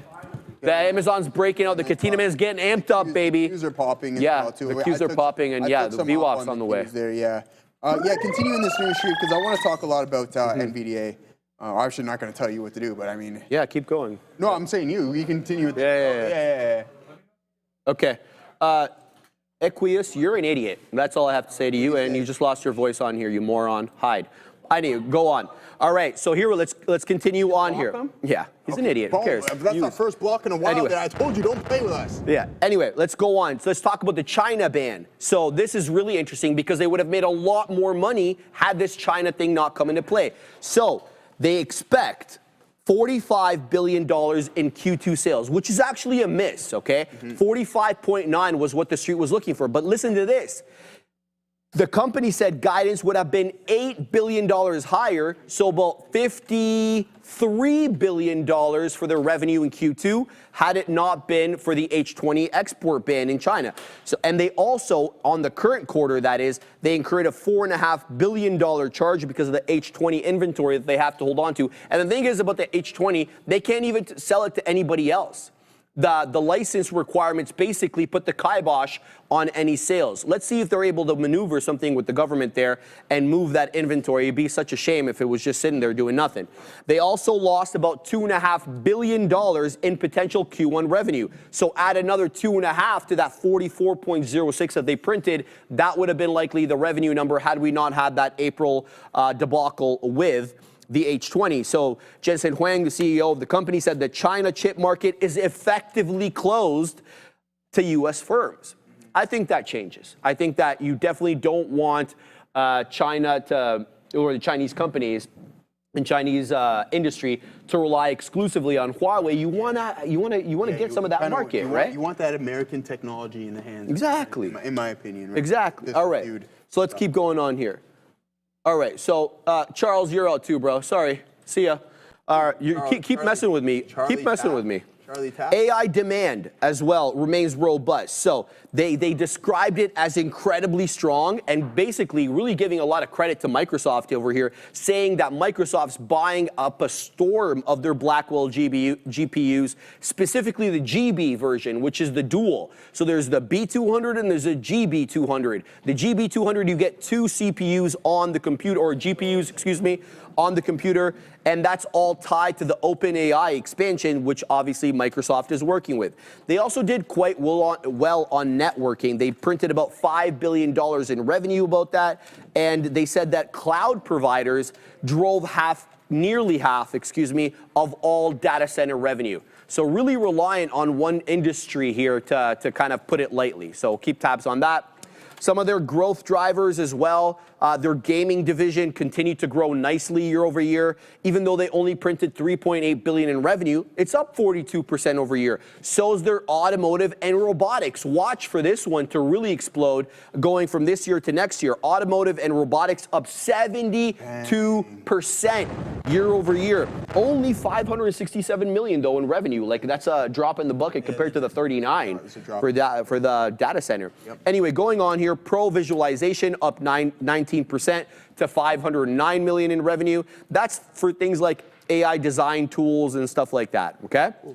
And they also, I think you'll like this one, Joseph, they bought back $14.1 billion in shares, and they paid back. You know I like a share buyback. I know you do. I know you like dividends as well. I love a good divvy. $244 million in dividends, and it's a growth company. There we go. So not a bad look at all. All right, so we'll keep an eye out on that. I love a good divvy. All right. D-Loaf's making me chuckle in the chat. Okay. Oh, I had some things to add as well. Go for it, baby. About, Go for it. Some NVIDIA as well, guys. Sure. We love this name. Talked about the golf deals. But anyways, I don't know if you touched on this yet, Sharif, but the Blackwell lineup alone will generate nearly $98 billion in sales in the current fiscal year, ending in January, that is. A further $119 billion next year, according to consensus estimate from Visible Alpha there, guys. So again, in the big 4 hyperscalers, that would be Microsoft, Amazon, Google, Meta, and Meta. Analysts expect combined spending by those 4 alone to top $345 billion this year. That's up 41% from last year, according to Visible Alpha as well. And I know you're really gonna like this one here, Sharif. Let's hear it. Is this right here. So this is some of the current deals. I wish I could make this. So this is some of the current deals that that Nvidia has struck. This is this year. So from a gigawatt standpoint, Humane 1, and then you can see us continuously climb higher. And then the UAE definitely topping all there. So that's some cool stuff. It's crazy, bro. Yeah, exactly. It's more than Stargate. Yep. What the bad word? Exactly. So this is big stuff there. Big, man. Yeah, for NVDA. And I was listening to some analysts last night. Surprisingly, they were slightly bearish on the underlying asset. I'm like, wow, okay, that's very, very interesting. We know that Nvidia is not growing at the rate that it was a couple years ago. That's just not sustainable. But it's still growing at a substantial pace. And I still like this company, especially the Gulf deals that we're seeing. And you can see just from the infographic that I displayed to you, the UAE, the largest of everything that they got going on right now. So shout out to Tuan Vo. What do you say? 1,000 UN, baby. Appreciate that. Thank you very much, Tuan. You retracted your message, though, brother. So there's really nothing that I can. I accidentally deleted my super chat, he said. Well, tag me again. You don't need to send another super chat. Just tag Joseph or I, and we'll answer your question. I think we did miss his first super chat there. Well, no, he deleted it. Look, scroll back up. Message retracted. Oh, go to. Oh, there was another one? Go to fan funding. Sure. Let's go to the fan funding. Yeah, one sec. And you'll see. I think you'll see that we missed one there. MLGO seems to be running. Yeah, okay, micro algo. Okay, so I'll pause for a sec. Let me have a look at micro algo. Then we'll talk about CrowdStrike, or not CrowdStrike. Sorry, Salesforce. So MLGO, one that we've. Oh, thank you for this. All right. So now we've got something to look at here. MLGO running. It's up 15%. It's a repeat offender. So we know how this one does. Look, all I see right now, Tuan, is the hold up at the 10. So bull flag number 1. There you go. Each bull flag is created differently. Some have prolonged areas of consolidation. Some, it's 1 or 2 candle pullback on the 5. Everyone's created differently. Here we go. We're at the high of the day, 169er. Look for a second bull flag continuation, maybe into the 80s, and then a period of consolidation, maybe into the dollar, and then a period of consolidation or the $2 area, a little bit below that. So look for the breakout here. MLGO is going to move on the side chart for sure. For sure, we're going to keep it on here. And who are we going to take off? We're going to take off HKD. So MLGO, it goes. And once we're done the news, we're going to be looking at that one. But good luck. Thank you for that, Tuan. Let's just go back to live chat. There we go. All right. So let's continue on the news over here. We're going to talk about Salesforce. So obviously, CRM, which is the ticker, is down on the day. At least last time I looked, yeah, 5 1/3% right now. Not a good look. The report wasn't that bad, to be fair to them. EPS, 258, beating the 254. So bottom line, beat their revenue, 9.83 billion versus the 9.75. Top line beat, you've got top and bottom line beat there. Revenue also grew about 7.6% year over year. But net income, here's kind of a bit of a bad part. It held flat. Not like it dropped, but they only printed about $1.5 billion only, I should say. $1.5 billion of profit on the quarter. That was the same amount of money they printed last year in profit on the same quarter. So no growth there. Now, with respect to the guide, let's talk a little bit about the guide over here. If I can just adjust this a little bit. There we go. The guide was okay as well. They give a bit of a range for Q2 EPS. They're guiding 276 to 278 on revenue of 10.11 to 10.616. Excuse me. So both are ahead of estimates. Both the EPS guide and the revenue guide are ahead. Full year 2025 guidance as well. They're guiding about 11.27 to 11.33 in earnings per share. That's their profitability metric on revenue of 41 to 41.3 billion, implying about an 8 or 9% top line growth. That's pretty healthy as well. And the outlook, their guide, that is, includes contribution from AI tools like their agent force. We'll talk about that in a second. But management did flag weakness in marketing and commerce segments. So it's not all sunshine and rainbows over there. They do have some issues in marketing and commerce segment. Now, they made a strategic acquisition here, Joseph. They acquired this company called Informatica. All right, so what is this all about? Well, it's their largest acquisition, Joseph, since 2021 when they acquired Slack for about 27.1 billion, which pissed off a lot of investors. And there was activism there saying, yo, get rid of this M&A division that you have. You're spending way too much of the company's money. Start focusing on what you're doing. So they paused M&A for almost 4 years. This is the biggest deal that they've done since then. So the deal is aimed at enhancing AI and data management capabilities, especially, guys, for the cleaning and the prepping of enterprise data. I don't know they have to clean and prep enterprise data. Analysts did call the acquisition reasonably priced and easier to digest than past M&A. Hint, hint at Slack, guys, right? They go on to talk about their AI momentum. They say that Salesforce launched Agent Exchange, a marketplace for AI agents. We've been talking about agentic AI a lot on the show and in the morning as well. That's one of the themes, I would say, for AI in 2025, as well as robotics. But robotics, you feel a little bit more down the road. They also internally deployed, so within the company, they actually deployed Agentforce, and they say it saved them about $50 million by reassigning about 500 customer support workers. So jobs, sadly, that would have gone to 500 different people were done by AI. And, you know, however you want this cookie to crumble, let's just be honest, maybe there won't be mass layoffs, but there won't be mass hiring because jobs are going to be done by, yes, AI, agentic AI. So that is usually a bit of an issue there. Anything you have to add, Joseph, while I set up for the next one over here? No, I'm just sitting in this trade here, guys. I know a lot of people were talking about kind of an inverse correlation between Bitcoin and MSTR. MicroStrategy is starting to pull back in here as well too. I'm liking this bearish kind of sentiment here in Bitcoin. Just because I mentioned it's going to give me an opportunity to get involved with more and more. We need more, and that's my game plan. Yeah, overall market starting to pull back. Tesla hovering around those low, close to the lows anyways. Looks like it wants to move back in towards that realm. So just be patient on that. I don't know if there's going to be an ad opportunity here just yet, but we'll keep our eyes on everything, Sri. All right.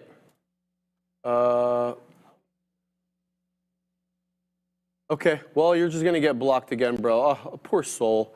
He's just tagging me with vitriol. Bro, you're just gonna get blocked, sweetie. You poor soul.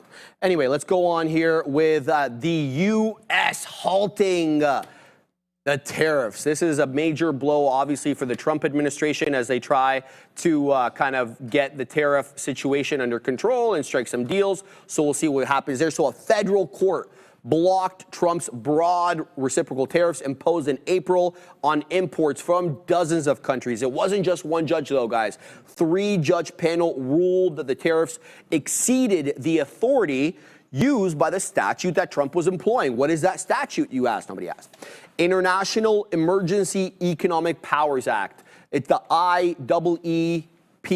So the court issued a permanent halt, not an injunctive relief here, permanent halt, and barred all future modifications of the tariffs in question. So basically, you can't adjust them, you can't amend them, but you got 10 days to basically remove them and stop collecting money from them. That's what part of the order as well. Some of the impacted tariffs, the impacted and the excluded tariffs. Let's talk about that. So the block tariffs are going to range in percentage from 11 to 84 on global imports. We're talking about Mexico, Canada, China, the gauntlet. That's what's included in the ban. Now, what's excluded, Joseph? Steel tariffs, aluminum tariffs, they remain unaffected. They stay in play. Why? Because they were not justified under the IEEPA. It was a different statute, so they don't form part of the judgment. So the aluminum tariffs, steel tariffs remain in play as they were. Nothing changes there. So what was some of the legal fallout from some what happened here? So it's a major setback, as we know, to Trump's America First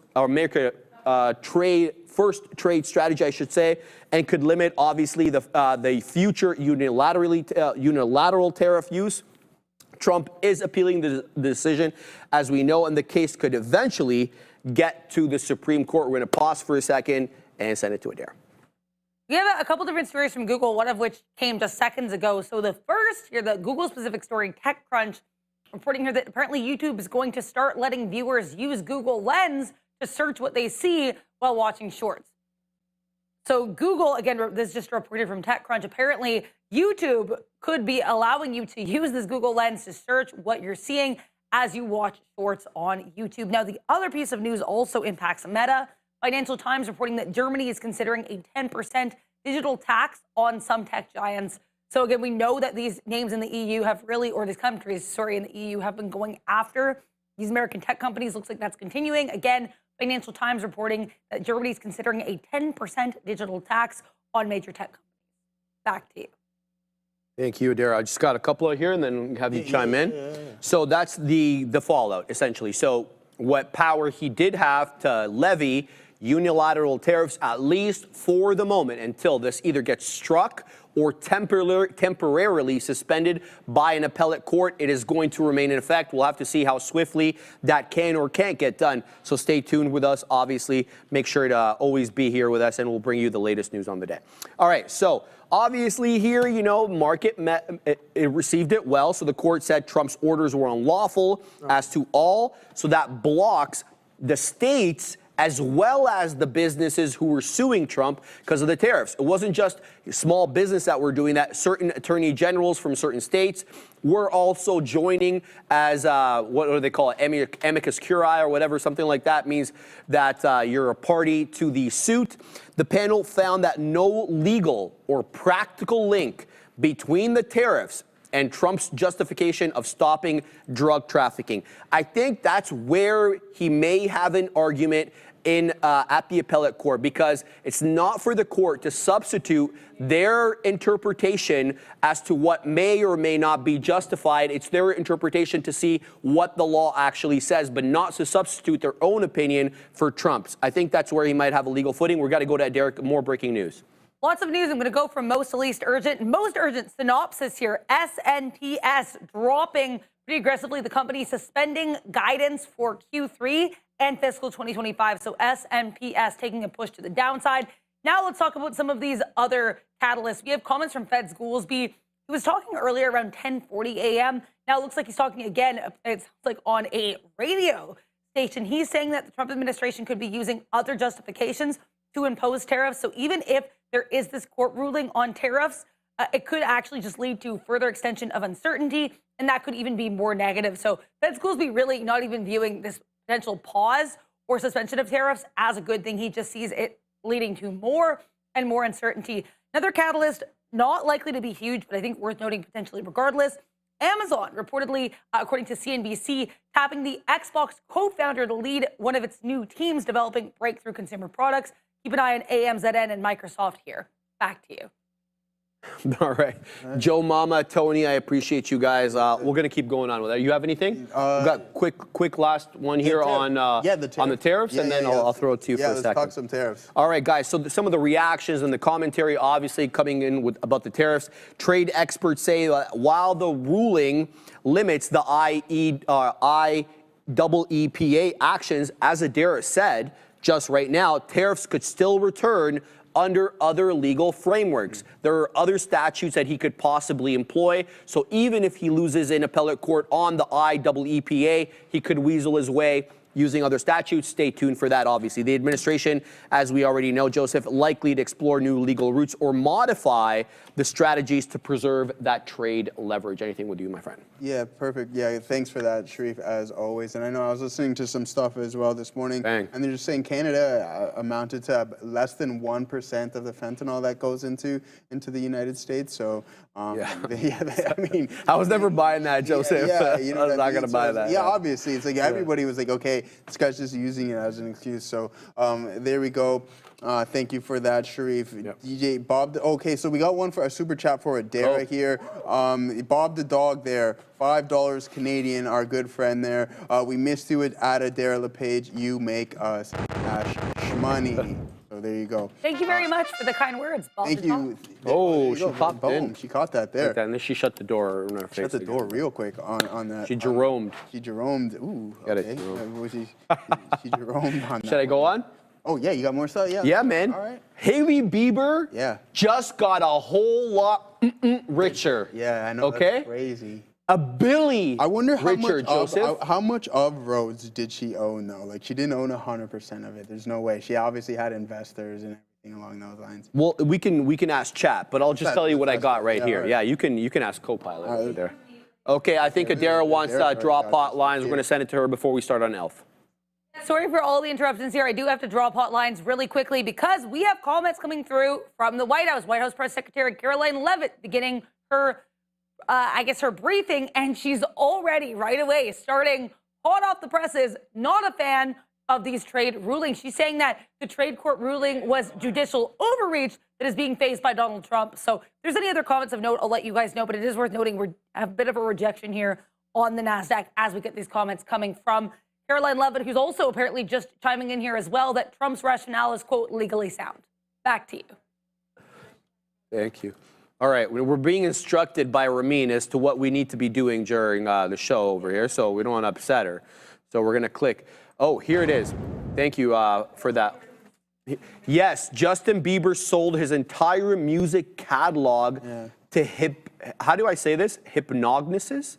Hypnosis? Songs called Capital in 2022 for I did hear about this actually, Ram. 200 million. TMZ reports that the sale was made because Bieber was on the verge of financial collapse. I did actually hear that.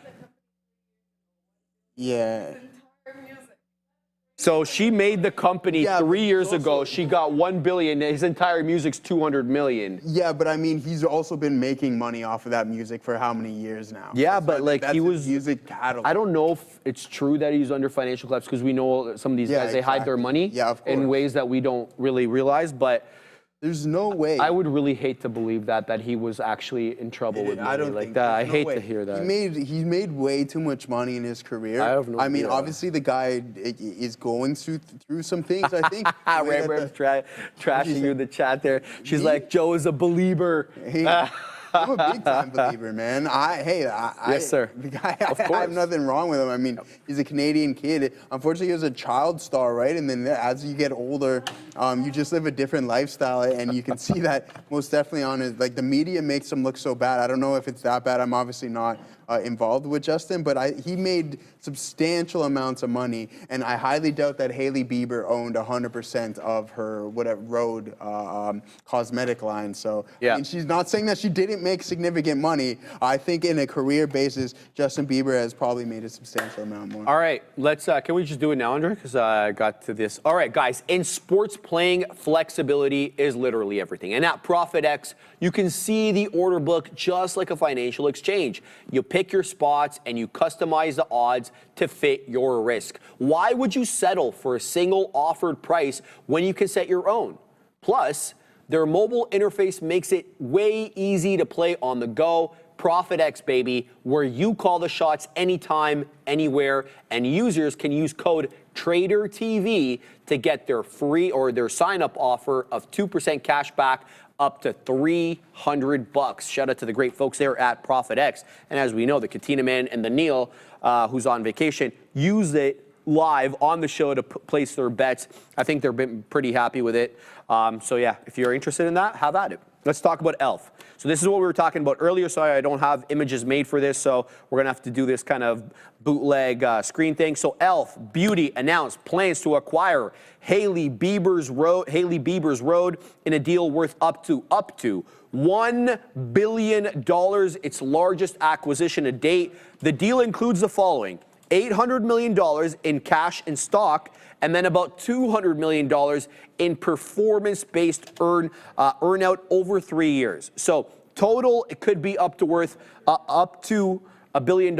And we know if she's going to get stock, the stock of ELF can go down, so it might not be $1 billion. But anyway, it's a great deal nonetheless. Wow. It's expected to close, Joseph, in Q2 of 2026. The deal strengthens ELF skincare presence and brings in a higher income customer base. I guess it's expensive makeup. I have no idea. Yeah. So why does it make strategic sense for ELF? So Rhodes actually grew to $212 million in direct-to-consumer sales with just 10 products in under 3 years. That's crazy. That is crazy. That is crazy. That's crazy. That's like Kim Kardashian-esque right there. Yeah, that is right? crazy. Driven by Bieber's brand power, obviously, Rhode will expand into Sephora stores in North America and the UK later this year, apparently. And Hailey will remain the chief creative officer, overseeing product innovation and brand direction. You like to see that because if she was instrumental in the growth, you don't want to see it get all corporatized and weird. It's got to remain organic. So good luck for her. Now, how ELF did on how Elf, just one sec, how Elf did on the earnings here, Joseph, because it also reported, in addition to this news, 78 cents EPS, beating the 72, revenue of 333 million, beating the 328 expected, and net income grew 95% year over year, up to 28.3 million, and revenue rose 4%. But there is tariff risk, as with a lot of the physical products. That's because 75% of their products come from China. All right, currently subject to 30% tariffs, obviously with the planned price hike starting August 1st. So they are very much exposed to tariffs, Joseph. Yeah, for sure. And I mean, I was curious to see how much stake she actually had in this. So apparently she owned around 50%, which, I mean, she could earn approximately 400 million from the 800. Pardon me? What, you think she owns more, Ramin, than 50%? Beef. There's beef happening beside me here. Oh, yeah, it's not fully disclosed of how much she actually owns. Yeah, exactly. But they're saying that she approximately owns around 50% of it, which would be around 400 million from that 800 million cash that they're receiving. So, I mean, yeah. I mean, talk about... She said, yeah, she can be the majority owner. Hold on, let's do this to her.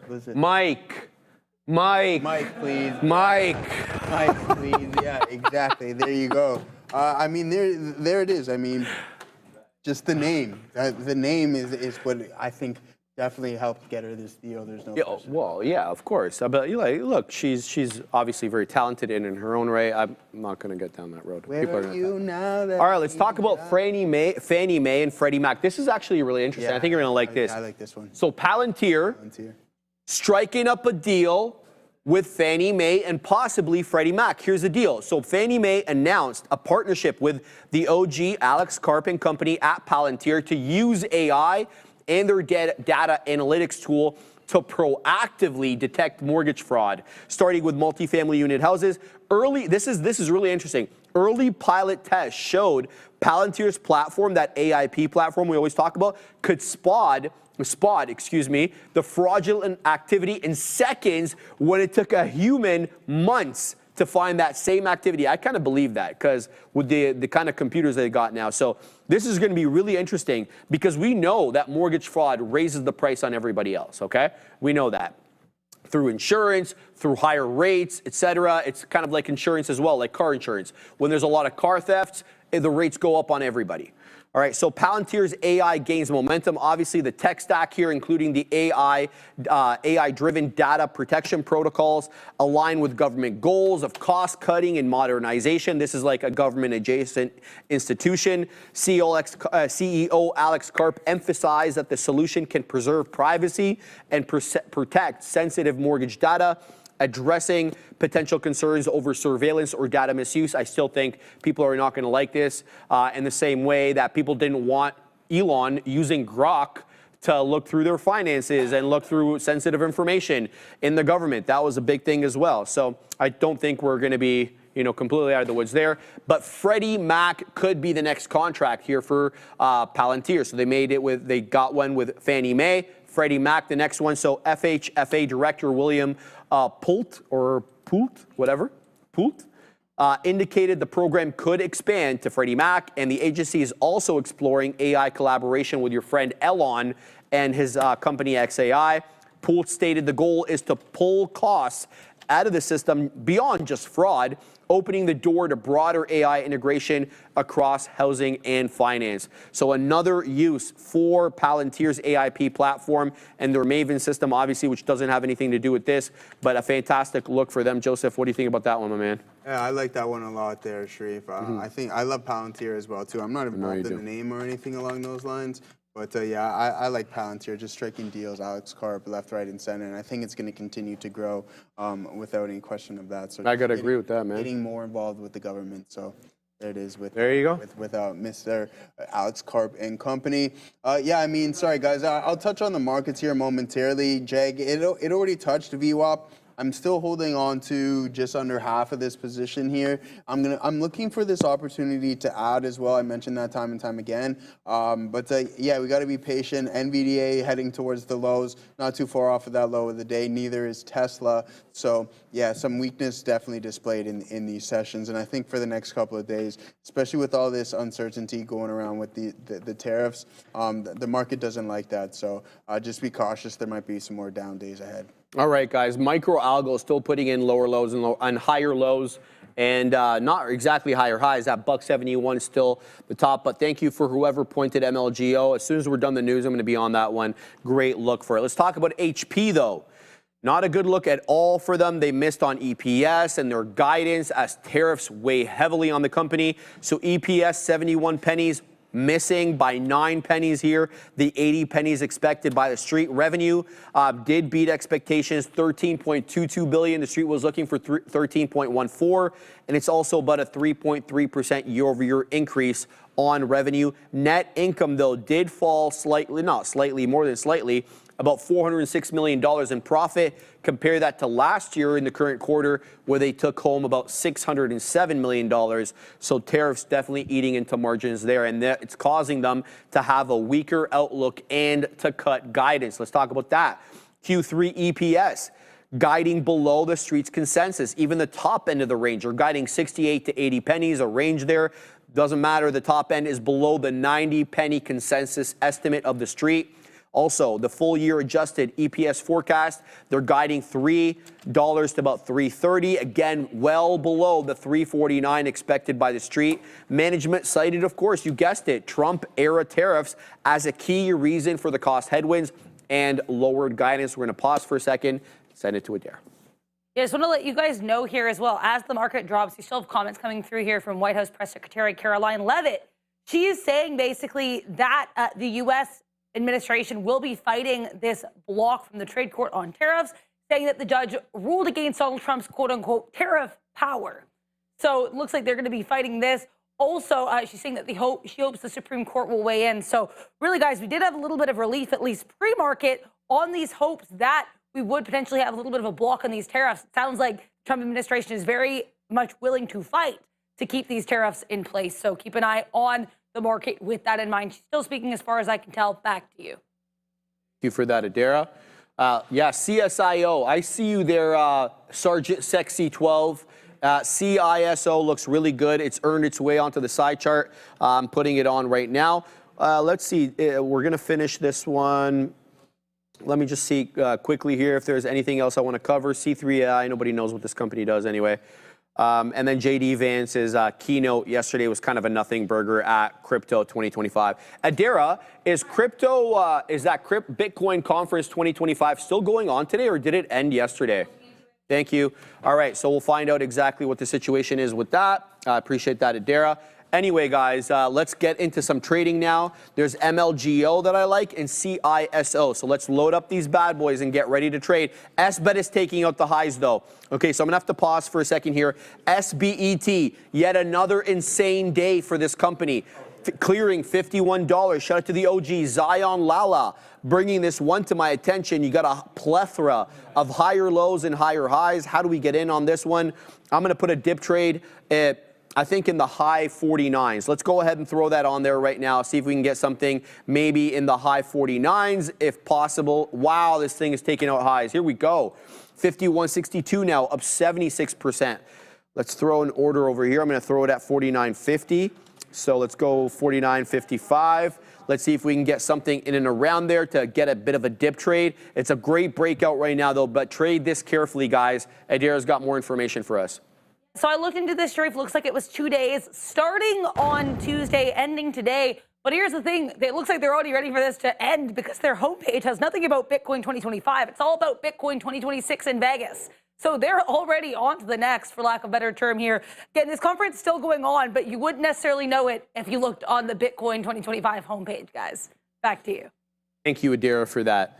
All right, guys, so that's what I'm keeping my eye on right now. We're going to take off some others as well. NTCL, we're going to put MLGO, keep that on the side chart as that just pulled in a little bit. So I've set up a dip trade here on SBET, a little bit below that $50 area. I'd like to see if I can get a money fill in the mid-40s, mid-49s. It's a 51.62 high a day right now, and it's showing me 40s on the ask side of the level 2. So we'll see how this one does. Let's load up also here, sorry, Joseph, CISO. Let's see what this one is up to. It's trading about 3 pennies off the high. I could pick this up at $1.40 to $1.42. Let's throw some orders. So we're gonna wait. First area at $1.42, and then we're gonna wait for the other area that I did in the high 38s for a possible money fill. So that's that one. Let's load up MLGO as well, but we don't want to take off GIVO because we're still involved in that. MLGO, Micro Algo is the ticker. That just got to a high of the day of a 171. It dipped down though into 162. Is this a money fill here? Well, current bar low is 160. I'm going long right here, and we're going to give it to 159. Simple as that. So let's go ahead and throw that on there, and then simultaneously we'll have to throw some profit takers for a move up, because you know how these ones act. They're around for a good time, not a long time.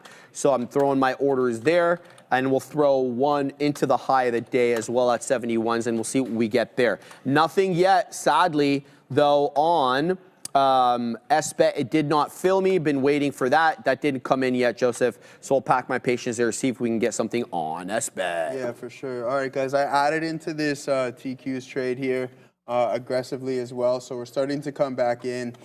We got to hold this base. If not, I might just hop out of this and then reassess the situation to see if we can continue. I mean, Amazon's really starting to pull back, and the likes of some other big names. So that's not too good of a look right now.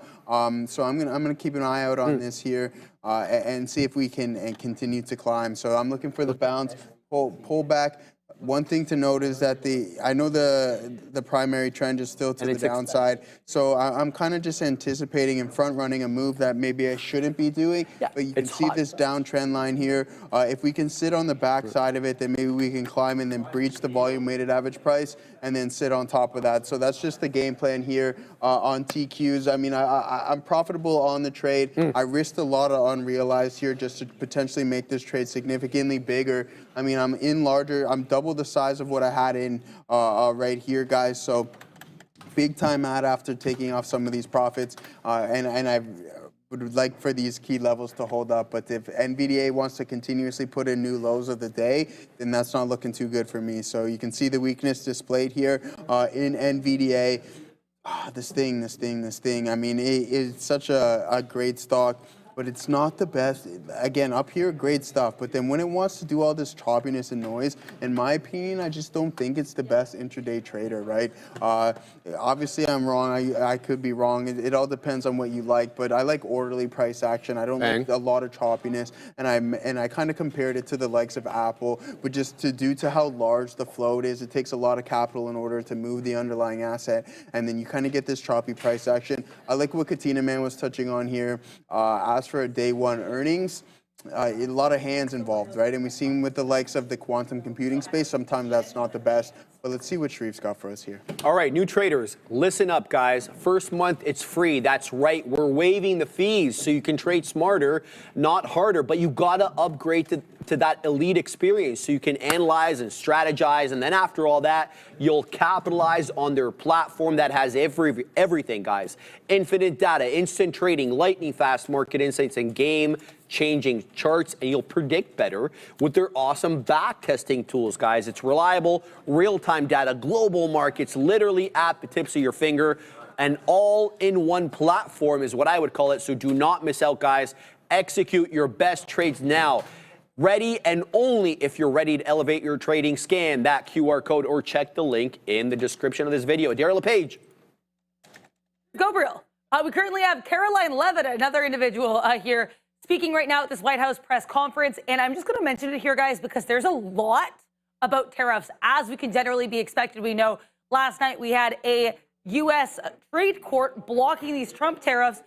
basically what she's saying here is that apparently they're reviewing other avenues for trade policies because, as was alluded to earlier via some comments from Fed's Goolsbee, this is not the only avenue that Trump has to get tariffs across. We do have Caroline Leavitt saying that President Trump has other authorities for his tariffs. She said that the U.S. trade policy will continue and that other countries are continuing to try to negotiate with the U.S. So basically, lots of trade talk here. Also, Caroline Leavitt, we're just seeing now, giving us a little bit more insight reportedly into the conversation between Donald Trump and Fed Chair Powell. In case you missed it, we had confirmation from the Federal Reserve earlier today that Powell and Trump met today at Trump's behest. And we have Caroline Leavitt saying that apparently Donald Trump told Powell he's making a mistake by not lowering rates. So this is kind of more or less what we had the talk here from, I guess, from the Federal Reserve as to what Powell and Trump said. We know that apparently the discussion was just kind of focused on inflation, et cetera. Yeah, sounds like apparently Trump directly told Powell that he's not lowering rates is making a mistake. For the record, we went over this earlier in the Fed Watch tool. We're not expecting a rate cut till at least September. Back to you.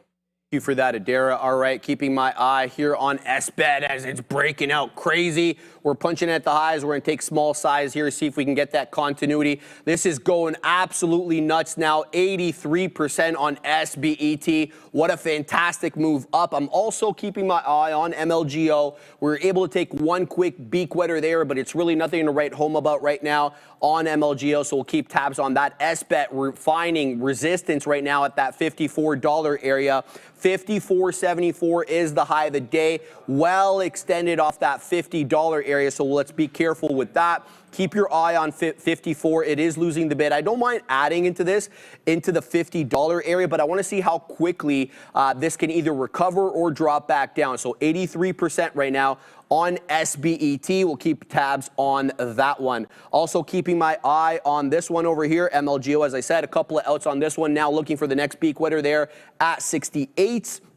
I didn't get anything, sadly, on the dip trades that I've been waiting for here on CISO. This one is stair-stepping up. It's not got the greatest amount of volume on the day, to be fair to it. So I've left my orders there at where I perceive there to be technical support, but yeah, I'm just, you know, if it doesn't let me in on the dip trades, I'm not gonna chase this one at the top, to be quite honest with you. So continuing to watch MLGO as it shows me 68 on the bid, but does not fill me. So I'm gonna keep my eye on SBET. That's where we've got a majority of the position in now. So let's see if we can get a little bit more there. And so we'll zig and zag a little bit here, Joseph. So we got 54.13s on. So we'll throw in a couple of orders there, maybe in the mid 54s. See if we can get something a little bit up there, but it's going to have to hold out that breakout area above $50. Right now, the current candle is not to my liking. It's basically an engulfed candle. So the candle prior to it goes into the high day at 54.74. This one south of 54 coming in to that $54 level, 53.70. So we'll see if we can get something to the high side here, Joseph. Yeah, absolutely, guys. So yeah, Jake, I see you're long the ES, as well. One thing to note, we are still in this downtrend, so until we sit on top, I mentioned that I am front running this, so don't necessarily just mimic what I'm doing, obviously, ever, because you got to come up with your system. I'm not saying that you are, but you got to understand kind of my thought process on this one here. So that's why I added aggressively, looking for the crack of this trend and hopefully a recovery in some of these names. Joseph, have a look at IMNN 5-minute chart, so similar chart pattern could be expecting a bull move. Did you just go over IMN? No, I didn't actually. Yeah, okay, all right, I'll pull it up there. Yeah. I didn't know if you went over it. No, okay, so this is definitely Sharif's world here, guys. We're running into like a $2 ticker. The liquidity issues on the lower time frames are definitely displayed. You can see that, I mean, it hasn't been trading horrible. Not something that I personally trade. Immunon, I'm not overly familiar with the company, but I mean, it's not looking absolutely horrible. I mean, this type of price action isn't necessarily that I would want. You can see all these intraday gap ups.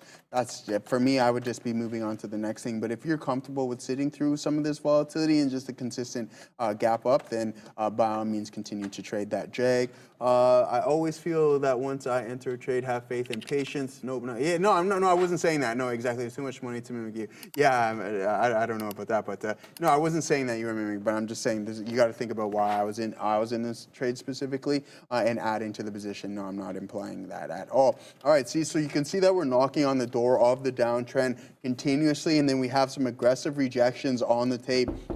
I mentioned once we crack this, I have to get out of the trade and trying to figure out what else is going on, if there's going to be any potential other longs here on the day, or is it time to head into pullback territory? I mean, the market's been in a monster run for the past month, so I wouldn't be surprised if we get somewhat of a sentiment shift and then we start looking for those shorts. And that's something most definitely I'm trying to improve on in my game, is just getting that ready to flick that switch when time is needed. But there it is.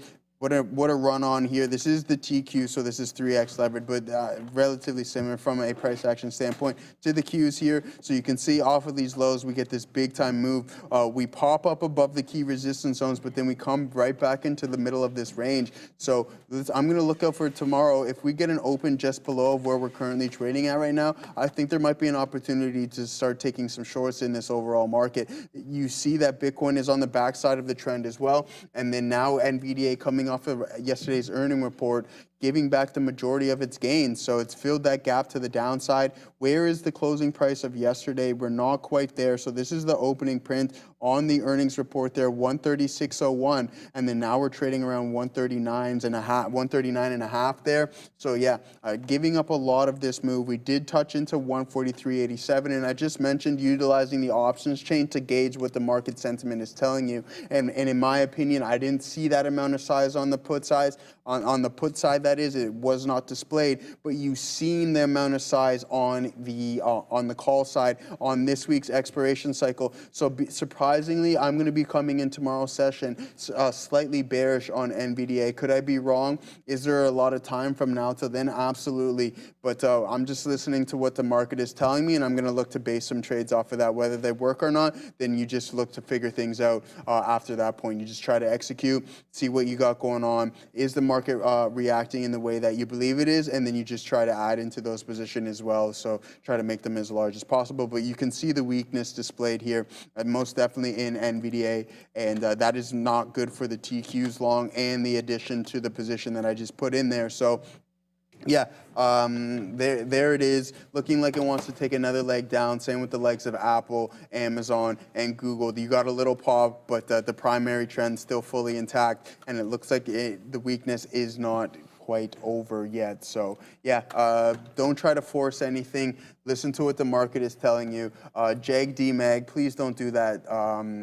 It's slightly annoying, in my opinion. I'm just going to remove that there. But yeah, please don't spam the chat like that. ORIC, we can take a look at it, but if there's not much going on because of your actions there, I'm not going to put too much into it. So, okay, so you're getting a breakout. Is the volume supporting this breakout? Has it started to step up how we would like to see when we punch through some key resistance zones? You can see that we are forming these consistent higher lows. Positive sign there, punching through that opening high, or sorry, not the opening drive, but the daily high, rejecting it a little bit, but it looks like it wants to be sustained.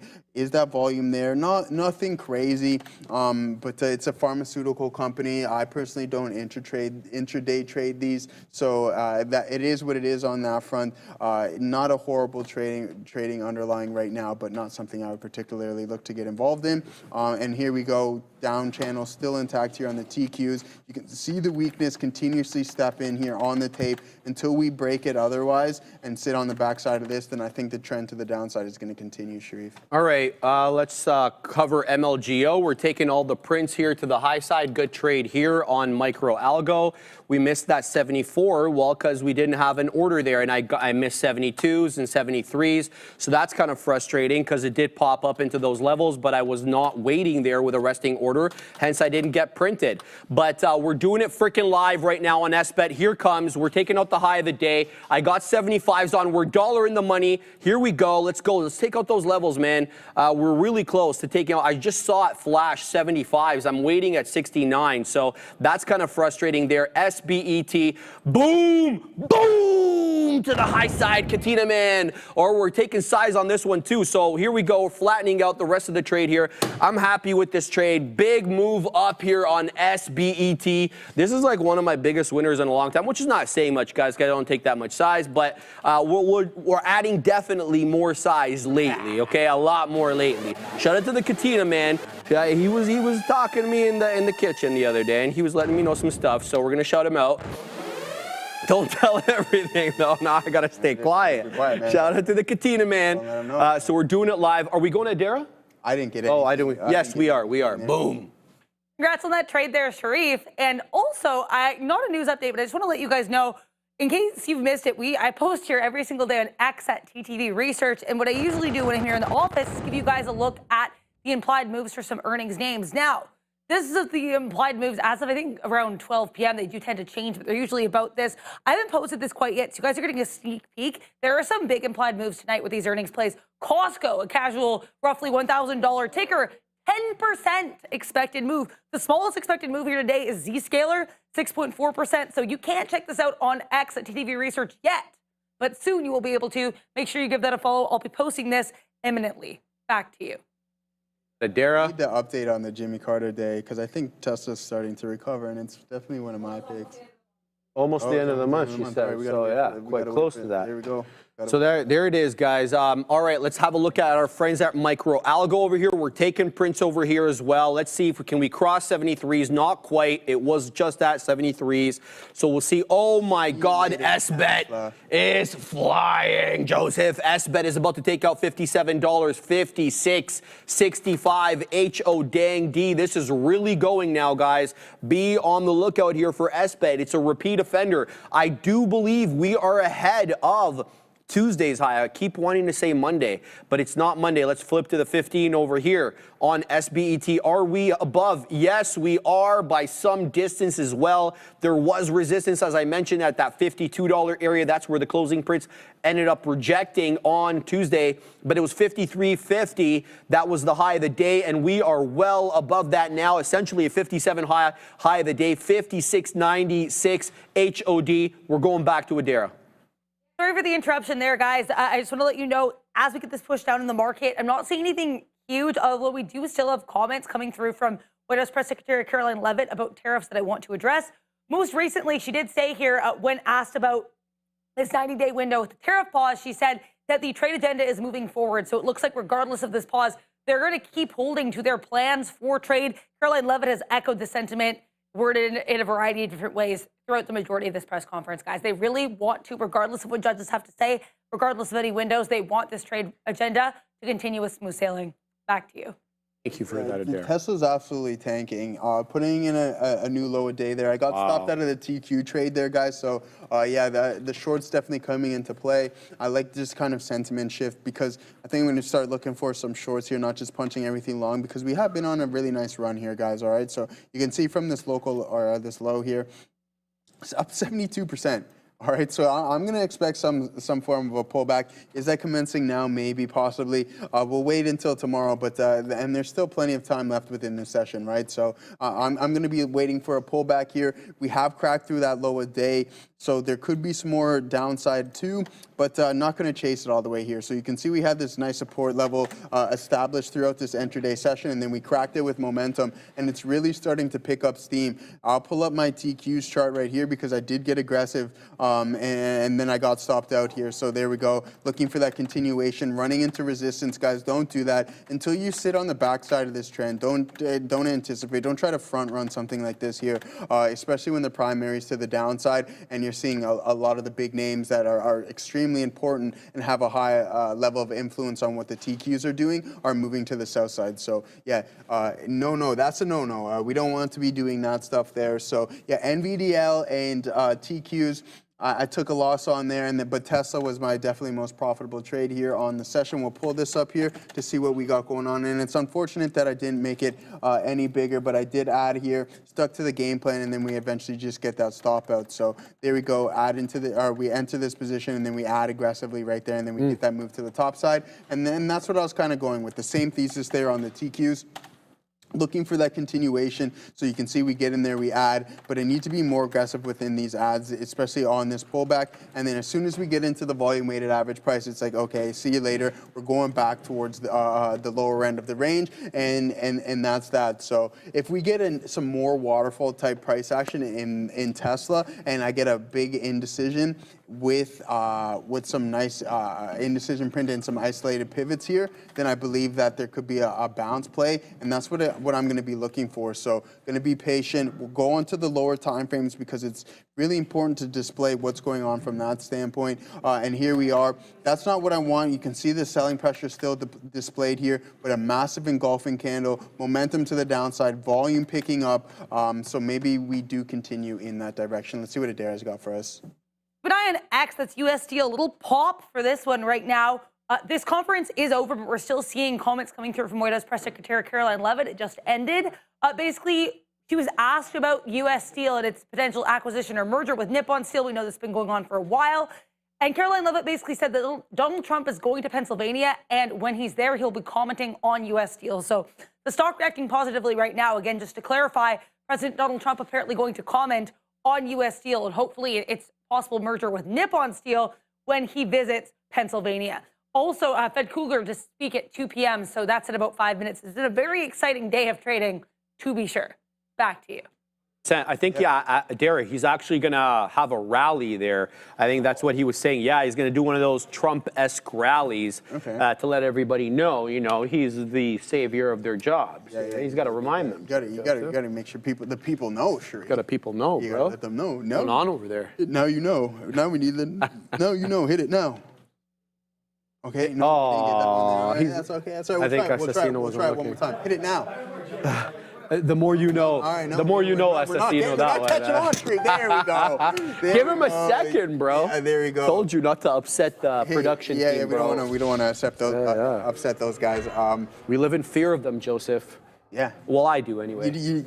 I live in fear of the production team. They can make us look good. They can make us look bad. They can put flattering angles, not flattering angles. They hold, a lot of the cards here, Joseph. Yeah, and they're definitely close to their chest. I mean, yeah. I love to talk smack, bro. Joseph, what the hell is happening over here on SBET? I want answers, Katina, man. It's over 100% now. 60-50. This thing is on one, making my trade look like absolute trash. Oh. Look at that move up. There's yet another short squeeze happening here. If you, dude, can I show you exactly what I'm talking about here? You want to see the short squeeze in real time? Yeah. Let's put SBET. Let's throw the 5, which we are. Yeah. Let's move back, not to yesterday. This is what happened. This is real, Joseph. This was $12.50. Then right at 8 a.m., somebody got squeezed. Huge. Bigly. Look at that. It popped up to $35. That's a real print, dude. Yeah, that's okay, off that 12. So somebody had a monster short position, probably got margin called right there in the pre-market. That's a nice thing to wake up to, eh? Yeah, you wake up, you open up your eyes, you're finished brushing your teeth, you get that notification on your phone. Margin call. Margin call, boom. Boom. Liquidity. To the high side. So anyway, SBET, the real deal, guys. It's a multi-day runner. It took a bit of a day off yesterday. It didn't really give much back. This is yesterday's price action here. Katina, man. Are you short anything, Katina, man? The Katina man's short Nvidia at these levels, and he's already printing up a storm. So we're going to shout him out there. As you can see, the money's flying from the sky there because the Katina man's shorting up a storm, right? A lot of storming. Anyway. Well, that's the thing, right? So, guys, and I want to talk about this a little bit here because I know we have. So, again, we talk about high levels of open interest and how they come into play. You've seen that NVIDIA exceeded the expected move yesterday, but look what happened preceding today's session. What happened? We can't even hold those levels, right? So, yeah, exactly. Come on, man. Come on. This is how we do it. That's how we do it. We gotta tell them, man. That's how we communicate here. Exactly. It's our language. We gotta tell them what's going on. 140, 114,000. We had a high of around 143, just under 144. Now this is growing. I mentioned this. I go and check my X post from this morning. The size on the calls are starting to increase. That means the way I'm perceiving this is that the hedging is starting to increase as well too. And now we're starting to see that downward pressure. Yeah, you can be buying those out the money calls, but they're so far offside, and you have to think about the expiration cycle as well too. Focus on that. Are we going to get back to 145 by the end of the week? That's tomorrow.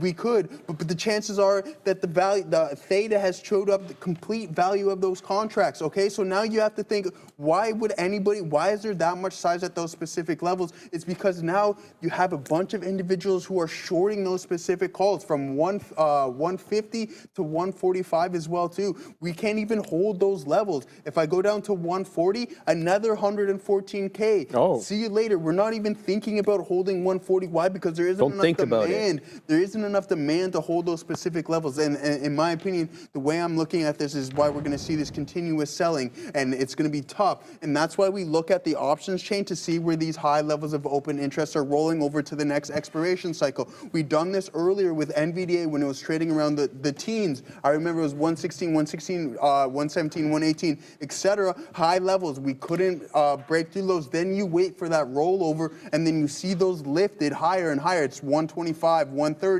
and then the following week we've seen it lifted higher, and then now this week we're seeing that it's around 140, 145, and 150. Until we've seen those continuously lifted higher, Nvidia is going to struggle to break and hold these levels, and that's exactly why I was referring to holding somewhat of a short bias if we couldn't claim these strengths. Joseph, you know one thing I've been asking you a lot about, especially from the options perspective, Joseph. Which one I've been asking you about? It's a CoreWeave. I've seen it. Yeah. You seen that? Oh man. Oh, okay. Hold on. That's a 5. That's a 5. Let's switch to the daily. Yeah. If we close at these lows, Joseph, and we break yesterday's area low. Okay, question for you. Question. So you explained theta to me, theta or whatever, very clearly, and I appreciate that. So now, I got a follow-up question. Say I get calls that are longer dated. Let's just say, for the sake of example, you're bullish now. No, sorry, my mistake. Puts, excuse me. For the longer dated. Yeah, for the longer dated puts. Okay. So say I get, just for the sake of example, something in September. Okay.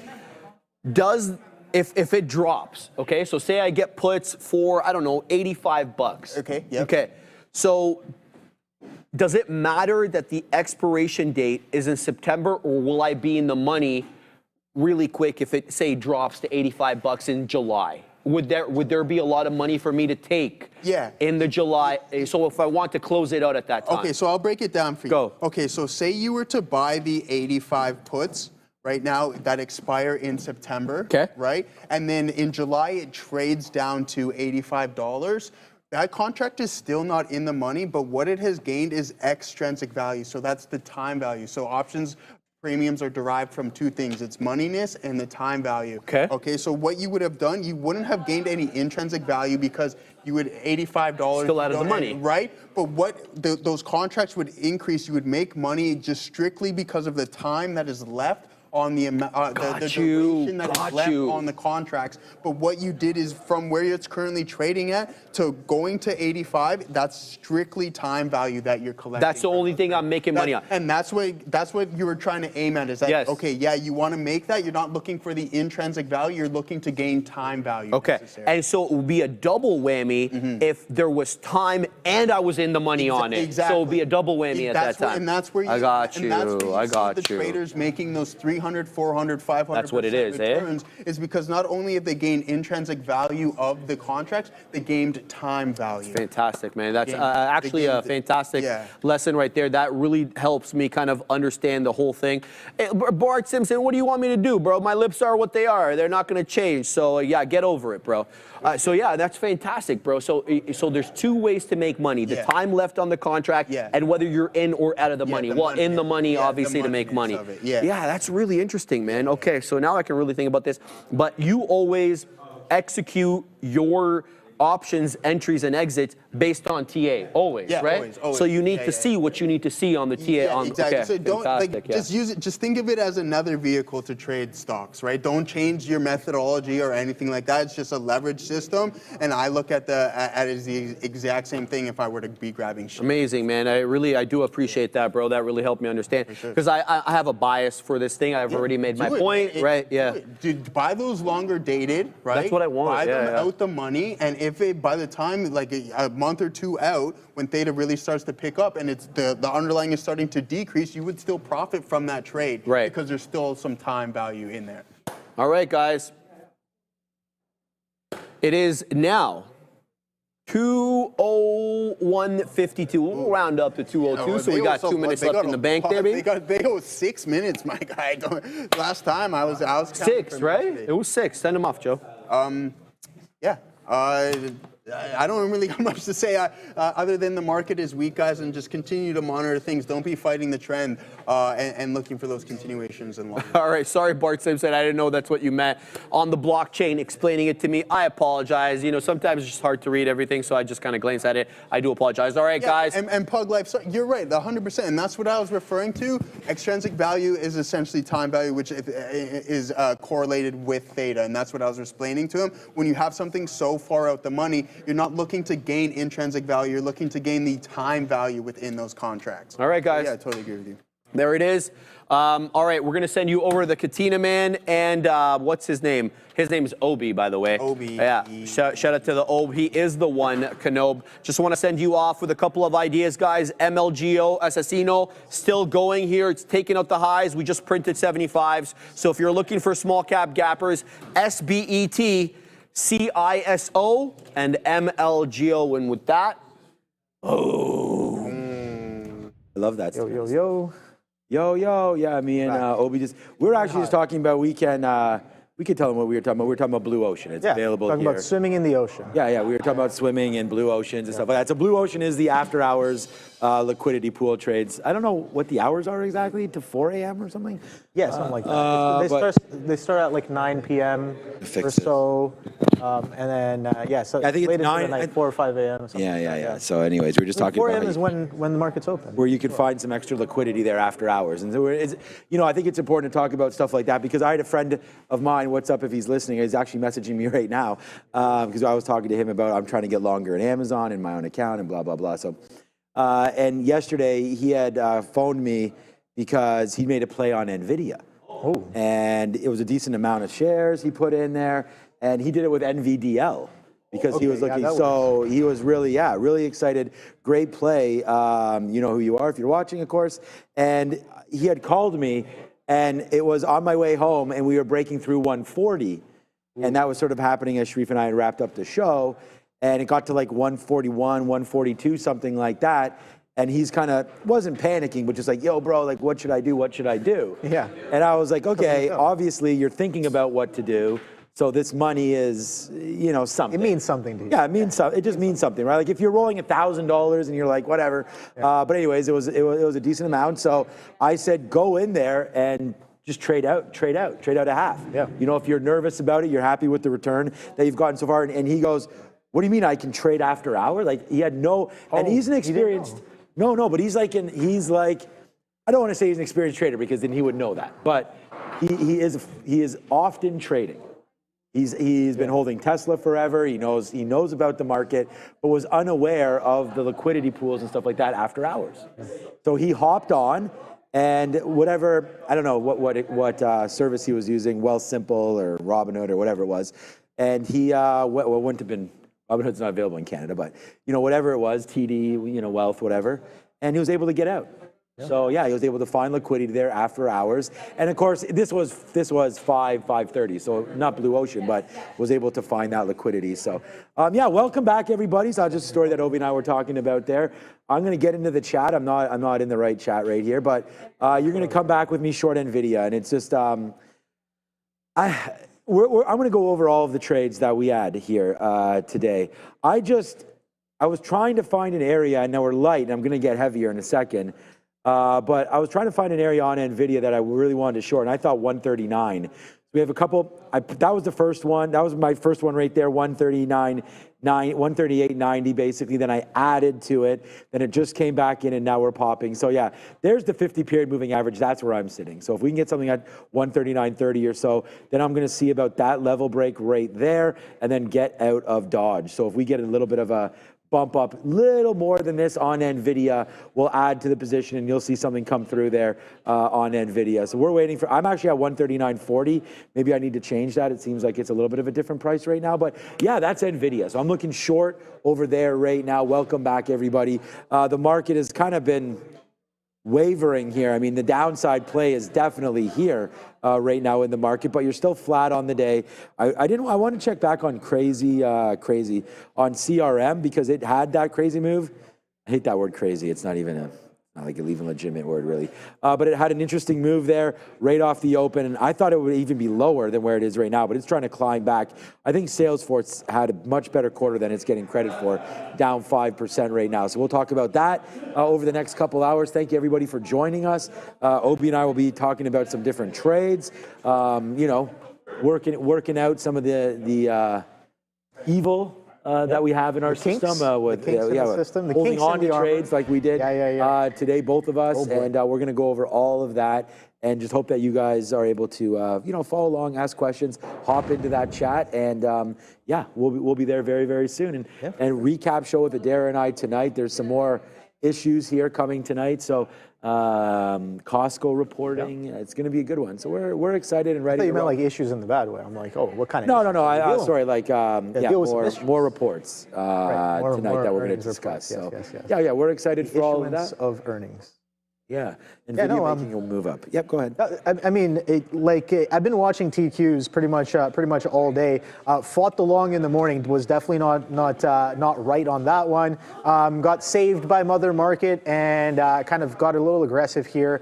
Pieced out a decent chunk, and then I was like, all right, well, if you're going to hold VWAP, and TQs are also holding VWAP pretty much all day, market's looking weak as well, I'm just going to get out here. Then we get a strong quadunk, chase a short a little bit there, because I'm like, all right, well, you know, I'm a little late. I'm like almost a whole dollar late, but I'll see if there's continuation. Remember that 140? I really like that 140 in the morning, and I was looking for that 140 hold. Guess what? The long trade actually comes in here. And I kind of went through, kind of dissected the action on Nvidia in the morning, because I don't think I performed very, very well on it. So I'm like, all right, if I were to take this in the most ideal way, how would I have executed? So that was a good bit of exercise there during the midday session. So I did a little bit of that, and then kind of just nothing too crazy. That short was I guess it worked, but no real follow through right away. So I got right out.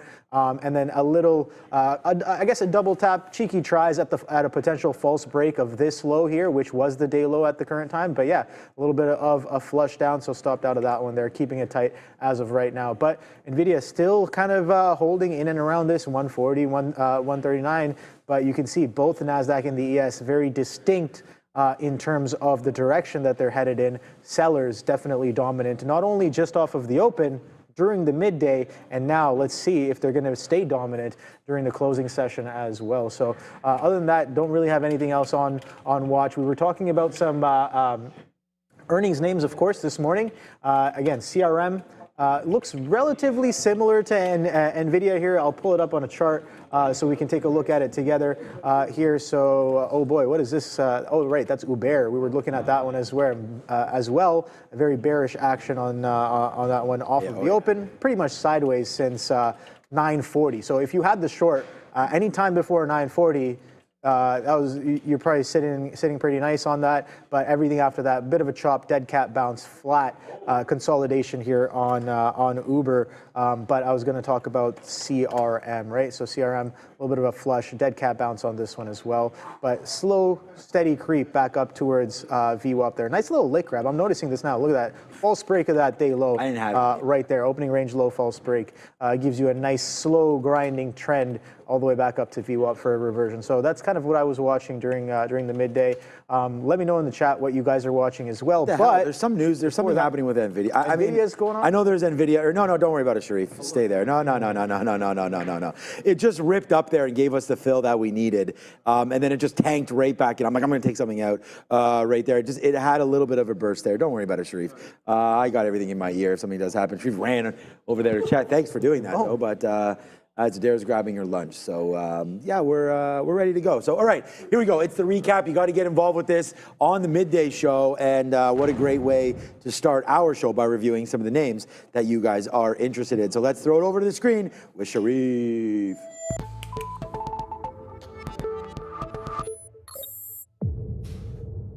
Welcome to the Afternoon Rundown, everyone, the show you decide what we talk about every afternoon.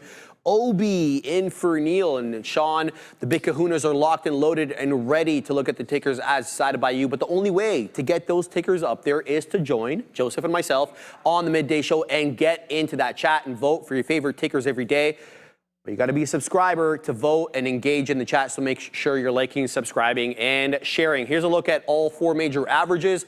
We are well off the highs that we gapped up into this morning, guys, with the Dow actually just going negative now, barely, essentially flat on the day. So the major average is really retracing here after, the courts paused the Trump's tariffs, at least for now. Let's look, though, at the first ticker as decided by you guys. TSLA still positive on the day, well off the highs, up 0.4%. The real headline today, nothing to do specifically with the company, guys. More about the CEO. You might know him. His name is Elon Musk. And he's going to be focusing a lot more on his companies and his role as CEO now that his stint with the U.S. government is done, guys. 135 days is the maximum amount he can work for the company, or for the government, excuse me, as that temporary employee. Yeah, interesting. Whenever Elon Musk is in the headlines, we got to talk Tesla and we got to trade a little bit, right? So it's had a nice little interesting move here lately. I just tried to go long. I'll talk about the trades we had earlier on. Those of you that were watching, we know about those. But there it comes into the level that I thought was going to be a bottom. We tried it a little bit. We got stopped out. We made money. Then we got stopped out again. So a negative experience rate here over the last time we traded it. All right. So Tesla started off the day pretty good, actually. Fell right back into the pre-market low. We like those levels. We were always waiting for oh, by the way, here goes Nvidia to downside. Nice win right now for us on Nvidia. 30 cents in the money on this short. You can see on the screen. We're hoping that it breaks through 139 though. Okay, so nice little bid there. Back up to VWAP, a couple outs, all was well. Then we got stopped out. Actually, no, we didn't get stopped out. We took a piece out. Then finally, we averaged it all the way back in. And then we were playing off this wick. That was the one reason why we got in. And that happened pretty early, 9:50. So we did let it settle down in the first 10 or 15 minutes, like we sort of said we would do today. And then it came in, and then we were playing off that. Eventually, it broke. So we were going to be running red. I think we were red at that point. We might have been about flat, I believe. And then we did pretty good again. As it fell back in, we got one stop out there, breaking through 360. It wasn't for all of them. When we took 360 again the other way, we went, whoops. Okay, so now there has to be something going on. Hold on, because now Nvidia, we just got stopped out, or not stopped out, sorry. We just got taken out at 139 right there. And then 1 minute later, it ripped right back, ripped right back, and we just got short. I'm like, am I getting filled again lower? But no, we got filled again higher on Nvidia. So, Obi, I'm going to deal with this. Yeah. But at the end of the day, Tesla, it looks like it wants to head lower. So does the market. So yes. We'll see if Tesla can go red. Yeah, I think, well, it's pretty much red right now, but red on the week, not yet. It still hasn't broken that week low just yet. Week low, you can see right here. Tuesday, we started off pretty low here. Week low is all the way down at 333.22 right there. That's the opening. Actually, no. That's Friday, sorry. I was like, all right, that doesn't make sense. Right here, so 346.70-ish area, 347-ish right there. So that was that was Tuesday's action. I'm forgetting Monday was a holiday. That's why I got confused there. Right. So a nice little push there on Tesla. But yeah, pretty much consolidating within that range that we made yesterday, and a little bit of the end of the day on Tuesday. Nothing too crazy, but yeah, a little bit of a downtrend. Again, coming in line with both the NASDAQ and ES on Tesla today. So nothing too crazy just yet. I think Monday was definitely in play. Tuesday was definitely in play. Wednesday, Thursday, I don't know too much, but yeah, we'll see. But guess what, guys? Have you ever entered an order to buy or sell, and the price you got filled at is completely different from what you expected? Well, that might be called slippage. It happens when you're trading on an old or underpowered computer, and it costs traders a bundle. So that's why our friends at Easy Trading Computers created the complete guide to trading computers. This guide shows you exactly what technology you need to succeed as a trader and to avoid slippage. Go ahead and scan that QR code or click the link in the description to get a free copy of this guide. Back to Sharif. All right, guys, you might have heard of this company. Nvidia? Yeah. All right, guys, you're kidding. Up 3 1/3 off the highs, though. It was a fantastic report yesterday from Nvidia on the current quarter, beating on the top and bottom line. It was really the revenue guide for the next quarter that was a little light as a result of China. Otherwise, it would have been substantially higher. So you can see there where they beat. And then CEO Justin Wang taking the opportunity, guys, to sell about $800 million worth of stock. You can't really blame the guy. I mean, we're almost, I think, 4% off all-time highs. Oh boy, yeah. I'm short right now, and thanks, Obi, for covering while we cover some of our position. All right, so it's coming back in right now, so that's a good one. We're really happy with the way this is moving. Yeah, always dangerous to trade names post-earnings and even pre-earnings, and we'll talk about Marvell and some of the. What's up, Tyler Smith? You asked who's long Marvell into that print tonight. Me. Okay, so we'll wait to see here what's going on with Nvidia, but we're short, man, and we just got short again. We told you what we were trying to build up into this 139.60. I was looking for some short opportunities. There it goes, man. This is going to be a good trade for me here today. So yeah, good one. We left it alone all morning, right? We let it settle down. It looks like whenever there's a gap, you can play the VWAP, and that VWAP is held all morning and into the afternoon here. Again, we're nowhere near it now. It's at 141. So I'm going to cover a little bit more right here. So you want to get some O1s? There we go. We get some O1s. But yeah, so I want to be short this name. A little disappointing, right? We saw it this morning when it was up 5%, and the implied move yesterday was 6.7%. We never got going. We got up to 143, which I guess was pretty good. That's where we were in the pre-market.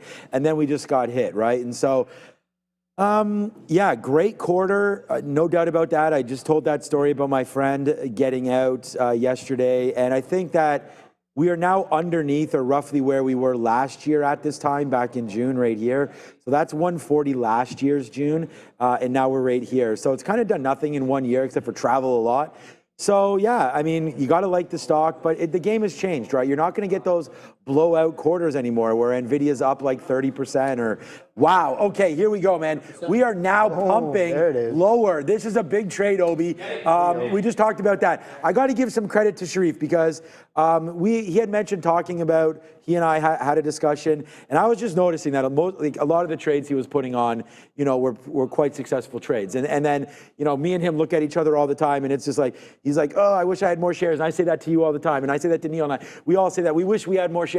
So I was just like, Sharif, man, just get more shares, And so it's harder to do. Just do it. It's easy. No, but remember what I said? Yeah. I said, like, I wish I had 500 Tesla down there at 360 when it popped up, But so it's like, until you, 1,000 maybe, as soon as you put the shares on and you realize that, hey, man, I'm just as comfortable with 50 shares as I was with 25. And then you become, okay, now I can't go back to 25, because I have that feeling again that I want more. Yeah.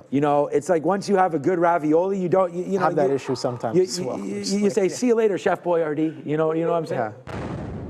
Just trying to relate it to something that Joe might understand, over there, right? And so that's the kind of stuff that we're dealing with. So shout out to Sharif over there. So, all right, let's go back over. Oh, you want to talk about Nvidia at all? I mean, it's been no worries. It's been downtrending, right? It's just kind of we tried to push a little higher. Again, I had a bit of a long here off of the open and didn't really come in. And we can kind of look at a smaller time frame to kind of assess where the effective places to execute might have been. And right here, you see this candle right here. So I'm gonna make this full screen a little bit. So this is a 3-minute chart. So this candle right here. So around 9:42, 9:43. This was when the news started circulating about Jensen selling shares of Nvidia. He's Guess selling what? them right now. Right there. Right. So, and then since then, we've been getting some aggressive selling, strong volume as well. You just draw a simple trend line from the opening range high to that catalyst. Guess what, Sean? We've only been holding that trend absolutely beautifully for the rest of the day. Let's go. And then guess what? As of right now, low a day coming in. it's very clear that sellers are very much in charge on the day. That's a little bit of a double whammy there of that failure to follow through, then maybe a negative piece right there. Regardless of whatever it was, I think that once it got back down below this anchored and started consolidating a little lower, and the TQs are looking, or the NASDAQ is looking like this, I think we're poised for a little bit of a low a day test. Solid short there, Sean. I mean, it's just absolutely beautiful. I see that you're planting your flowers. Yeah, the flowers have been planted right now, purple roses, but purple rain. But if you go to the downside right now, I just wanted to say, like, this is only the last 5 minutes. Like, it's $1 now, but that was in almost 5 minutes. Like, remember I said, Obi, just take the reins here? Yep. I wish I didn't, because I wish I would have fallen asleep a little bit, because then I wouldn't have covered so much right there at the 50-period moving average. But here you go, dropping back in. Pretty happy to say that we still have about 35% of this trade, which is now $1.10 and going lower. Now we are at the low of the day. Yes, why are we even covering anything right now? There's a lot lower coming in right now. All right, so there it is, man. 138.30s right now, the new low for us here on NVDA. Good talk. Let's go back over to Sharif. Amazon looking at bringing on here a former Microsoft heavyweight by the name of Jay Allard, apparently one of the co-founders of Xbox. And they're not really telling us, but they're saying they're looking at developing breakthrough consumer products, reporting CNBC. Amazon, like many of the Mag 7 names, gapped up quite aggressively in the morning, guys, but given up the ghost, and now we're marginally negative on the day. Oh, boy. Amazon, okay. Amazon. So Amazon is my #1 stock today, and it's hilarious because it's a long. Well, first of all, scratch that. Nvidia is my #1 stock today, and we just, okay, dude. I don't know if Jensen is selling right now or not, but you're at 138.20 right now and going a hell of a lot lower. So it's almost like I need that bat phone connected to Jensen's cell phone, and when he's talking to his broker, let's execute those sales immediately. There we go to the downside. Okay, so execute order now, like Bezos at $200. But okay, so I liked Amazon at 207. We left it alone. Man, we were messing with Tesla when this was happening, so I did not want. And we had the TQ short. The TQs aren't even on there. So when we talk about Nasdaq, then you're hopefully going to see an oh boy trade. But right into here, 207. That was a level that I thought was going to be a decent one here today, and it's because it kind of goes back to where we were right here. Some of these levels from earlier on, like we hit 207 back on the 27th, which today, so 2 days ago. We busted up there early yesterday, then faded out. So I thought that, with today's tariff news and, I really like Amazon. They have like a Starlink competitor there. They're firing internet up in the sky. They've got, retail is only, in my opinion, like I still own Costco, but the only other retail name I own is Amazon. And I think that they've changed the whole, I don't think this. I mean, we all know this. It's not rocket science. It's not a hot take, but just the game has changed now. And I think you can get everything on Amazon right now. I got my daughter's bat on Amazon. Like, it's so stupid. But anyways, nice move to the downside. Nike just initiated their sales back on Amazon again. They're back on. We talked about suffrage and all that stuff. First of all, there are missiles right now being launched in Israel. So that's the other thing. I don't want to, I'm just hearing that in my ear. I don't want to scare anybody, and we wish everybody to be safe there. But the Iron Dome is there. So hopefully that can protect that. But that's starting to pick up again. So we will wait to hear about anything there. So just wanted to give everybody that update. But anyways, we were going long off of 206 until we weren't. And that's where stop orders are just so key, Obi.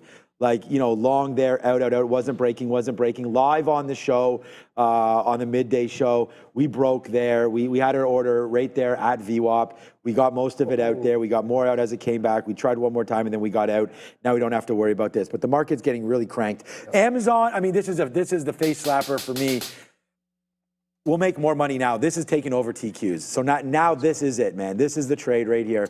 Good little look now for Nvidia on the downside. We got a couple fills down here near 138, but hoping to get a little bit more as we'll get some more stories about those missiles being launched or whatever. And I hate reporting that kind of stuff, but that's what I heard. So okay, Obi, what else do you want to do?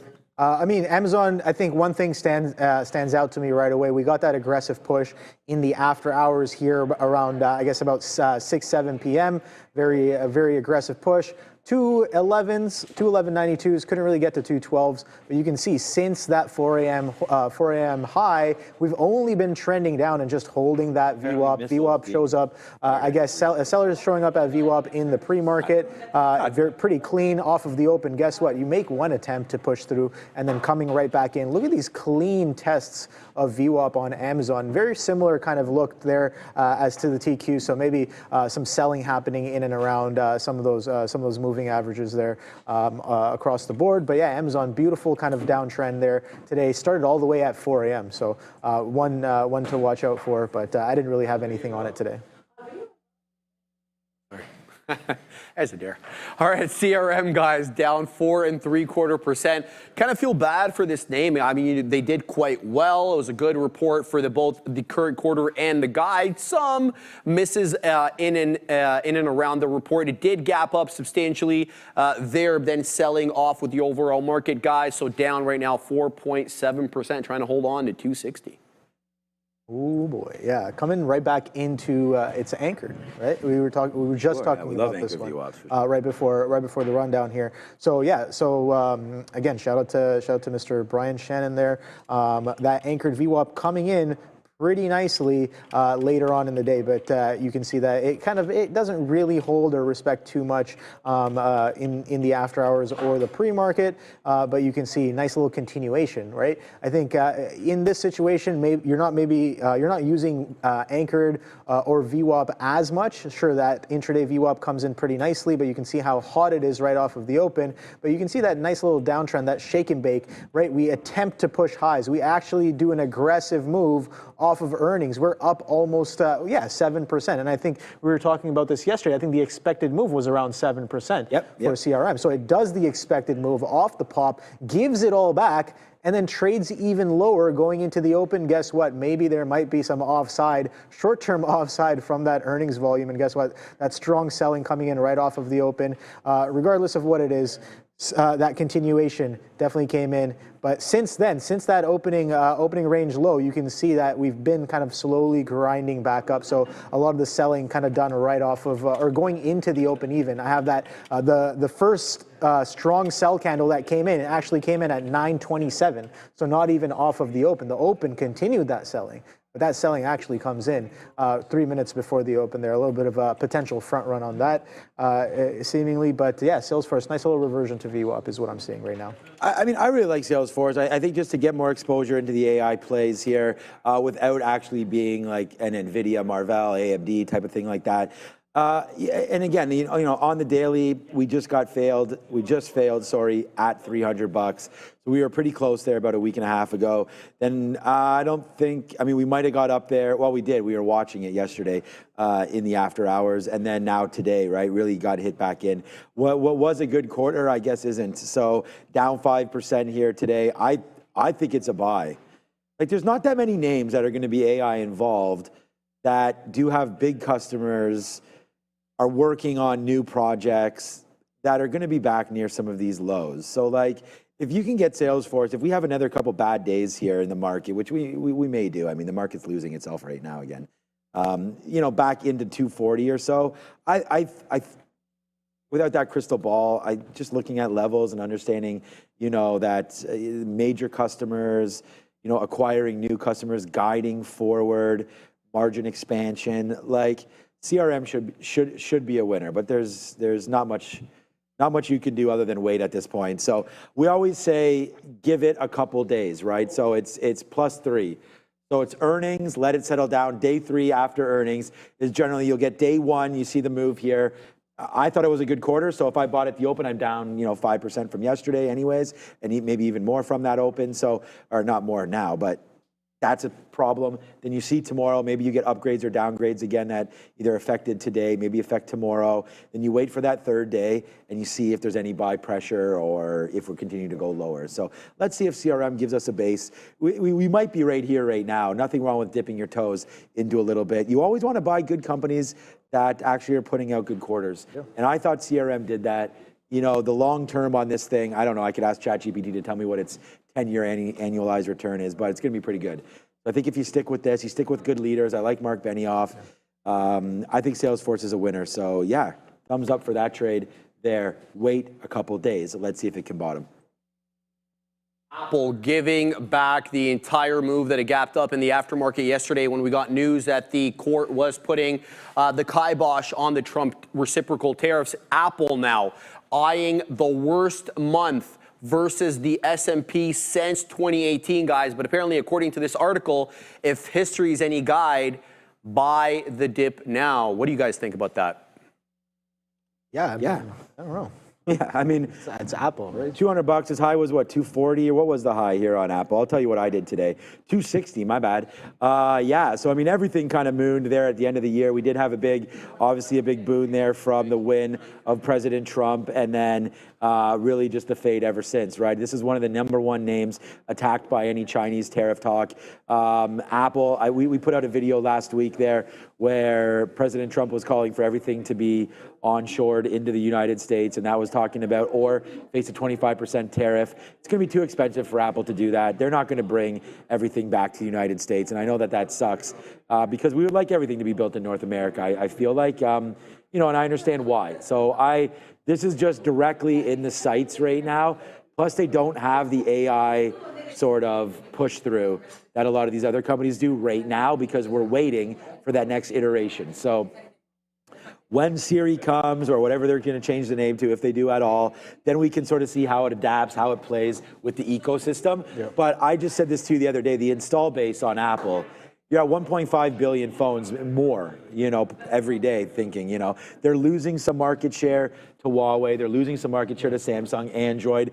A lot of the phones now are just such great phones, no matter, we talked about BlackBerry yesterday and these kind of things. So the technology is there. It's not like Apple has advanced technology. They do not. They have the security that people trust.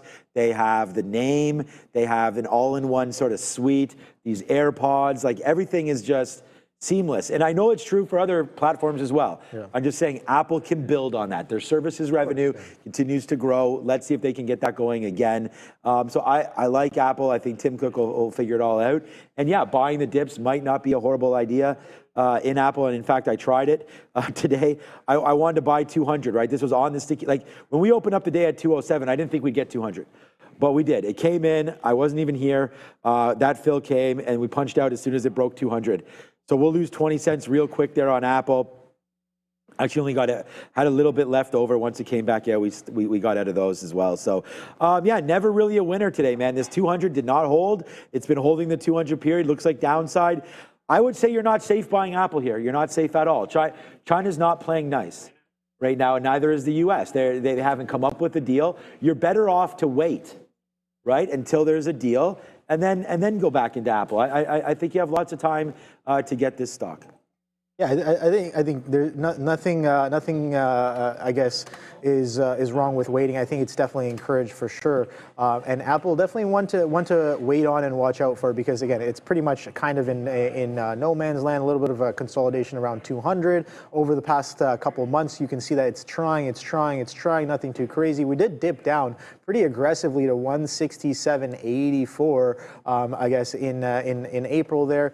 But since then, attempt to push that 200 is still happening. We can see that almost every couple of weeks, it seems like that 200 comes back into play, and we're seeing that happening today as well. But yeah, range highs all the way at 213s, lows all the way 189s. If you really want to catch that low, that's all the way again at that just below that 168. So pretty much within, I would say, a little bit of a chop zone there on Apple. When it comes to the intraday, again, we're seeing a very similar story to that of the futures here, of the larger markets, a bit of an extension or a down trend off of that VWAP. This one, a little distinctly different relative to TQs and Amazon, like we just saw. It did not quite get up to VWAP, so relative weakness, I guess, or even, I guess, no, that would be relative strength to the market. Yeah. I think that's what it is. But yeah, that's the look on Apple. Nothing else really going on here on Apple other than the bit of consolidation that we've been doing over the past couple of hours. You can see there's a lot of opportunity in other tickers as well. Tesla with that quadrunk. Did we find out what that was? This flush that happened right here in and around 142. So but that Tesla flush came in real hot. So I think the market got flushed there a little bit. Like I was hearing in my ear, Feds Kugler, first of all, speaking. Well, we'll hear some more from Adara, but I had heard that in my ear, and that's why I hate to report things like that about some of those missiles. But I don't know if that's true or not. It was a news story that I had heard, and I sort of So I just wanted to say that could have been something that people were sort of asking questions later, and selling first, ask later. So I don't know, but. Yeah, we're not really seeing anything on that, so who knows? Could have just been sirens going off. It could have been one trader hitting the bid. Could have been any. I don't think it was that, but yeah, it could have been that for sure. I mean, sometimes that's all it takes. Oh, one trader? Oh, you mean in the market hitting downside? Oh, I thought you meant with what I heard in my ear. Yeah, no, yeah, could definitely be that. We saw a big sell earlier today, right? I mean, we saw the TQs, and we talked about this trade as well. Once we got going and we just started to break, the volume was picking up. We had this great short through 72 and 72.50, 72, all the way down, and was able to cover. And we just made like a new low there during lunchtime, man, 69.50. But the funny thing about this is, and this is why, we talk about trading, and when you look back at things, right, and you say like, what exactly have we done here? And it's just, if you're looking for longs, like like that matches. Now you would have got, if you're playing exactly, you would have got stopped out, because that's 69. That very bottom there is 69.30. The bottom yesterday, forget about that little wick right at the end of the day. Maybe you just play off there. That's 69.60. So your stop is probably 69.50, and then you're hating life when you get stopped out down there, like I probably would have. But, that's just showing you support areas. I'm learning more and more now, and we talked about this, is that when you find these areas, these look like little trampolines, right? You're like bouncing off, whoops, escape. Okay, good.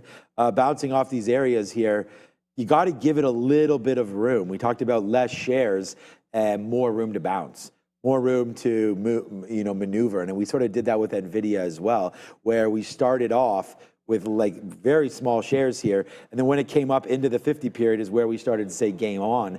And then our stop, now it's gonna show me at 139.44, but our average price was 24 when we had all of these shares, right? And so that was right there, 60 cents. So we were gonna get stopped out for about a 25, 30 cent stop, right? 25, 60, 35 cent stop, right? And then it cratered, and we were able to get 3x that to the bottom. Now, who knows what's going to happen now? But that's what I sort of mean by, if you're going to put on a position, you're going to have to give yourself a tighter stop. And I think the same thing is true there for the TQ trade that we just sort of gone over. Let me see, does that erase? Let me see if that erases those things. Yeah, so it does. So yeah, there's those bouncing spots again. You just got to give it a little bit of room. So yeah, like if I was going to go short on the TQs right now, you'd have to look here, here, and here. So I have to think that, hey, maybe we do test VWAP and give it a little bit more juice to break that VWAP and then figure out coming back in, right? So yeah, it's a good trade. Looks like the NASDAQ is zeros right here. So there it is, man. The NASDAQ had zeros today. And what's the S&P? S&P's still up right there. So we'll find out, what's sort of creating that. And then, by the way, Bitcoin's not having a great day. Neil's going to go away on vacation. It was going to be 105. He's going to come back. It's going to be 105. So, but we didn't travel that much, man. We got to about 110, 111 or so as the high. We might have touched 112. But look at IBIT all day. Talk about selling, Obi. Like, this is just like pretty relentless selling. All the tops just keep getting hit right back in, right? So we keep on making higher, lower highs throughout the day here. So IBIT definitely respecting the downside move. So yeah, we're really excited to show you tonight's earnings plays as well. We've got Marvell, we've got Costco, I think we've got Dell. We've got everything on board, man, tonight, and it's going to be a good one. I actually tweeted out, well, we can go over to Trader TV Research, Ulta Beauty coming tonight as well, Costco, Gap, GPS. I thought Gap changed their symbol. They did. So it is Gap. So it's Gap tonight. All right, Zscaler, Ulta Beauty, American Eagle Outfitters, Marvell, and Dell. So we have like, UI. Good ones. Yeah, okay, yeah, that's a good one. Okay, You're in Nvidia. Yeah, I mean, you know what I'm looking for, but I mean, I'm you sure see it you're on long, my chart. so But no, I'm keeping it happy over here. Here's the thing: we can be in opposite directions. You know this. We can have totally different plans. Oh, sure. We can have totally different stops. I'm going to cover now, though. And we can both be totally wrong, right, or totally wrong as well. Yeah, you could literally. That's the market for you, right? So again, I know what like right here. I know what I'm doing is a little iffy on my part, but again, I'm keeping it relatively tight here. It's still holding that trend. That trend that I pointed out just a few minutes ago. Still holding that trend, but as we kind of creep up into it, maybe a little bit of anticipation on my part, but willing to give it a little bit of a try there for a potential push. As we creep into the last hour, only about 20 minutes left to 3 o'clock right there. So Nvidia holding that downtrend for pretty much the whole day there. Futures right there. Well, I guess we attempted to push. See, there you go. I was keeping it pretty tight. Stopped out right underneath that 139. So I don't really have strong conviction just yet. It needs to do a lot more, but yeah, a little bit of a stab at that one right there. But you can see that the NASDAQ attempted, or was going to go for its low a day there. Not really happening as of right now. Nice little bounce back up into 21,400. So got to wait and watch to see what that one entails here. I'm looking at these Mag 7s. Again, I guess some of these are directional. Some of these not really. Like Softy's pretty much sideways, nothing crazy. Alphabet pretty much sideways. Amazon, nice trend off of VWAP, but if you were sitting on VWAP, and then TQs as well. Apple with a bit of a trend, but yeah, nothing too crazy on the rest of these names here. And Nvidia, of course, as well, a little bit of a downtrend happening there. So yeah, that clearly didn't work. I was looking for that push to finally come in because we kind of false, I guess not really false broke, but we kind of held this level for a little bit. So a little cheeky try on my part, but I know that I'm probably not going to be right more often than not. So I'm just going to keep that stop pretty tight. Yeah, exactly. It's tight stops. I mean, yeah, you're right more often than you're wrong. So that's I don't know if I'm. See, here's the thing. You have all that data. No, I understand I have the data, but it's what I'm realizing is some of the best players have like a 20-30% win rate. So like getting comfortable with trading those kind of strategies, and then managing risk around that kind of mindset. Again, I gotta wrap my head around that a little bit there. But again, you gotta be able. That's the job of a trader. You got to be able to take a beating. Because think about it. If some of the best players in the game win 30% of the time, they're losing 70% of the time. The question is, can you withstand? Do you have the mental capital to withstand 70%, losing 70% of the time, and still have confidence in yourself? But then that means that share sizing is the most important thing, because how could you lose 70% of the time? No, you can lose 70% of the time, but if you keep your risk really tight, because it's like when it doesn't work, it doesn't work at all. But when it works really well. Okay. Right, and it covers for all of those losses. Like that's what I'm realizing as well. So it's like, all right, well, you know. Hey man, it all makes sense. Whatever makes sense to everybody as a trader. What's the year to date? That's why we asked you. What was that? He's like, what's the year to date? I'm like, green. Oh, green. Yeah. So not too many people green around here year to date, but it's been a tough year. It's half year now. Yeah. Right, so we're at the half year mark, and yeah, I mean, you want to be green. I shouldn't say not too many people green. We all want to be green year to date, but month to month, month over month, definitely tough, right? I mean, sometimes you want to look over at your P&L. That's why we say that it's always important to have side hustles and stuff like that, right? Because some months you'd be down $5,000, next month you're up 15 grand or whatever, or 500 or 1,500, depending on what you're swinging there on your account size. And so, you know, don't spend it all in one spot. You know, make sure buy yourself something nice, but definitely keep some money away for rainy days. Because we had that example on the air earlier where one of the traders said that they had lost $6,000 and then maybe in like a $13,000 loser or something else like that. But, you know, if you're rolling with a couple $100,000 in your account and that's kind of the risk to reward ratio that you're willing to deal with, you know, you still want to be able to have, like you said, a ratio that makes sense to the risk that you're putting on, because we can all get blown out at any time. And I told the story, I think it was, I gave up my whole month in one day. I think it was one of the days last month. Yep. And I can't remember what the trade was. It was probably something to do with Nvidia. I can't remember, but yeah, and it's just like you get so confident, you put on some shares, and sometimes you'll get blown out, and it happens to us all. I just wanted to clarify something with my friend. So that one friend yesterday that got out, I just told him, like, great call by that, and you know, he's the one that pushed the key, getting out of Nvidia yesterday in the aftermarket, right? Now Nvidia's trying to push down a little bit lower. We just covered some at 139. We actually covered some at 138.80 there as well on that dip down. Oh no, we missed it. We got 94s. We didn't get 80s. Anyways, he's like, what else do you like? And I said, you know, actually, to be honest with you, I like Big Bear AI. Yeah. So the guy just, so I just told him maybe, he goes, okay, he just bought 6,000 shares. Just out of the blue. Okay. So that's not a good advice. And I told him, dude, you gotta do your own research here and you gotta figure this stuff out, right? Just because like, I don't want to. He's like, you know what he goes? He goes, my retirement's now in your hands. I'm like, come on, my guy. First of all, it's a $5 stock. Let's not get too carried away here. But at the end of the day, I do think that, and especially when you're watching the show, right? We all have different trading ideas, different ways to go. Like for me on Big Bear AI, if that gets to like $8, I'm pretty happy with that. So you're not necessarily retiring or anything on any kind of plays like that, right? But just be careful with it because whatever amount of shares, like if you're putting money involved, and by the way, we got stopped out of Big Bear AI today, long out to the downside as that just continues to go lower, right? Just because you like a play, these guys aren't making money, things like that. So you got to understand, and to your point, you're going to take so many shots at different stocks, both in your swing account or in your day trading account. Make sure that you're doing the right amount of research and work into whatever your plays are. And I think that's why I said to you, well, you kind of just tongue-in-cheek, I was like, well, you have the data, because you do. And it's just like you keep track, and as we all probably do, look back at our trade statements, look back at our journals, things like that to understand what kind of a month we're having, maybe the mental state or whatever, what we're thinking about, how the market's been traded. Do we make money on Taco Tuesday when there's Trump goes back and forth with his ideas? Do we make money on big moves? Do we make money on dead market days? Where are we best trading? And, if you can get that data, then you are ahead of the game. So, always make sure that you're testing your own. That's the thing, and I've studied, I've mentioned this before as well, and I think I remember that I think was it Adara had a lesson of the day or something on this. Oh God, the guy just bought Marvell. Oh boy, he's just buying everything you tell him to. Oh boy. All right, anyways. But yeah, going back to that point, it's like a lot of people study these markets, study technical analysis, study psychology, study all these things, but nobody really puts in the time to study yourself.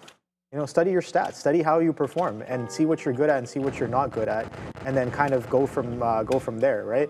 I think that's definitely a big part of it as well. Like you gotta be able to be critical, self-analyze, and self-aware. Be self-aware in order to get a little bit better every day, right? Otherwise, you can't just come in and punch keys and be like, oh, why is it not working? Or something like that, right? So it's like you got to have at least some sort of data to back up whatever you're doing, right? So studying yourself definitely a very, very beneficial thing, I would say. Overall, there's some selling right there. So we're holding that trend on Nvidia. So I tried a couple more times. I'm like, all right, well, maybe this is breaking if we hold that 139, but not yet. We're kind of holding that all-day trend as of right now. So nothing too crazy there. So keeping it tight there because I know I'm going on the counter. As of right now, that's still technically a counter a little bit there. But I guess if I want to be a little bit better with the counters and I'm trying to counter long on a downtrend and maybe get in when the downtrend breaks on the shorter frame. So like here, and here, maybe for that push up, not just taking the breakout. Like this is the same kind of idea as taking a breakout or anticipating a breakout, right? So it's like obviously not going to work very well a lot of the time, but when it does work, I guess it works. Well, I'm looking for it to work right away, right? And if it doesn't work right away, then I probably don't want to be in it either. And Alejandro saying, "Trend is your friend." Yeah, definitely. Trend. I try to be friends with the trend sometimes, but we're still working on that a little bit. I do like the reversion and the counter trend a lot, but I'm starting to realize that game requires a significant amount of discipline. You just got to be in and out. It's funny that some of the guys say this sometimes. They're like, "Why are you short the strongest stock on the day?" I'm like, "Well, there's probably going to be profit taking at some point. I have no idea, but I do kind of tend to lean on more of the reversion side of things." But regardless, I like to be nimble as well. Just try to get it both ways. But getting with the trend is something that I'm trying to get better at, and trying to learn different methods of execution to effectively position myself on those days where price is more likely to trend than not. So again, it's a work in progress. Still working on it, but yeah, long ways to go. That's the journey, though, right, Sean? I mean, that's exactly what it is. Everybody has a different journey. So, all right, what do you guys want to talk about here? All right, people like to short the TLT. I mean, I think that makes a lot of sense in today's rate environment. Let me see what the 10-year, no, the 20-year Treasury rate here. Okay, it's up today. Yeah, maybe. You know what? I mean. All right. We could talk about the macro case for doing this, but right now the TLT, actually, I didn't even think it was up today, so I don't know. It's just had a nice move here. We can maybe look at the U.S. dollar as well here, because as money becomes maybe more expensive, we can see this Treasury starting to get back up there to the upside. Remember, Jerome Powell, I mean, we might not get any rate cuts for a minute here. So this has been a nice little, and that's why we looked at the daily chart right here. These levels, we go all the way back to October, some of those lows of 23 right there coming in for TLT. So we'll take a look at that. Let me just talk quickly about Profit X. So if you look on your screen right now and scan that QR code that you see, you'll get top tier odds with Profit X. Okay, so here we go. Profit X, again, brings you peer-to-peer picking and open API access for automation, cost-efficient trading, all in one place. It's like day trading your favorite sports. Make offers, match plays, and even manage your risk with diverse prediction options. Just don't place your picks, exchange them. Profit X, the faster, smarter way to play. Users can use code TRADERTV to grab that 2% cash back on your bets, up to $300. Profit X is actually pretty cool because you can go in there and pick your own lines. It's not, if the Knicks are favored by 10, you could say, nah, I think they're going to win by 8, and then offer whatever price you want. Someone can come in, a Pacers fan, and hit that, that trade from you as well. So it's kind of like, cool. Closing the spread a little bit, like we would like to do here on some of these names that we trade. Okay, so Marvell tonight, this is the thing. So they're going to be reporting tonight. Their PE is finally in line. They did not have a great quarter last quarter. Their numbers look like AMD when you look at a chart. We had that nice high. You got chopped in half from $130 down to $60. They're just another big AI infrastructure play, right? They're used in automotives. They have high-end chips as well. They're focused on the silicon game with data centers. We did see not a great number from HPQ, but as long as the hyperscalers are still spending, Marvell is going to catch some of that money. They're also 5G chips as well, which are being used in, as I just mentioned, their automotives, cell phones, things like that. So Marvell, they don't have the big large language model type of chips, but smaller chips into data center, and they are required by some of these hyperscalers in order to run the server side. So I like Marvell coming into tonight. The move back down in Nvidia is not making me super pleased. But, just looking at the chart, we're above the 50-period moving average right now. I think it's a relatively low-risk trade. Even if they miss, I'm not sure they're going to miss huge. This was a bad omen for them coming all the way back in right there. But I just think for a chip play, their PE, depending on what you look at, I've seen it in the 20s. Let me just see what Benzinga has right here. Their average PE is about 29 over the last 5 years, rolling PE. So I feel like they've just been clubbed down here. So they have it right here. Yeah, there it is, 23 or so for Marvell coming in again. So that, we'll wait and see what's going on. But industry average, I don't know why they don't have that filled out there.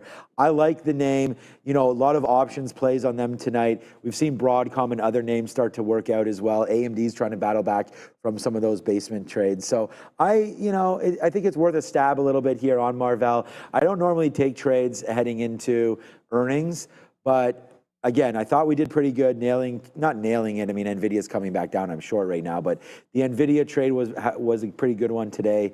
They sort of confirmed that AI spend is still going to be there, and they guided forward as well. I think Marvell could put up a decent quarter. So we'll see if they come out with any of that heat tonight or not. But yeah, so that's Marvell. in a nutshell there. And I'm sure there's lots of people that are looking at other names as well. We have Costco coming through today. This is just a shot in the dark. You know, it's been beat up so badly, like we could get a little bit of a bump. We're actually at $68 today. We bought yesterday during the midday. So I would say we're probably, I can look it up. We're underwater right now, but we're probably in around $65. So it looks like something, I mean, if we got real lucky, then maybe we're down here, which would be $64.90. So either way, we're right here right now for Marvell. So let's wait to see what happens on earnings call for them. All right, just real quick. We are now out, if I do the math, I think we have about 15 to 20% left. We just noticed this move back down, so we started to cover right into there. Wow, SPET, Sharif took like 30 cents on this, and he was mad at himself. Yeah, no wonder, man. It was a break of 55. He got out, I think, short of 56, so maybe about $1 right into here where we bounced. Look at SPET, continuously going higher. A gaming name really on fire today, up 128%. We haven't been anywhere near here. I don't know if this was a reverse split or what. I might have missed the story, but you went from $7 to 37, back into 28, now up to 68 for SBET. So that name just continues to rocket further right now. But we'll find some more information on this as Adair is busy looking. And, okay, NVIDIA's made its move all the way back. Yeah.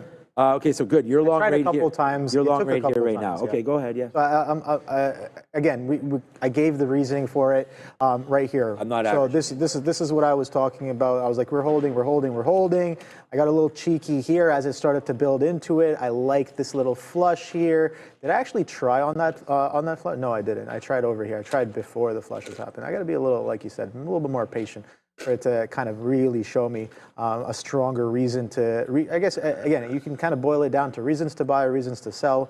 Definitely when you're breaking an all-day trend, I don't know, but it might be a reason to take a look, right? Take a look at the very least and assess whether or not that's an opportunity or not. So right here, I'm just looking for a potential push back in and keeping it tight as well, right? Kind of end of day, nothing too crazy. TQs have been, or the NASDAQ and ES have been selling off. The futures have been selling off for a majority of the day, and I wouldn't be surprised if more selling just came into the close as well. So yeah, just got to be wary of that and stay on my toes for that one. But Google, oh boy, we talked about that consolidation near the lows. Is that going to break above its consolidation day lows? That will be a little bit of a confluence there. But let's take a look quickly at Google and see what that's up to. Here you can see that right there. Nice little wick action. So consolidation, sideways grind since about noon, and attempting to push maybe. Nice grinding bid as well. What's going on, Dara? Just keep an eye here with regards to SPET. I looked into this. They're not a reverse split situation as far as I can tell, at least not recently. But this is I guess a day 3 play now on a crypto-related move. So on Tuesday, the company, which is called SharpLink Gaming, announced that they're adopting an Ethereum treasury strategy.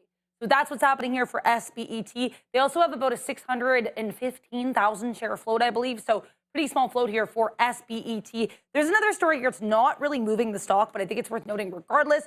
Keep an eye on Ford. The executive chair of Ford is saying that if the EV production tax credits go away, their Michigan battery plant is quote unquote imperiled.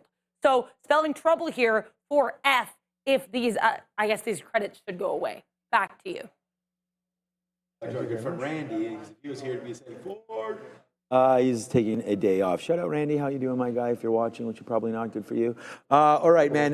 Here we go. Nice move down again for Nvidia. So we'll start to cover a little bit more. It's a face slapper right there to the downside. We did not average in, though, on Nvidia, as Obi and I go bang our heads against each other again right now. But I'm going to stay short this name. I'm fine doing that. I'm bidding some 04s right now. See if we get a nice move back into the downside. Someone in the chat said, Sean, what's up, Marcus? Thank you so much for that. He's like about a lot of the pressure that's put on every day with public trading and showing our positions and trying to talk about them and explaining what we think. I mean, we do sort of stick our neck out and we want to appreciate. I mean, I love being here. So, but yeah, there is a lot of pressure. Not just, but we put it on ourselves, right? But it's like, we want to give you good trading ideas and try to justify them. And sometimes when they blow up in your face a little bit, it's kind of like, it is what it is. And I hate that line, but that's is what trading is. Not every single idea that you always have is going to work out, and we do sort of stick our neck out a little bit to try to make some recommendations and make the show a little entertaining as well. But there we go, man. There goes Nvidia. Nice little oh boy move to the downside right now, that's for sure, Obi. So we'll cover some more at 94 if we're able to do that as it goes down. Wow, that SPET just cracked 70 right there. Now back into 69. But or did it crack it or did it touch it right there? $70 flat right there on SPET. Wow, what a name there today. And making moves. That is for sure, Obi. That was the shaking right now. All right, so there we go. We get some more covers there at 94 on Nvidia. It's 50 cents in the money. We are waiting for lower. We could have reloaded it there, but again, not as convinced there as the market was upside a little bit, broke through the 50-period moving average. There we go. So my favorite name out of everything reporting, and I'm still long this, I really like Costco. Any weakness in Costco, man, I'm buying this name. Probably not tomorrow. I'll still use the 3-day rule because we've seen moves like this happen in Costco before. You know, and again, I know it's tariff related and all that, but let's hear what they have to say. I could see Costco not putting up a great number, you know, and then possibly not giving a great guide. I don't even know if Costco guides anyways, because they do the month over month. They give you every month what their monthly sales are. So I'm not sure that maybe I should look that up if Costco even guides normally. I for some reason, I'm thinking they don't, but maybe they do. So I'm looking at Costco here. Look at it, love the 200-period moving average. If I sort of zoom back out, you'll probably see it just continue on down here. There it goes, there it goes. And, you know, that was a gift right there. We had a lot of stocks do things like that. A name that really is not an AI play, or if you want to diversify some of your holdings, not by buying Big Bear AI or Marvell, you could get your hands in on some Costco. So a little bit of a dip buy opportunity here. 950, 960, 50-period moving average, 975. We'll see if that goes for and plays for Costco. The implied move on Costco today, Obi, is what? That can't be right. 10%? Yeah. Really? That is right? Oh boy! All right, I'm just reading it there. 10%. That's an expectation. Yeah, last earnings it moved 6. So yeah, okay. It's actually changed since. A lot of times these do change throughout. I just checked now. It's apparently 3.2%. We also have an expected move on Dell now of 7.7%. That's the unfortunate thing with expected moves. They change all the time. How do you move from 10% to 3%? No, I don't think. I understand what Dara's saying. That was. Yeah. It might have been an error there or whatever, but thanks to Dara for clarifying that because, yeah, the 10% move that I saw there on the, well, I tweeted out what Dara posted there. Yeah, 10%, a little bit too much there. That's why when I saw that, like when something doesn't make too much sense, you gotta question a little bit there. But again, implied moves are derived from options. Right, and so they try to figure out where those are and then what the analyst expectations. So I think there was a question in the chat yesterday asking how they actually calculate that, the expected move. Yeah, the open interest and stuff like that. Yeah. So it is an options. I don't know. I'd have to ask Rock exactly to explain it to us. But yeah, it is based on options. Yeah, and I mean, unless, like Adair was just mentioning there, you know, potentially, I guess some values have changed there. But Joe can look up the. I don't know. Anyways, with this kind of a move in Costco today, I don't think we would have got a 7% change. All right. I actually noticed in my account there that I am long DraftKings right now. So, you know, it did fall into the levels. We had talked about wanting to buy some more. I did get a fill right here into these levels. So I got filled up on DraftKings right into here, right back about a month ago or so. At this level, $35. So I was actually sitting on DraftKings in this area. So when it came, I must have been right here. What am I talking about? I was bidding, I'm long at 35. So when it came back in and broke through 35, we got filled. So yeah, we're filled. 35 is right here. So we got filled basically March 31st there on DraftKings. Not a huge amount, but I was been talking about trying to get some in. So I'm into DraftKings right now at $35, right where it is right now. So I like this. I like these levels. We had sort of talked about this. Not that because it has nothing to do with SBET going crazy. This is, again, a first mover advantage. I like DraftKings in this area, and I'm long this name. So one of the newer positions. And then I bought some with my Google money that we sold, which has been a huge mistake. We bought some Eli Lilly. We sold Google 161. We bought some Eli Lilly 750. So the two trades that I made are moving in complete opposite direction. And then JP Morgan. I think JP Morgan could be a short. here today, but we just broke above VWAP about an hour ago. So now it's trying to hold. Look, like I would love to get into this name and start to trade this for you, but until something drastically happens, the market is doing absolutely nothing right now. You know, you're going to get up and down, wicked out, wicked in, all this kind of stuff. It's better that we wait either for a break right here in the NASDAQ, 21,400, or we do nothing. I don't want to short this level here. I'd rather wait for momentum to see if we can break it, then go up, and then use either the 50 period as our out or something like that. Because right here into the close, I don't know what kind of volume to expect because we're not really seeing anything. Yeah. Like we're lucky enough to get out of Nvidia down there. I mean, we didn't get out of it all, but you know, we did have that move down and we're able to take advantage of that. You know, so just bid out. You know, just trying to rest on this. If we break 139.60, we're out. I'm going to try to hold the rest for the rest of the day and see where we go. So that's kind of my play now. I do have a bid at 138.13. 138, yeah, what am I talking about? 138.13 is where I have a bid right here from before that missed me on the way back up. And then my next bid is 138.60s into this area right there. So let's see if we get a move down for the stock of Nvidia. Yeah, we can look at Bitcoin. Bitcoin dropping down as well, Obi. Yeah, a little bit of, again, I'm just watching the tape here on Nvidia. Sellers starting to step in, but you can see the NASDAQ kind of attempting to push that 21.4 level as of right now. No real distinct push just yet. This is what I'm talking about down here. Got to make sure I'm pressing the right keys. 21,400 right there. So nice little chop for the past 2 or 3, I guess 1, 2, 3, 4 15-minute candles have held that 21.4 as a high. So let's see if we can take that out going into the end of the day. Maybe catch a little bit of pressure to the upside if we do come into that level. That's what I'm looking for. If not, that's perfectly fine as well. 139 consolidation on Nvidia. Oh boy, something's happening. Let's go. Oh, okay, all right. Sorry, Obi. All good. Yeah, so I got my stuff. I'll be fine. U.S. appeals court reinstates Trump's tariffs. Okay, so all right, now let's wake up right now. So let's get going on this. TQQ, that's not going to be a good story for the NASDAQ right now. So let's just get confirmation on that. Just heard it in my ear. And now remember, do not act like we're going to wait. We have Adair's back. I'm hearing it again, reinstating and Trump tariffs right there during the appeal. I'm going to go short right now. I'm going to punch into the TQs just to see if anything's going on right now in this market. It could be Fugaze, but Adara is on the mic. You can confirm I'm hearing that headline or seeing that headline again. The U.S. Appeals Court, and I'll read it directly because I think it's important, reinstates Trump tariffs during appeal. So it sounds like that this appeal is still happening, but like at least the wording of this, again, I don't even have a source for this. I have no idea who reported it, but sounds like potentially we have the U.S. Appeals Court allowing these Trump tariffs to be reinstated throughout the appeal process. Again, when I find out any more information, if there is any more information to find, I'll let you guys know. But right now, it just sounds like the appeals court will be reinstating these tariffs during the appeal process. Kind of vague wording. I don't even have a source, so I can't even check what it is right now. But just keep an eye on this market. Keep an eye on SPET as well. We were wondering about a catalyst for this name.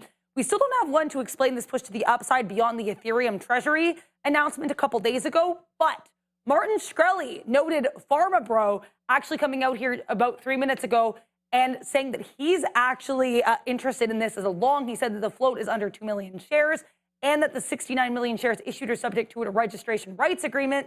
So he's basically saying the effective tradable market cap is actually $130 million. So it could go to $500 to $1,000, though he's saying he bought small and he's encouraging people not to buy. So really odd note here from Martin Shkreli of note as SPET continues to push to day's highs. Right now we're on $74. Back to you.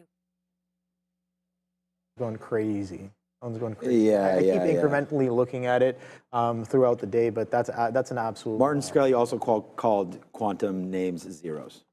Yeah. So it was at what was that one? He had the Sava as well, right? That recently, I think. Well, he was remember they were like Sava's not gonna pass. I mean, Martin Shkreli, man, drop that Wu-Tang album, okay? And then I'll start to listen to what you have to say, okay?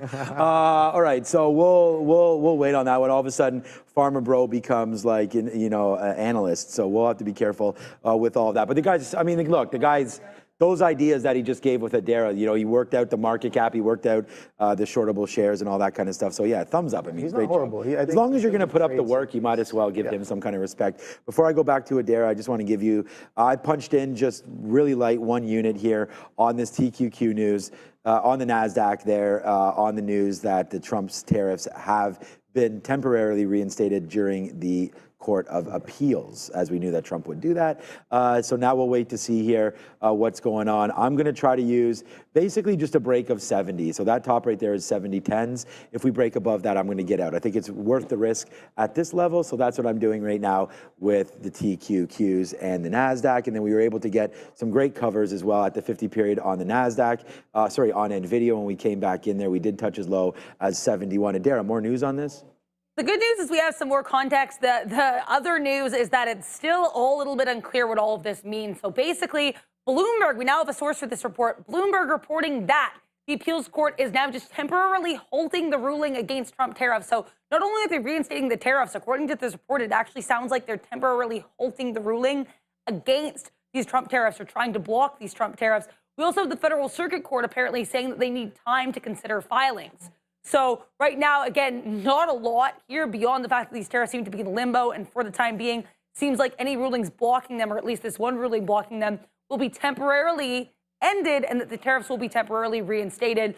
Again, this is all seems like it's very temporary. We don't have a lot of clarity here, but both the appeals court and this, I guess, Federal Circuit Court coming out here with regards to tariffs, they want a little bit more time. Back to you. Thank you very So, much. Yeah, I mean, the market's not really reacting to it, right? I still think there's a lot lower to go here, though. You know, do you really want to hold long overnight? I mean, that's just the question. It's not about, you know, we talked about the taco trade. This would be a good example.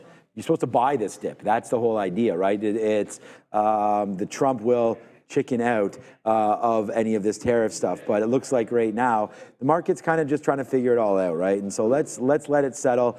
I am short the futures. We just got another cover right there at 90s again on Nvidia. So I'll sit here and wait. You know, hopefully the market does do, and I know you're long, and I hate talking to the position, but right now we're 70 cents in the money, starting to go lower here for us on this play. And then the futures play has just been sitting here. You know, that little bottom there is 75. I don't know. I put a bid at 70. I'm going to cancel that. Let me put that back. I want to get out, see if I can get out of 10% at 70s there, make a quick little scalp, and then hopefully we can get back into the day's low. The reason why I highlight this is that's 50, so I do have another bid for 10% here at 62. You know, if we're going to be right, then it will work. If not, our stop out is right there, and we're very, very comfortable doing that. I think this story is a fugazi because the market definitely is not considering this as a negative, because whenever we've had tariff news in the past, Obi, it has really sent, you know, the market one way or the other. Yeah. And right now, I mean, this is where I punched in 5 minutes ago. So I'm not really seeing too much there. We did a couple fan funding here, so I want to make sure that we don't forget about those. So right here, just got off work. What's up, Tyler? Can you guys give me a quick rundown of the market and what's going on today? We could do that. I don't know if Adara's coming with a market recap anytime soon, but I can definitely. Okay, so Adara will do a market recap for us in just a couple minutes. There's some, even what you sent me, Adara, is great. We can always do that. She's on top of this, and things are changing as we speak. So we'll go over that, Tyler. Basically, Nvidia has been fading out pretty much all day. Tesla had a high, and it gave it up. So that's something else there. Okay, here we go. A. Wheeler, what's up, A. Wheeler? Doesn't the daily candle indicate, and that was really kind of you, by the way, A. Wheeler mentioned that he or she mentioned that he knows we're busy and sometimes we don't get to these, but I definitely want to get to them all. I know you guys trade candle to candle, but I made major money on the shorts today. Your thoughts? Thanks. I know you guys trade candle to candle, but I made major money on shorts. What are my thoughts about you making major money? My thoughts are congratulations on that one. So no, I would just say if you made major money on the short, I wonder, you know, kind of here as the NASDAQ, like what gave you an idea maybe for that short? And I was just going to say, you know, without any more details, a lot of trading is going to be a little bit instinctual and a little bit of luck. So I don't want the word in there, major money, gives me a little bit of like pushback, only because make sure you know, if you're ever making that kind of money, take it out and put some aside. You know, my advice is always don't just keep putting money back into the market, because eventually you'll roll the dice and it will come up snake eyes or whatever, right? And so you just got to make sure. Congratulations on that one. I would say risky to do that kind of a play on Nvidia earnings for sure, but congratulations on that one. There are a lot of stocks that have topped out. You know, we saw Uber topping out at 90 and then it gets hit today, right? We've seen Tesla in and around that 360 area. That's going to be pretty key. We see Nvidia at those levels of 140. That's going to be pretty key, right? So there's a lot of names. Apple at 200. So there's a lot of tipping point right now. So congratulations on that. And yeah, just keep it going. You know, keep hitting those trades. And yeah, major money is a definite spin. So, you know, congratulations, Wheeler. If I read that question incorrectly, let me know and maybe I can answer it a little bit better. But yeah, I don't know if you're playing options or what. But all right, Adara, you know, there it is. Let's go Nvidia. It's a nice move down there for the TQs and for Nvidia. Nvidia now 70 cents in the money. And you could see, Mr. Wheeler, I'm doing exactly as I'm preaching. Like, I'm trying to take some scalps out here as we make new lows. So not new lows, but as we keep on going lower. So there we go. We just made a stop and go again at 70. So I'm going to see if I can get some out next time it does that, because look at this action right here on the market. All right, Adara, let's get a market recap.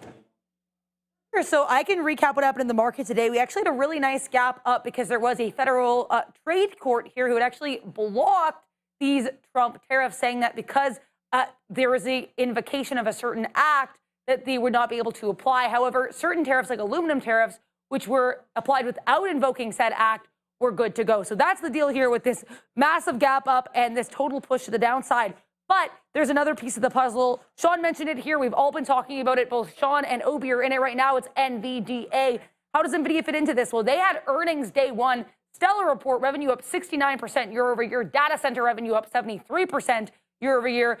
Even after they had to adjust some of their earnings due to the H20 charges they incurred with China restrictions. After that adjustment, they actually beat on EPS, and of course, they beat on sales as well. So NVDA, great report, pushing to the downside. CRM was another earnings name today. We had VEEV, Viva Systems, we had AI, we had Sentinel-1, we had Kohl's, so many different earnings plays. If you're looking more at small cap or meme type movers, SPET was certainly one to watch. Sharplink Gaming just pushing a little bit higher after a very kind of cautionary long note coming from Martin Shkreli, aka the Pharma Bro. We also had this one a couple days ago announce its Ethereum treasury. Now, one other thing I want to mention, not necessarily related to stocks, but I think is key to note here, in addition to all of the Trump tariff kerfuffles we have, are the fact that we actually had the Federal Reserve confirming via a statement that Chair Powell and Donald Trump met up today in the White House. So Chair Powell has said that he does not call presidents. They have to call him. It was confirmed as well through this statement that that's what happened here. Donald Trump, at his behest, invited Jerome Powell over. They discussed, apparently, inflation. And then we had White House Press Secretary Caroline Leavitt say during her press briefing, probably about an hour after this was announced, that apparently Donald Trump urged Jerome Powell to lower rates, that he was making a mistake. That was not mentioned, of course, during the Fed briefing. But either way, interesting to note that these two did meet today in the White House. We know that Trump's animosity towards Jerome Powell as of late has certainly been regarded and watched pretty heavily. So that is my quick market rundown. Back to you. Thanks, you, Adara. Yeah, I saw that news in the morning where it was like, oh, I actually saw it during the midday, but the news had come out in the morning where, yeah, Powell did go and visit Trump. I was like, oh boy, they're finally talking, and I'm really curious to know what kind of talks they're gonna be having, because like, yeah, Adara's definitely right. They haven't had the best of interactions between each other, right? So it should be interesting what comes out of all of that, and that's pretty cool. The president has to call him in, and he's just like, yeah, I don't really go by myself. I got to be called in. That's pretty, right. That's pretty solid there. So let's see what Papa Powell will have for us in the coming days. There maybe some new things unfolding off of that meeting there, hopefully. So I'm just trying to play basically the like outsides here a little bit. So here we go. I just took Took a short at 70. Average price now 69.93. If we break above $70.10 rate, and I think that's where my stop is. I got to make sure that's where it is. Yes, it is. So if we break a little bit above where we are now, we've broken the 50 period moving average, and we're going to get out. It looks like I'm going to give it a little bit more room than this $70 and maybe, I don't know, it's not that much more room, like 13 cents or so. We'll flatten out of at least 75% of this position here as the market's starting to get back to the upside. So that's what I mean about some of these stories and trying to, not punch in and get that FOMO like right away. I told you about 1 unit. We now have about 3 units on. And if it goes back up to the upside, again, we talk about better trades, less, bigger size, but maybe smaller stops, because like we don't want to get run up here and then that gets run and the next thing you know, this happens and then your whole day is vamoosh, just like that, right? You don't need that to happen. So we'll wait and see if the market wants to respond to this or not. It's power hour. So we're going to give it a go here, see if we can't put some damage back on the board or give some back, which looks like we're doing right now, shorting this move right now in the market. The market, looks like we're going to lose on this, so it's going to be a little frustrating here because the market really, Obi, isn't, there we go, we got stopped out. The market of 75%, the market's really not doing anything. Yeah. So to give back on this right now, I don't know, might not be worth layering into anything now at all. So we just tried a little bit of a short there against a 50 period moving average. It did get blown out. There it goes. So now if you're going to do anything, maybe you just wait for that 200 period. That's been pretty good this afternoon. But again, a break of it would be a complete trend change as well. So if you are going to go short in and around here, it's kind of like that Nvidia play that we have on board, which we just covered more of, by the way. $70.40 on the NASDAQ right here with the TQs. That's going to be an area for me right now to get out of the last bit of this. So let's give it a little bit of room to see if it does want to work, but we did get taken out there of the majority of that trade. And then there's some more outs again on the 50 period moving averages. Keep getting out. As long as we're getting out lower than where we're getting in, we should be fine on shorts. But looks like we're getting ready to break through the 50 period as well. That's my, the 200. That's my stop on Nvidia, 139.60.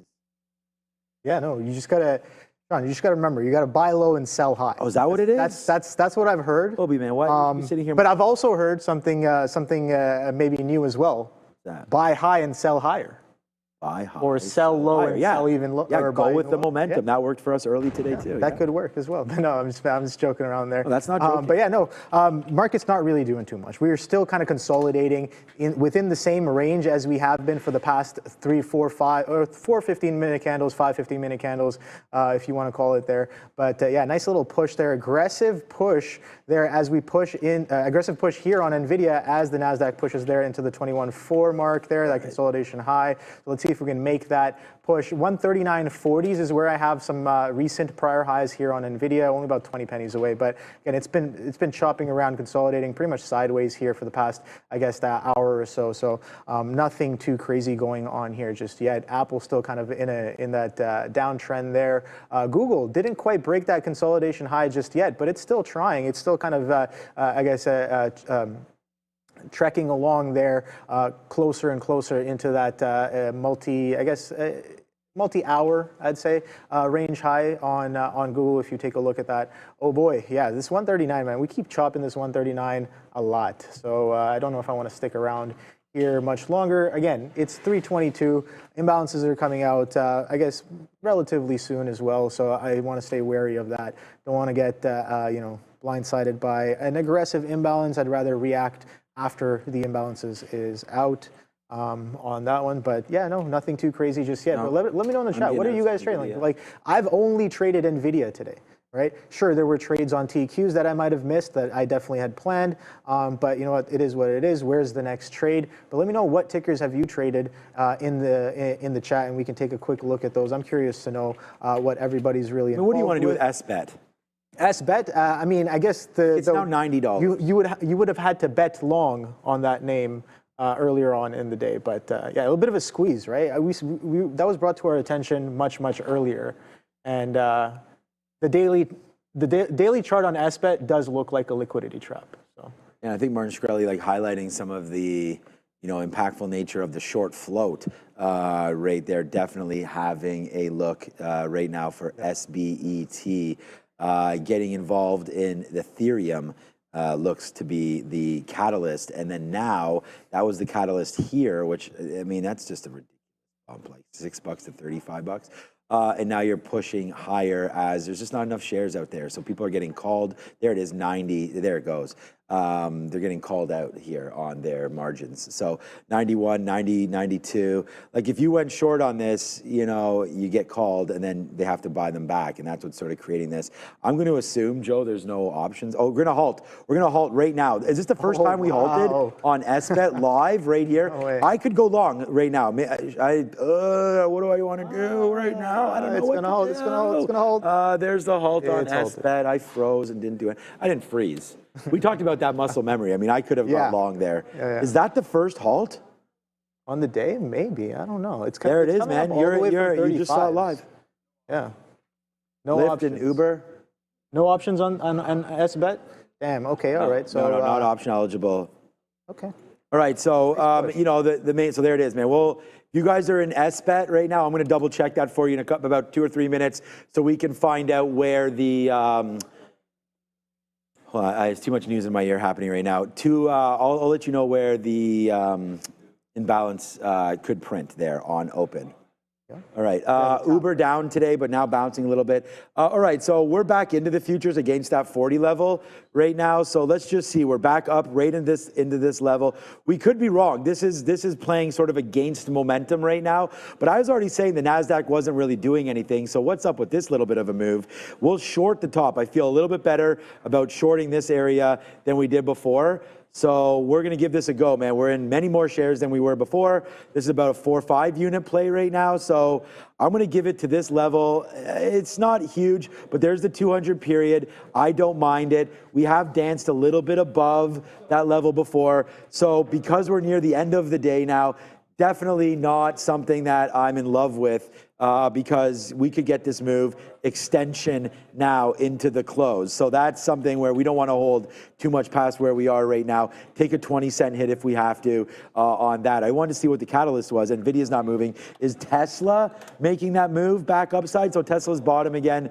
Not bad there today at 356. We had a great trade early buying these lows at 360 all the way up. Good trade there. Positive on Tesla. Messed around with it right there. Didn't get much action off of 358. Now we're going to wait to see what's going on now with Tesla. Nvidia there, there it goes again, Obi, breaking back down below 139. So there's another fill right there. So we don't necessarily have diamond hands, but at least we're waiting and getting out where we want to. So we'll get another out. There's the fill back into 90. We are still waiting for 70s, I thought. Yeah, so 78s. So 80s. So if we can get down into here, that would be a good one for us. And here come the futures right back in again, Obi. So we'll see if we're able to capture some of this, bidding around $70.10 maybe to get a piece out of this one, and then we'll see where we go from there. Yeah, we're trying to break a little higher there. Again, only about 3 minutes left until this 30-minute candle closes. So yeah, a little bit of a push coming in here, going into the close of that candle there. So yeah, with only about roughly just over 30 minutes left on the day. Again, I don't really have anything else on the table in terms of fresh trades. Maybe something will show up on the imbalances, or maybe just before them. That might get me a little involved. But as of right now, nothing too crazy. Oh boy, that's coming in. We made back our real whole nice. day, basically. Oh boy. Yeah, we on the TQs. Yeah, basically. Nice. But no, not just. I don't mean like we made back our whole. Well, hold on a second. I just mean that we were in trouble there on the short, and it just came in. So good trade. Yes, bang. 06s, 05s, 04s. Let's go. Good trade here on the TQQs. Remember, our risk was 20 cents, right, on this trade. So now we're coming back in here. I'm out of a decent amount already because, again, you know, just trying to make something happen. So let's get some more bids here. We're bid in front of $70. I mean, it's the 50-period moving average. This is what we were trading off of earlier. Do not stop, man. I'm bidding 03s. Let's see there.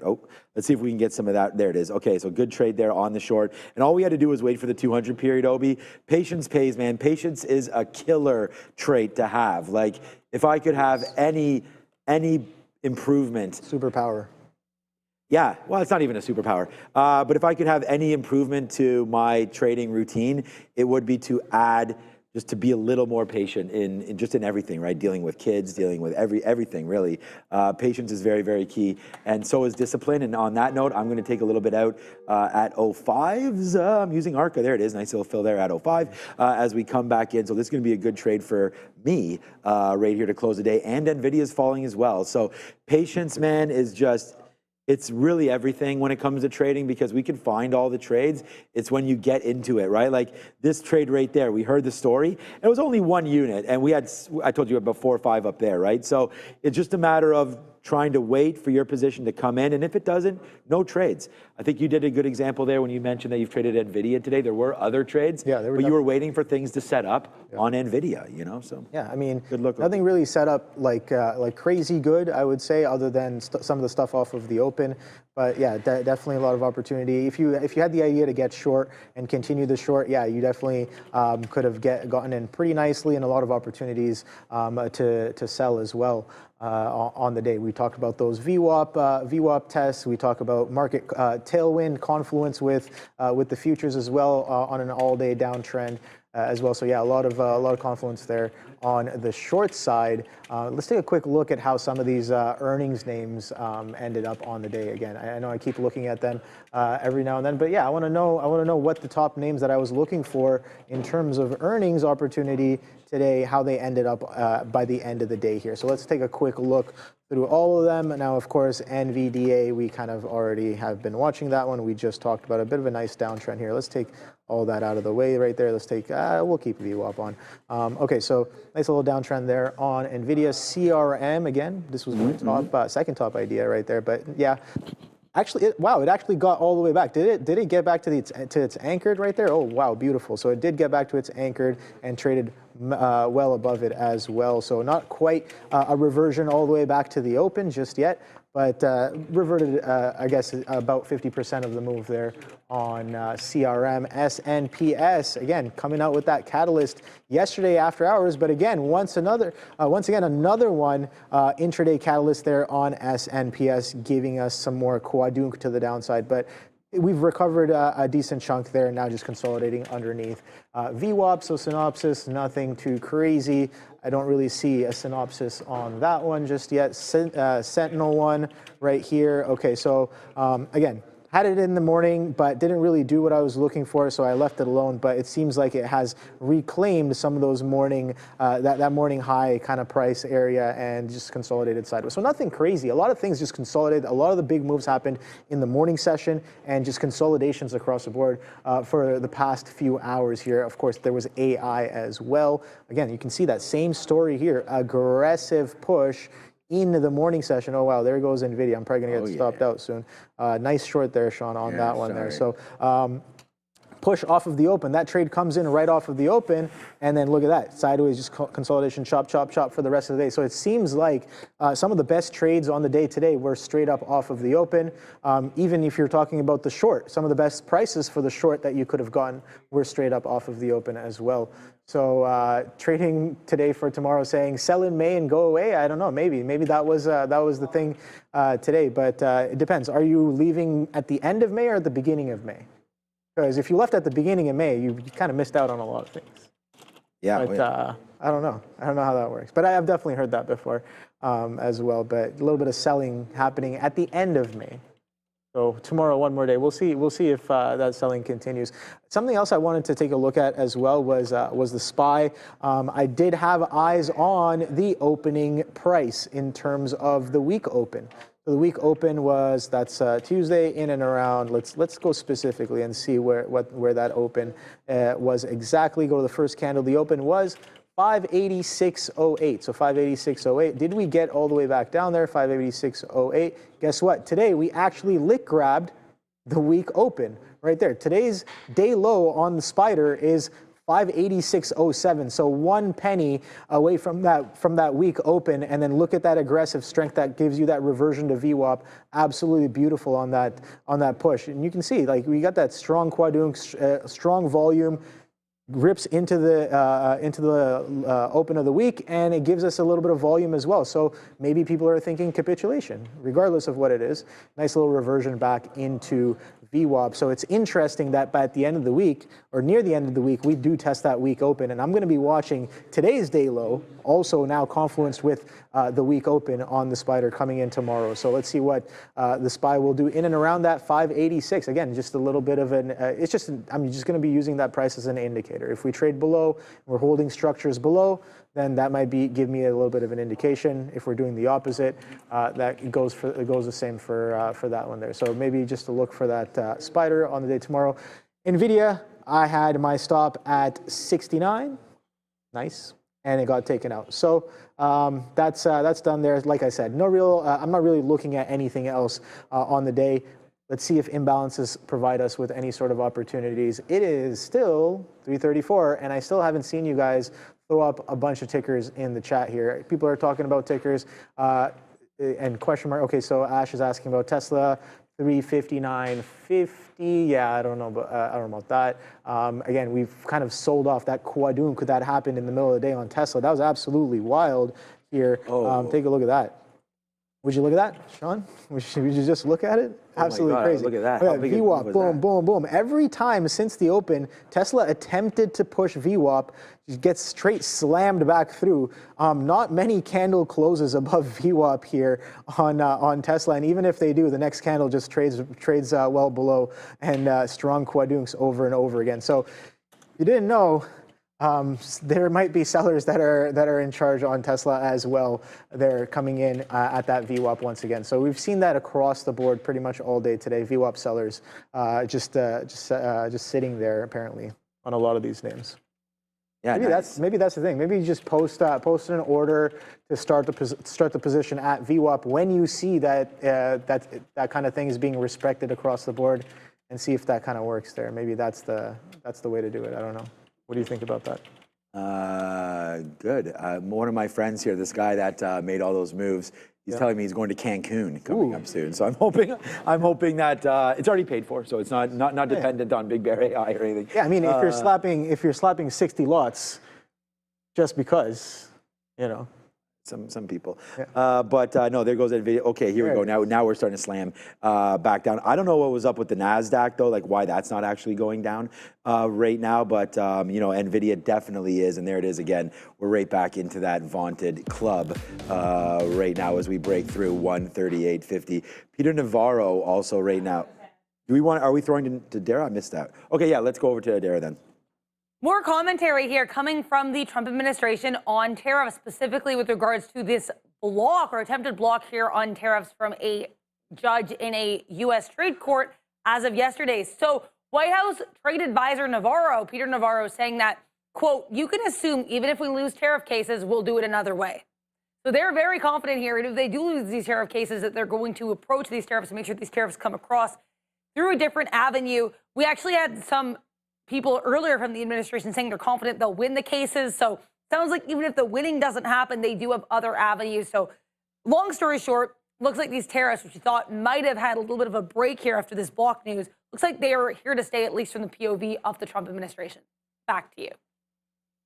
All right, that's thank you very much. Yeah, no, I'm just reading the chat here, just seeing what you guys are saying and asking. Yeah, there's a lot of tickers I'm seeing that people definitely got involved with. I think I got to scroll back up to see. There's one I haven't heard of in a long time. And that was Herbalife, and I was like, all right, let's go see what HLF is up to and see what Herbalife is doing. I don't know how much volume this thing does on the regular right here. Okay, so average 30-day volume coming in at 2.08 million on the day. Currently traded just 1 million, so nothing too crazy just yet. And with only about less than 30 minutes left in the trading day, yeah, it hasn't even done its average daily volume just yet. So, but let's take a quick look at the weekly chart here, and just to see what it's been up to, because I know this thing has been It keeps getting sold off, the last I remember here. Yeah, there you go. So nice little push, both in I guess 2019 and 2021. But you can see that beautiful kind of a break of trend, break of a much higher multi-year trend, right? And then kind of selling stepping in as well. So over back-to-back sell-offs there, and lower highs and lower lows as well on Herbalife. And I think the person in the chat was asking, does it have any life? I don't know. But it doesn't seem like it really had a life for longs over the past few years, all the way from 21 to now, actually. So beautiful swing short if you're into that sort of thing. But yeah, no, Herbalife kind of trading down in the dumps here. It hasn't even really gone sideways yet either. Only about maybe sideways since last October, it would seem, but higher time frame. We've been selling off all the way since, I guess, February of 2021, January 2021-ish. So yeah, Herbalife, that's on Herbalife. I see Mike asking for SGN. What is that? Signing day reports. Do these guys have something recently? I feel like it came up on a scanner or something. Okay, yeah, they had something yesterday. Okay, that's what it was. So SGN, yeah, this one came up on my scanner yesterday. It did some RVOL, but not doing anything too crazy in the morning session. But take a look at that. Nice little push. That's an aggressive push from $2 all the way from $2.84. A little bit of a squeeze action happening here, it would seem. Again, yesterday it pops, fails to follow through on the breakdown. You can see that crumble. Look at that volume just topple off, but the price doesn't go anywhere. Boom, boom, boom, boom. Absolutely beautiful short yesterday, but guess what? Anybody who's holding from yesterday, it seems like they are dealing with the book right now. If you go, I don't even want to pull up the book here, but again, a little bit of a push there on SGN. So nice look there, Mike, on that one. You asked a couple times, NTNX. All right, so that's the next one right there, NTNX. Let's quickly take a look at that. I'm watching Nvidia on the side here. It's still chopping around 139, so I don't really have a trade there. Nothing too crazy. We'll just wait for those imbalances to come out. Only about 10 minutes left for that to happen here. So let's see, Nutanix, they had earnings today, yeah. So nice little RVOL, but look, push to the downside right off of the open. That's a strong quadunk there. Didn't really give you too much information off of the earnings reaction, and that's I don't know if I don't know if I'm doing the right thing or the wrong thing, but when it doesn't really do too much volume in the after hours or off of the earnings reaction, I'll put it a little bit lower on my priority list. I'd prefer it if it was doing some strong volume in either the after hours or the pre-market, because I'm looking for information, right? And that information, I want it to be somewhat significant, and if it's confluenced with significant relative volume, then I do like it a little bit more there. But yeah, sure, doing some RVOL in the pre-market, but a lot of crumble there. All the volume comes in right off of the open there. Beautiful reversion as well after that selling is done, but a grinding bid to say the least there. So that's a bit of a tough one. Like, I love reversions, don't get me wrong. I love symmetrical reversions. It goes down, it goes up just as fast as it went down, or it goes up just as fast as it went down. But this one, you can see, it's not that symmetrical. That selling coming in very aggressively, but the bid does come in, but on a much different kind of a time frame there for a bit of a reversion. I guess that's looking a little bit more like a 30% reversion than a 50%. But nice little push there on Nutanix. So what else you guys got for me here? There's that Herbalife comment there. All right, so we got a super chat. Thank you very much, Shane. So Shane here, oh, there goes my alarm for imbalances. Got to remember that one. So shout out to Shane for that one. So love the show, watch and learn. Much on the daily basis, much credit and respect. Can we please look at SBET when you get a moment? Heard some news, oh boy. Yeah, we've been talking about SBET, dude. SBET, yeah, we can take a look at the chart. It's been a few minutes since I last looked, but absolutely crazy here. That's what I was talking about. This is like, okay, so a beautiful, beautiful liquidity trap. Again, strong first day volume. Second day, not that much volume at all. Let's go to the daily chart and actually compare what volume this had. So day one, you have 54.5 million shares traded. Day two, Sean? Yes. 2.2. What are we talking about? On SBET. Oh, Good SBET, luck yeah. getting out of your shorts with that kind of liquidity after a day one with 55, almost 55 million, 54.5 million shares traded. Day two trades 2 million and then fails to break down. Absolutely beautiful there. It wasn't on my radar, but you come in and you start breaking those prior day ranges, you start breaking that day one range. Look at that expanding volume that comes in with those candles that break that day one high. Absolutely beautiful confluence there. Strong push. Definitely a little bit of a squeeze because guess what? Once that buying pressure of the squeeze is gone, you get a little bit of a quadunk there. And that's what we're seeing happening right now. 92.63 is the day high. And I think this one's halted right now, Sean, because that does look like a bit of a halt. Oh, it halted and came back in. 77.79 right there. Yeah, so it halted and then literally that halt was roughly the top and only selling after that. I'm glad we didn't punch in. Remember, I was like, oh man, do we want to punch long on this? We could get long on the halt. Do we want to do it? But there it is, man. Now, finally, the regulators. I mean, I think there needs to be some audits of these halt rules because, like, you know, as it can move like that back and forth and then not halt until the very end of the day when people are looking for liquidity. I don't know. That's the way halts have been happening over the past. Hello, Citadel. Hello, Citadel. Kind of weird. Citadel. Yeah. Yeah, I don't know. But okay. So heading into the close, again, let's just go over some of the names that we have reporting. Can I go find that on TTV Research, by the way? Let me go have a quick look here. Yeah, okay, so let's just go through TTV Research right now. Here it is. So we do have the earnings calendar right now for tonight. You can go find this right now on X. Go to next post directly from here. Thank you for that one there. All right, Obi, get out of here. This was I don't want today's, this on right? there. Yeah, this was yeah. So anyways, Ulta Beauty X. By the way, Elon, it's up to you, it's your business, but what about getting rid of some of these bots? I mean, every single response, every single post that I put up has like unlimited number of bots just attacking those posts. But anyways, okay. I heard they're working on that. It's unbelievable, actually. I've blocked like so many Trader TV Shawanes and all that kind of stuff. It's absolutely unbelievable.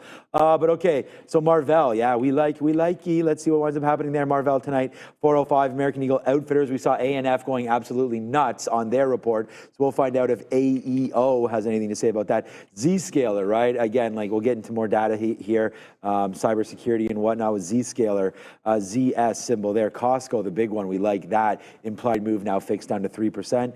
Gap with the new symbol. It's not GPS, it's GAP now. UiPath could be something very interesting. We know you may have something to say about that. Maybe she's been buying some UiPath. I don't know. We got to go to Kathy's Arc and find out what's going on there.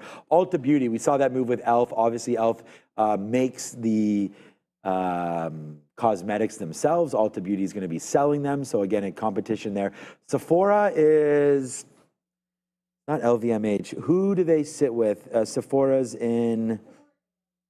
It is LVMH? Okay, so I was going to say, so that's how you'd play Sephora, but Ulta Beauty, another way to play the space as well. ULTA, an old Berkshire name there, was in and out of that one, I think, in one quarter. Dell, exactly, yeah, thanks. Dell as well tonight. So we'll check out Dell. You know, Dell off of HPQ could miss, right? HPQ yesterday. HPQ was today, I think. Right? Yeah. HPQ reported today. No, I'm just hearing in my ear. Literally, we're just talking about Dell. The story in my ear is now that Dell and Nvidia literally just happened, which is why I gave that puzzled look. It's not doing anything. It's just they're providing some sort of a new supercomputer somewhere. So anyways, there it is. Nvidia and Dell Technologies to supply, supercomputer to the U.S. Department of Energy. Dara has this story, but isn't that crazy? We were just talking about it. Okay, the market's now blasting a little bit higher, which is all good, man. We do still have a third left, no, less than that, 25% left of this trade, and we got good coverage here as well. Remember, our stop is 70.40. Lucky to not get stopped out there. I'm going to bid out now. We're in trouble a little bit with this place, with this play. What's up, Adara? Actually, don't. I have other stories here for you guys, though, if you're interested. So DIS on watch, Disney and Hulu reportedly launching an exclusive perks program ranging from resort discounts to contest entries to reduce subscriber churn and enhance loyalty. So DIS with this perks program said to begin in the U.S. this week. Hulu's program going to begin on June 2nd. So next Monday, keep an eye on UAL as well here. That is United Airlines apparently trimming its Q2 profit forecast and its summer fares after over 2,000 flight cancellations. There were also 7,000 delays. That was at Newark, that New York airport, and apparently that caused a 15% drop in leisure travel demand. So some issues here at Newark airport led to issues at United Airlines, which led them to cut their Q2 profit forecast. CEO Scott Kirby citing air traffic control and tech outages as the issues they're in. So not saying that I guess they're not taking the blame there as a company, but they're saying that's something to be aware of. I just got this Nvidia Dell story as well. What happened here is apparently they're going to be supplying Nvidia and Dell this new Doudna supercomputer to the U.S. DOE, Department of Energy. So just as Sean said it, to clarify, that is the story here. DELL, you can check those earnings with Sean and myself coming right after the bell. Back to you. Yeah, we're locked and loaded for that one. Stopped out there. I mean, it's going to be fine. We'll just go Sirens because we got stopped out there as it breaks through 40, but it was a good trade overall.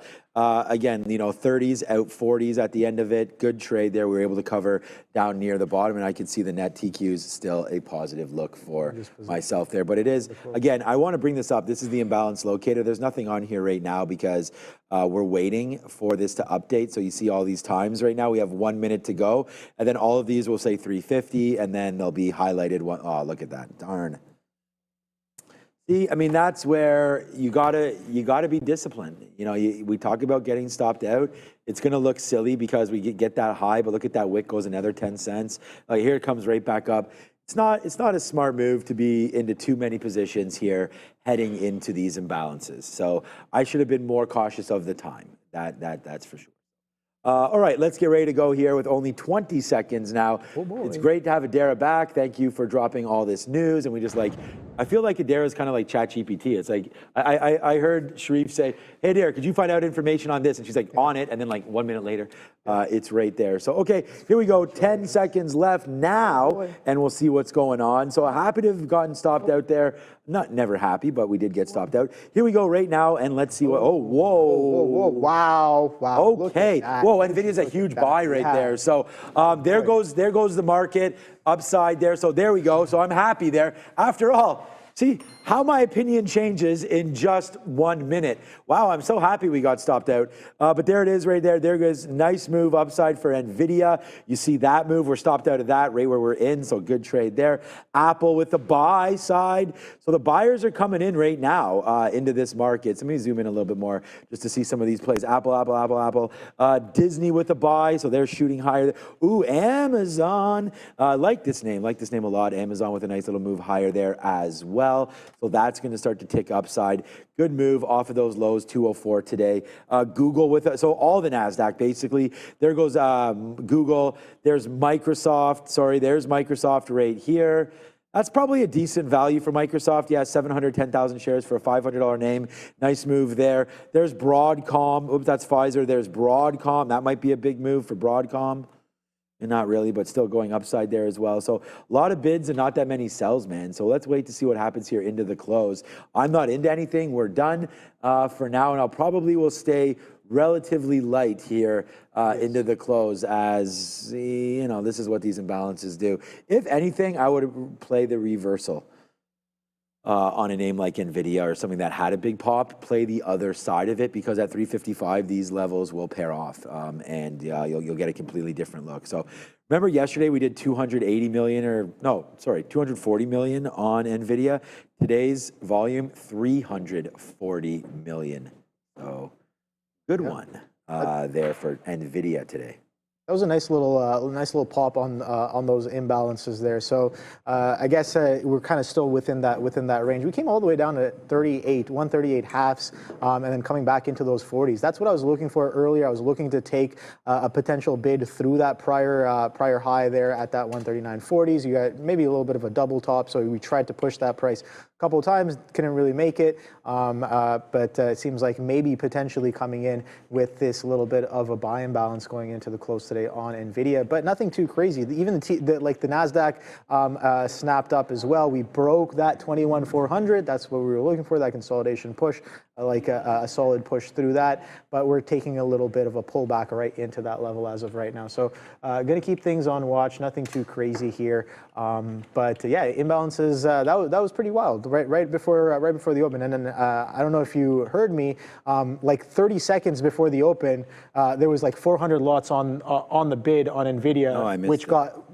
filled right away. And then we just start slowly grinding higher, and then we rip up on that. And I was like, oh, somebody positioned right before. I don't know, but it seems like whoever bought those shares definitely was nice going into the imbalances there for that strong buy. We're coming back through that 139 as of right now, so I've got to keep an eye out for that one. Other than that, don't really have anything else. Let me know if you guys are taking anything into the close. I did. I really don't see anything. Okay, so you see the Nvidia. Okay, cool. No, I mean, I wanted to take that. I talked about reverting that back in, so we did take it. So it's 15 cents in the money right now for Nvidia, and I'm going to cover some at 90s. If we get there, we almost got there. Unbelievable that we almost just got to 90s right there. All right, I'm going to put some, I'm going to cover that. I'm going to cancel the 90s, put a 95. It looks like we, for some reason, went right there. So I'll put a bit of 95 and see if we can get that. One more push down, please, Nvidia. And we'll, okay. 370 million shares today, 340 million, sorry. There it is, there's our fill, yes, sir. Good little look there for NVDA as it's continuously going into the low side of things right now. So let's go NVIDIA, see what it wants to do. Nice little trade at the end of the day. Oh yeah, that's gonna be a good one, man. We'll take about 20 cents here, see if we can get a little bit lower there for NVIDIA, and especially if we get that pair off, that happens right here at 350. Nice little short there on NVIDIA. We got stopped out of a very small piece. We put on 1 unit there, comes back in, we take the 50-period moving average. We're out of 70% of this trade right now. I'm waiting for 138.75, right where this little line is that my cursor's at. What's up, Adara? This part of the show is brought to you by Trade the Pool. We've been showing you the homepage of Trade the Pool for a while now, but today we wanted to highlight a section of the site you might have missed. And trust us, you'll want to check it out. It's Trade the Pool's video on demand library, and it's so much more than just content. It's a space built to help traders grow with real stories of funded traders, strategy breakdowns, hard lessons, and mindset tips you can actually apply in your own trading. And there's actually more. The note feature allows you to save the most valuable takeaways from videos. You can quickly revisit the exact moments that mattered. It's like your own personal bookmark. The best part? It's completely free. If you haven't explored it yet, now's the time. Head to tradethepool.com and click on the VOD library tab. Back to you. Boy. I have to edit it. Right. Okay, yeah, we'll do it. No, we can figure that out. Okay. Thank you, though. Okay, yeah, hopefully it will work out. All right, so Need more buying power. 355, yeah. Obi just asked for more money, so I was just like, boy. Okay. Without any further ado, just Obi, trade responsibly, okay? All right, here we go. Nice little downside play right there for the market. Amazon still a bit. I don't know where Nvidia is on here. I'm still going to wait to see if we can get that print again, but it is starting to go back upside right now, so we may not get our low fill there, but we are at a 70%. It was a good trade at the end of the day there for Nvidia. But yeah, join us, Costco, man, coming through later on. I like that name. Let's see what Marvell's doing right here at the end of the day. They're coming at, whoa, okay, a little bit of a move. Okay, they made it all the way back to 64 at least. We'll wait for Marvell. That's going to be interesting. Gap, we have AEO as well tonight. So, you know, this has actually been a pretty good stock, I feel like. The wife today spent a little bit of money at Old Navy. So I had to get the kids. My son got a couple golf shirts. I don't know what else, some joggers, things like that. So shout out to Gap and Banana Republic and Old Navy, things like that. So we'll see what's going on with them. But look how hot fire they've been heading into this report. So this was $16 back near tariff lows. More than, or almost doubled up, actually. We almost got through $30. And I think the big one tonight, look, I mean, Dell is its own beast, but, you know, we'll wait to see what they're saying, because yesterday we had HPQ come out and it was not the greatest report, down real bad early and then the bounce. Now the fade. So HPQ down 8%. We'll see what Dell wants to do tonight as well. So Costco, Dell, Gap, AEO there for American Eagle Outfitters. Well, that's only $11. Okay, so that's coming through tonight as well. We'll see that. See, not the same chart as Gap at all. Gap, I think, is on a relatively new CEO. So that could be part of the bump there for Gap and why that's going higher. So, and then Ulta Beauty, ULTA. Yeah. I mean, not much today, but Alta Beauty's really upside as well. So it should be some good reports. Stay tuned for Adara and I in 3 minutes. We'll ring the bell, then we'll get over there and we'll do that recap show. We had over almost 11,000 people watching yesterday's recap show for NVDA. Yeah, we're hitting some I wouldn't say record numbers, but definitely there's a bit of growth there, right, for sure. What was the highest number during COVID? I'd say probably the most. Show? Yeah, most viewers during COVID, or because more people were. The thing is, you know, part of that is hard to answer because we have so many more subscribers now. Oh, that's fair. Yeah, probably as a ratio, probably yes, during COVID. Like, we only had 150,000 subscribers, then obviously 10,000 viewers, you know, would be a lot more. We're over 500,000 subscribers right now, 525,000 subscribers. We want to thank everybody for subscribing. Make sure you do hit the like and the subscribe button. That is for sure. So, what, Obi, you want double the money for tomorrow, or what do you think? 50% more? Well, for U.S. equities or Canadian equities? Oh, you want Canadian equities? I won't. Maybe we'll figure it out. We'll talk about it after. Okay. All right. Here we go. So quadruple. Quadruple. Perfect. I like. Well, we usually go a little more than that. Okay. I think all the equities, to me, it looks like they're all the same here. Futures, currency, equity. Okay. Yeah. All right. All right. So here we go. With only 2 minutes left, Nvidia's not really doing anything. My stop was going. Well, I mean, we already remember we got out at 70%. This last 30% could be an L. So let's just cover it right now. So there it is. We'll cover it at 15s, and of course, it's coming back in. So what a surprise! What a surprise there. It doesn't matter. We only had 30% left. So a good little cover, good trade there at the end of the day. So all right, man, we're getting close. Oh no, what happened to the countdown? Oh boy. Oh boy, it's been automated in the past, and right now, you scared me for a second. I thought we had 10 seconds. It's not going. No. Don't panic. I'm flat on everything. Make sure Obi brings up a very good point. Make sure that all of your orders, stop orders, pending limit orders, anything like that has been canceled and dealt with, because you do not want to have a surprise position show up at the end of the day. That is for sure. So, okay, here we go with less than 10 seconds now. Right there. Hi, Adara. Yeah, so we're getting ready to go. We are covered up on everything. It's Costco earnings. It is going to be great. 3, 2, 1. All righty then, let's go. All right, Obi, good job today. We'll talk tomorrow. Join us back again for the end of the week. I'm going to head up there because I think it's going to be earnings bonanza. Yeah. So I'll see you soon. We'll wait for Sean to get all set up there. So solid day for anybody who was trading trend and trading short, as a lot of things closing near their lows there. Mag 7's there as well. Oh boy, what happened? Okay, that's interesting. That's pretty okay. Just looking at a closing trade there. That's pretty wild. But yeah, no. Hopefully you guys had a solid day as well. We will be here tomorrow, but don't go anywhere, guys. Guess what? We had earnings day one for Nvidia today. We saw a little bit of shake and bake. We had some shake and bakes on the tariffs as well, with I guess the judicial system trying to step in the way of Trump as well, and then taking that back by the end of the day. That's pretty wild. So shake and bakes all around, it would seem, and Nvidia is still continuing to trade at this 139 as of right now. So nothing too crazy, but I will definitely be here tomorrow for earnings day 2 for Nvidia. But there's going to be a lot of earnings day ones as well, so don't go anywhere. We got Sean and Dara covering those for you right now on the Market Recap Show. I'll see you guys tomorrow. Take it easy. Hey everybody, we're here. We're back live one more time. I go from one desk to another. Now I'm beside Dara. Dara, how are you doing? Doing fabulously today. How are you, Sean? I'm doing fantastic. Happy Oh, new back. Earrings? I didn't even notice those till now. Yeah, I got them. So it's funny. I got them when I was at Niagara-on-the-Lake, and actually they're from a Winnipeg company, I guess, that does like clay earrings, and I liked them, and they were well priced. So good. Yeah, good. Matching the shirt there. Okay. All right, let's go. We do have a big earnings coming through right now. We're just waiting. NetApp is just out. We didn't even really cover that too much, but look what's happening to NetApp right now. Not great. So NTAP, adjusted EPS right now of 193, beating 190, sales beating. Must be a problem here with the guide. So there goes NTAP. NetApp now down below the 50 period moving average. What a good day it was for the Qs. Just joking. A flat day right there. We did start the day off pretty well, and then all of a sudden we had seen. Have the guidance. Let me zoom. There it is right there. The NASDAQ started out real positive there and then really got faded all day, creating lower highs as we went. What do you got for us? You're mentioning the NetApp guidance, sure, let's go. and you were correct. It was not particularly positive. So here is the EPS, $1.93 versus $1.90 expected. Sales, $1.73 billion, just eking out a victory here over the estimate of $1.72 billion.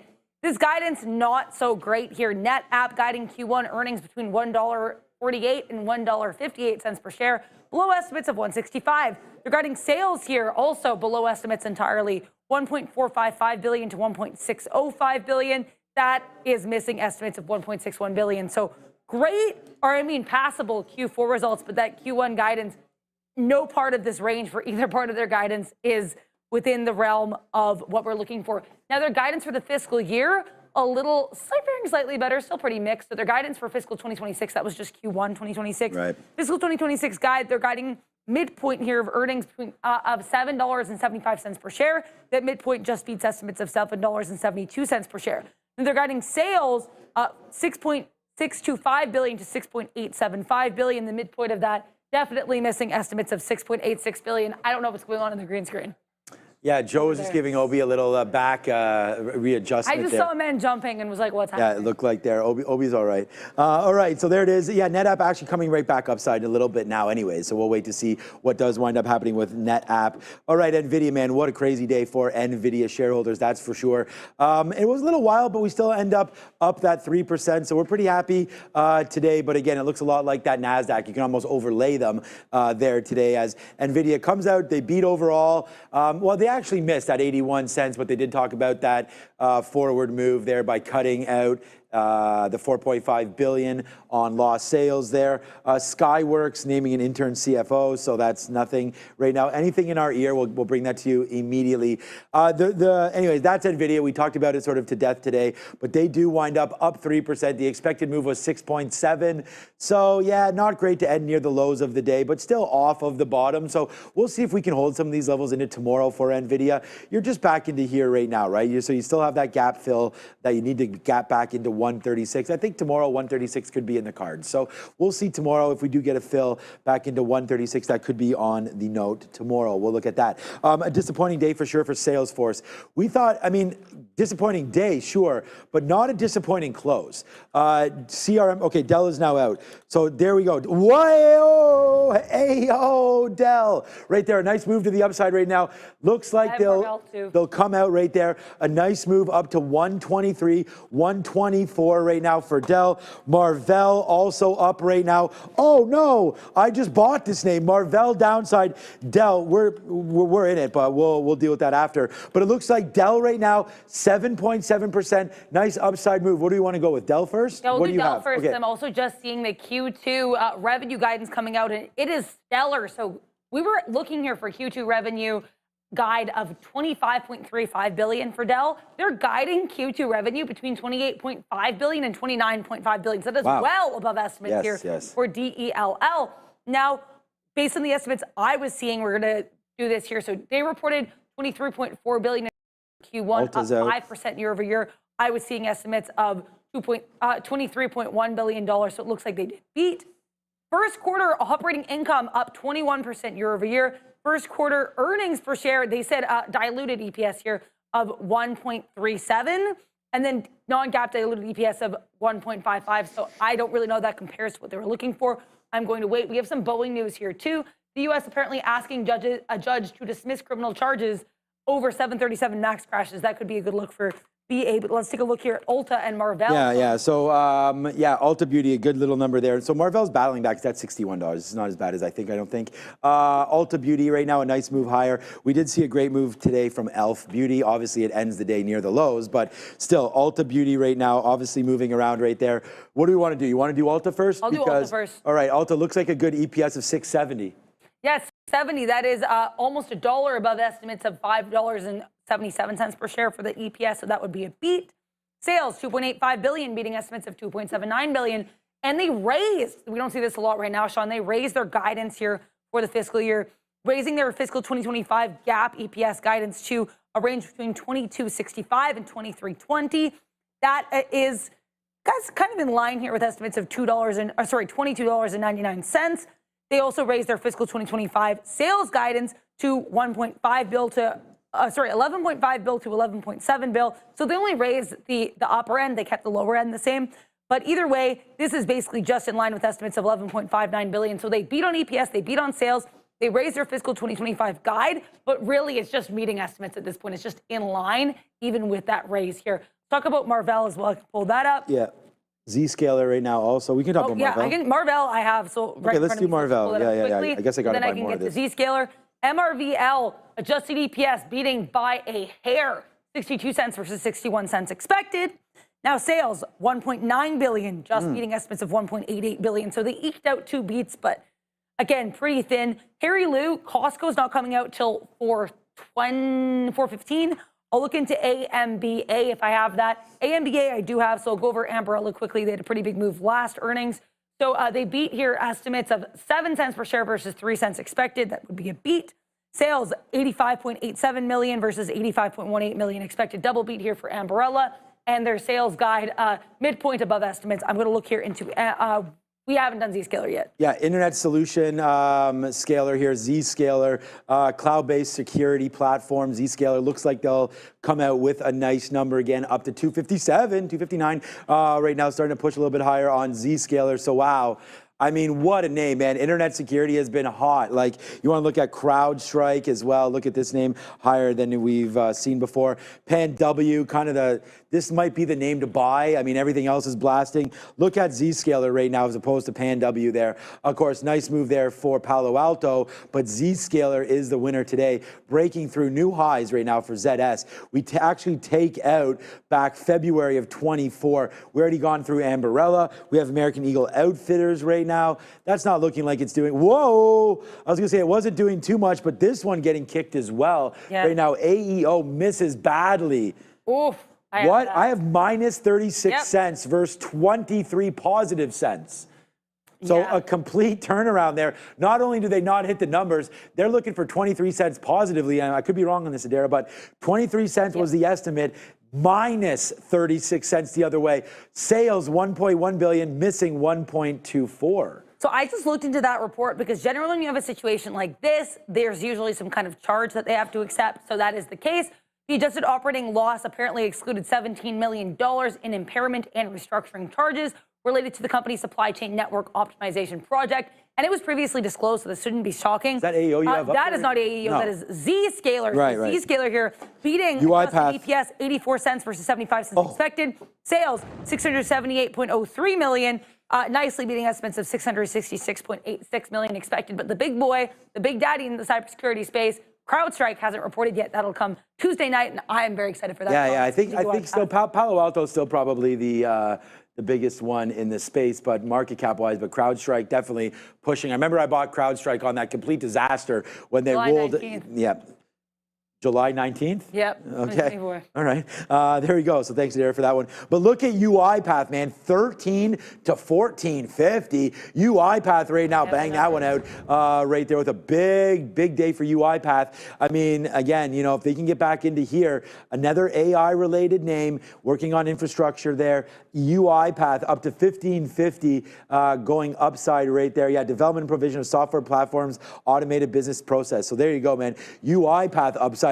So the only AI name that's not doing anything, thanks Marvell, is you right now. So we'll have to wait to see if Marvell, Marvell, oh no Marvell, oh no, we're all the way back up for Marvell. We talked about, I was under my breath, I was like, I'm gonna have to buy this dip. Well, I didn't get the opportunity to do that yet today, but there's Marvell down to $60. Oh boy, Obi, you get that move down right into the 50-period moving average, which was $60, and then upside goes Marvell. We're down about $1 on our position right now. Let's see if we get going there tomorrow, but UiPath, a great guide, it looks like, Adara. We haven't gone over those numbers yet, have we? Because UiPath... No, I can go over them right now, though. Yeah, okay, let me just go over the guide quickly. 345 to 350 versus 333. So they like the guide there. Did we beat on EPS? We beat on EPS and we beat on sales. So UiPath here, 11 cents per share, just beating estimates of 10 cents per share expected. Sales, $356.62 million. That is well above estimates of 332.6 0.87 million. So they beat by over $20 million here when it comes to sales. EPS beating by a cent. So great look there for UiPath. Now we have Costco coming up. People are saying, where's Costco? Where's Costco? Well, guys, we'll get it to you no matter the cost at 4:15, which is when it is slated to be released. And I want to talk about that because initially the expected move was 10%. And I was shook because I triple checked. Right. They adjust throughout the day. They did end up being about 3.2% when we checked back in the afternoon. So let's find out here what's going to happen there. We also had White House senior advisor Kevin Hassett talking on Fox News just now. And he's, of course, as a lot of these Trump-related team people have been talking about tariffs today, he basically apparently said that the appeals court decision, which has basically been they're going to keep tariffs in place for the time being, he said this allows them more time to finish trade deals. Fed's daily, though, pretty negative. She's saying here that they're making progress in inflation, but they're not going to get to 2% inflation in 2025. Not even speculating, maybe not. She says hard no. Hard no, okay. Yeah. More talk. We're hearing right now at White House Economic Advisor Hassett talking in our ear. We're covering this all for you right now, expecting trade deals in a week or two. Okay, Marvell, not great here because you know what? They just gave their adjusted Q2 EPS 62 to 72 cents versus 66. So again, their high side would be great, the 72, but their low side is 62. So the street wanted 66 cents for next quarter.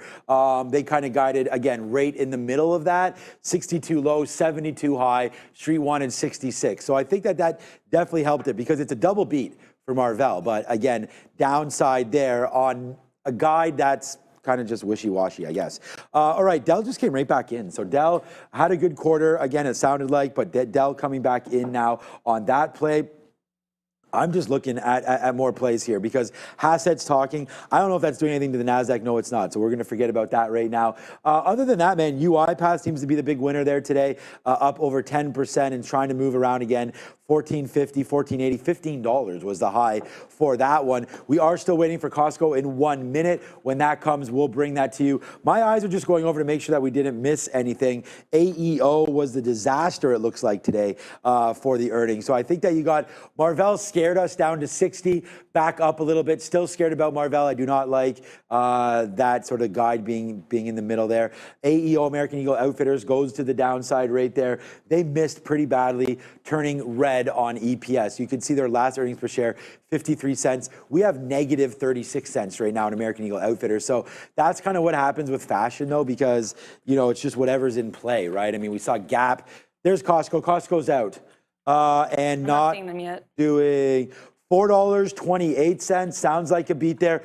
$4.28 for Costco. But as you can see, this is about as steady as it can go. It doesn't look like we're going too much here on Costco. So we'll have to wait to see what's going on there. But Costco right now is out and not doing too much. There's parsing through the numbers. We'll get those when we can. I have PagerDuty. They're now out. Yeah, PagerDuty's not a huge name, but we can. I mean, it dropped. Okay. That's the only reason I'm bringing it up here. I'm still not seeing Costco either. So PagerDuty adjusted earnings beat 24 cents versus 19 cents expected. Sales just a slight beat here, 119.81 million versus 119.12 million expected. The guide here is an issue. For Q2, Costco. they're guiding 19 cents to 20 cents per share expected. Versus 23 expected sales guide.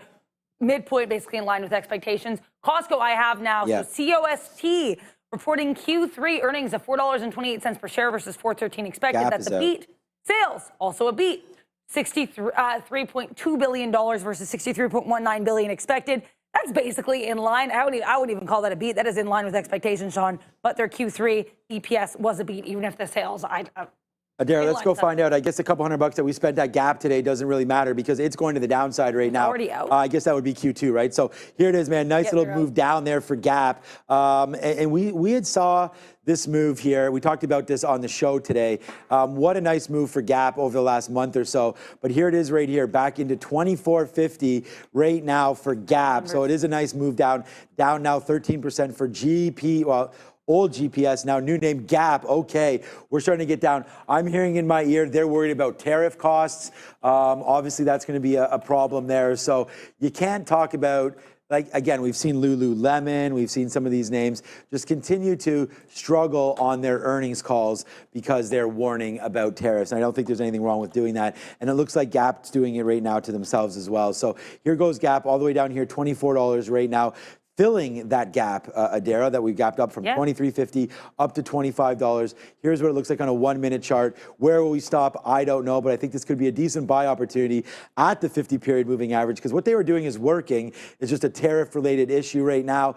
$22.50 for gap might be a good buy, but what do those numbers look like? So not adjusted, just earnings per share here for gap, 51 cents versus 45 cents expected. That's a beat. Sales also a beat, $3.46 billion versus $3.42 billion expected. They did have a 60 basis point increase in their gross margin on a year-over-year basis. Online sales up 6% year-over-year. They had net sales up 2% year-over-year. Comparable store sales up 2% year-over-year.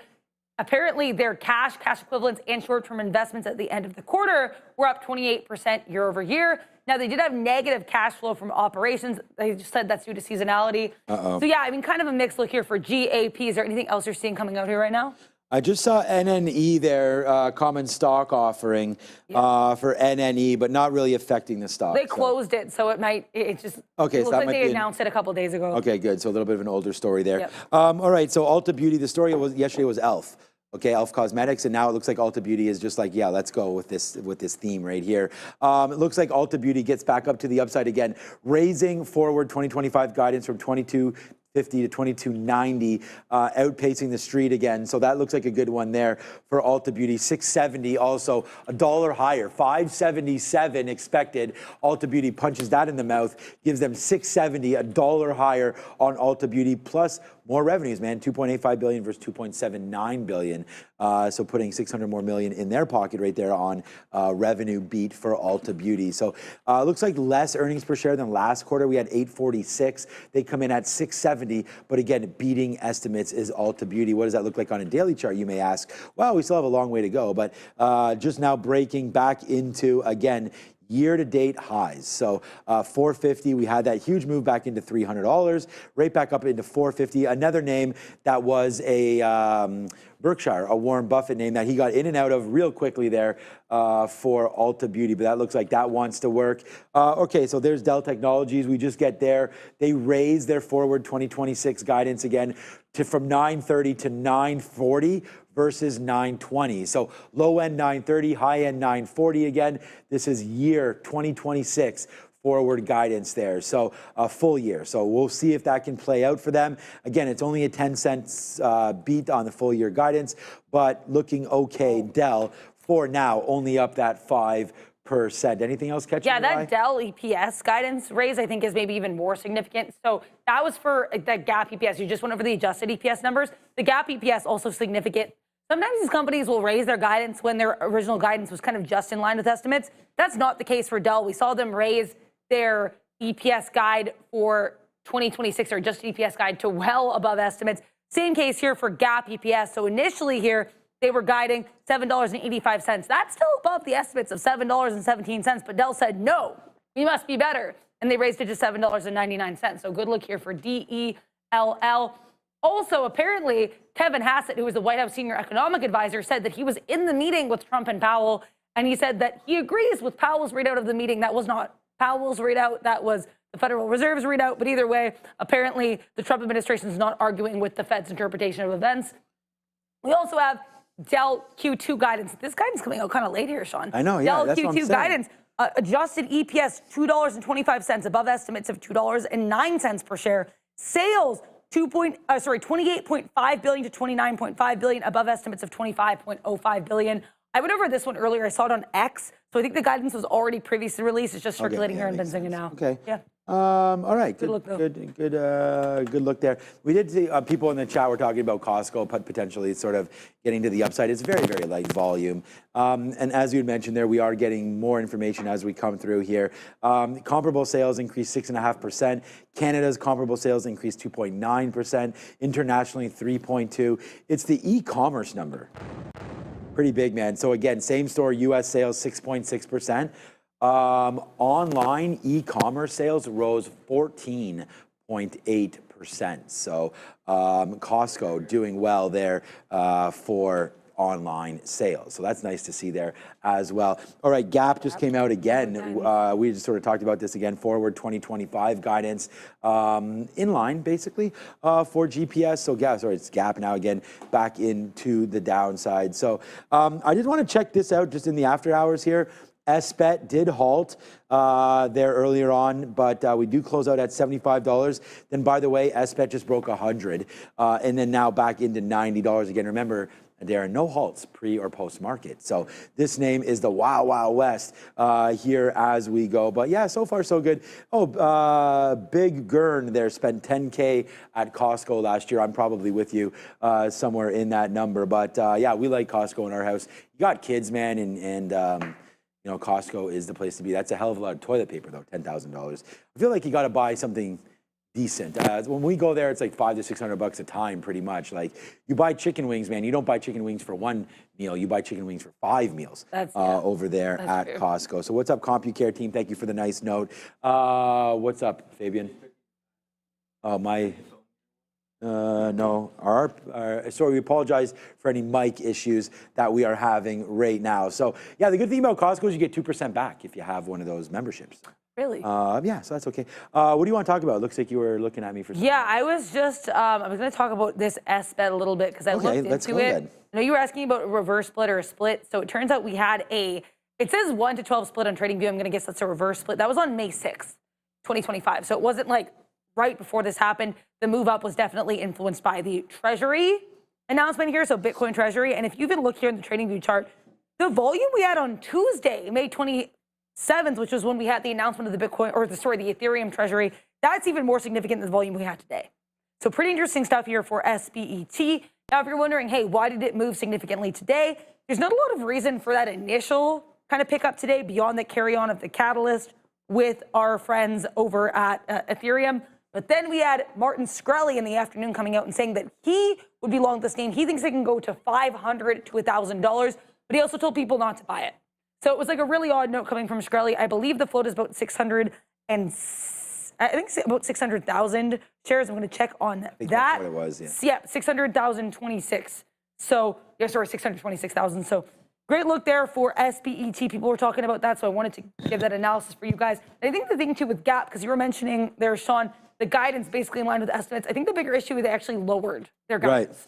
So they lowered it. I don't know what the previous guide was here on Benzinga, but they lowered it to that 5.25 bill to 5.4 bill. That guide just kind of in line with estimates, as you mentioned, there are 15.28 billion. I just wanted to mention the fact that they cut the guidance. Now, yeah, Costco, I'm seeing, Benzinga, I wasn't seeing this, but on X, apparently it's looking like Costco beat or missed some revenue estimates. Unclear. I'm seeing that they beat, or as I was saying, they were kind of in line. So take that how you will. But yeah, Costco, gross margin flat here. Membership fee revenue up on a year-over-year basis. Their total revenue, including memberships, up 8% year-over-year. So not a bad look for Costco. Let's see what cost this one trades at tomorrow, though. Yeah, I mean, Costco basically goes up and then goes down and now is flat again. So we talked about that 3% move on Costco. It doesn't look like it's doing anything right now. Just not impressive, that's all. It came out in line with slight beats. So yeah, not much going on there on Costco. We did have a request to look over Marvell again. Look, I mean, here's what Marvell did. I can just call it up for you right here on Benzinga Pro platform. Maybe if I zoom in too far. There it is right here. So Marvell today, it's not overly sexy or anything like that in the space, right? I mean, their GAAP EPS, I was talking about just their adjusted EPS, but see 16 to 26 cents versus 27. So it's gonna, I don't know why this is green, that's lower. Right there at sales, 1.9 billion to 2 billion versus 1.98. So you're a little bit better. You're kind of in the middle again on everything here for Marvell. So 62 cents to 72 versus 66. It's not doing too much. So, you know, we'll see. It looks like an initial beat, but then when you take out the GAAP earnings, it looks like it's about flat, if not a little bit under what was expected, right? And so thank you to Benzinga Pro for that. But I'm into Marvell. It's not, I never want to get into something too heavy before earnings, so we do talk about that. I just like the fact that it was above the 50-period moving average. I thought maybe we had a chance to break rate here through 67, up in there, and then the next level for me would have been that 73, 74 area. So we'll hold out on Marvell, give it some time. We won't hold it all the way back. We'll see if it can hold $60 and then possibly exit out of that. I just want to be in more AI. I mean, you know, the fact that Nvidia is at the same price now that it was 2 years ago makes me think, or sorry, last year, makes me think that, you know, there could be some love for some of these plays as well, right? I mean, we got to let them develop. There'll be an up and down wave for all of this. I mean, Marvell was $120, right? So we'll wait to see if that can get going. That is for sure. Yeah, SBET, which Adair just talked about it, so you guys still want to look. It's only $90, okay? So you have to check that out on your own right now. This could go anywhere here after hours. All right, just a quick look at a little bit of a market recap here today, if we can. All the earnings are now out. Costco's kind of just hovering around. This is kind of the look on the day. It's very mixed. I mean, gray is going to show you relatively nothing, right? And a lot of these names, Amazon 0.4, so I like that play. Walmart slightly down, Costco slightly down, Apple slightly down, Microsoft up, Meta up, Google. These are all a wash, right? Microsoft's up 0.29, Meta's up 0.23, Google's down 0.29. Netflix today, though, gets hit down 2%. You don't see that too often. Boy. Nvidia 3.25%, so that's okay. The financials actually held out pretty strong. Not too many red names at all in the financial area. Berkshire, of course, the big insurance play. Visa, also consumer credit. We talked about that. Those were coming in hot last week. Wells Fargo up, AXP up, JP Morgan up, MasterCard up, Goldman Sachs, the one fail. But not really, though. Goldman Sachs down 0.6. Health technology, a lot of positive names here today. Eli Lilly, 0.4% upside. J&J, almost 1%. AbbVie, the name I like, up 1.3%. Pfizer, 1.6%. Not much else going on, man. Basically, the technology services had some mixed results with CRM down 3.3%, IBM down a little bit. There's Palo Alto down as well. That reminds me, let's just check out the news on Rigetti, possibly. So RGTI a little bit, that could be an offering, not too much downside play there for RGTI, Rigetti, we'll see, that's not a quantum related play there. QBTS not doing anything, IonQ, a big play in the space, that's fell. See, everything kind of fell, wow. IonQ down 10% today, Adair. We did not notice that one. A nice move down there. We wish we would have seen that earlier, but okay, let's just see what Nvidia is doing as we get ready to get, there it is, bang. Automatic shelf filing there on Rigetti. So that just came out right now as well. So probably expected, not a huge move down there for Rigetti. You got to file these. So there it is, shelf offering for Rigetti. So we'll find out what that's doing. Short squeeze on some of these names. Rigetti's short flow 24%. So this could get bought up tomorrow. We'll see how low this can go. Into $10 is a spot right there. That's the 50-period moving average. So we'll figure that all out. But it's 4:30 right now. It is. Thought we had good. Anything we didn't cover that you want to talk about quickly? I think we covered everything pretty well. Yeah. We covered all of those many earnings names. Covered Costco, we even covered Ambarella for someone in the chat. I don't think there's much we didn't go over. Zscaler, we haven't looked at. Oh, that's what I want to do. I actually want to talk about Zscaler quickly, yeah. Zscaler is still holding up really well. Now, in case you guys missed it, they did appoint a new CFO. His name is Kevin Rubin. I forgot to say that earlier, but that did happen. They beat on EPS here, 84 cents versus 75 cents expected. Sales, 678.03 million versus 666.86 million expected. Now, they also raised their guidance. So let's go Zscaler. This one, a scaler right now, certainly I think deserves a little bit of a higher spot in the alphabet there. Terrible pun. Raising their fiscal 2025 adjusted EPS guidance to 318 to 319 above estimates of 307. Fiscal 2025 sales guidance increasing here to a range between 2.66 billion. Okay, this just looks like 2.66 billion. Ben saying that's not a range. They just raised it to $2.66 billion, but it's above estimates of $2.65 billion. So great look here. Zscaler beat and raise across the board. Good job, Zscaler. All right, there it is, man. Marvell looking to get back to Greensville right now, so that's going to be good. Remember, conference calls ongoing, right? Some of them start 4:30, some of them start 5, some of them start 5:30. So definitely check that out.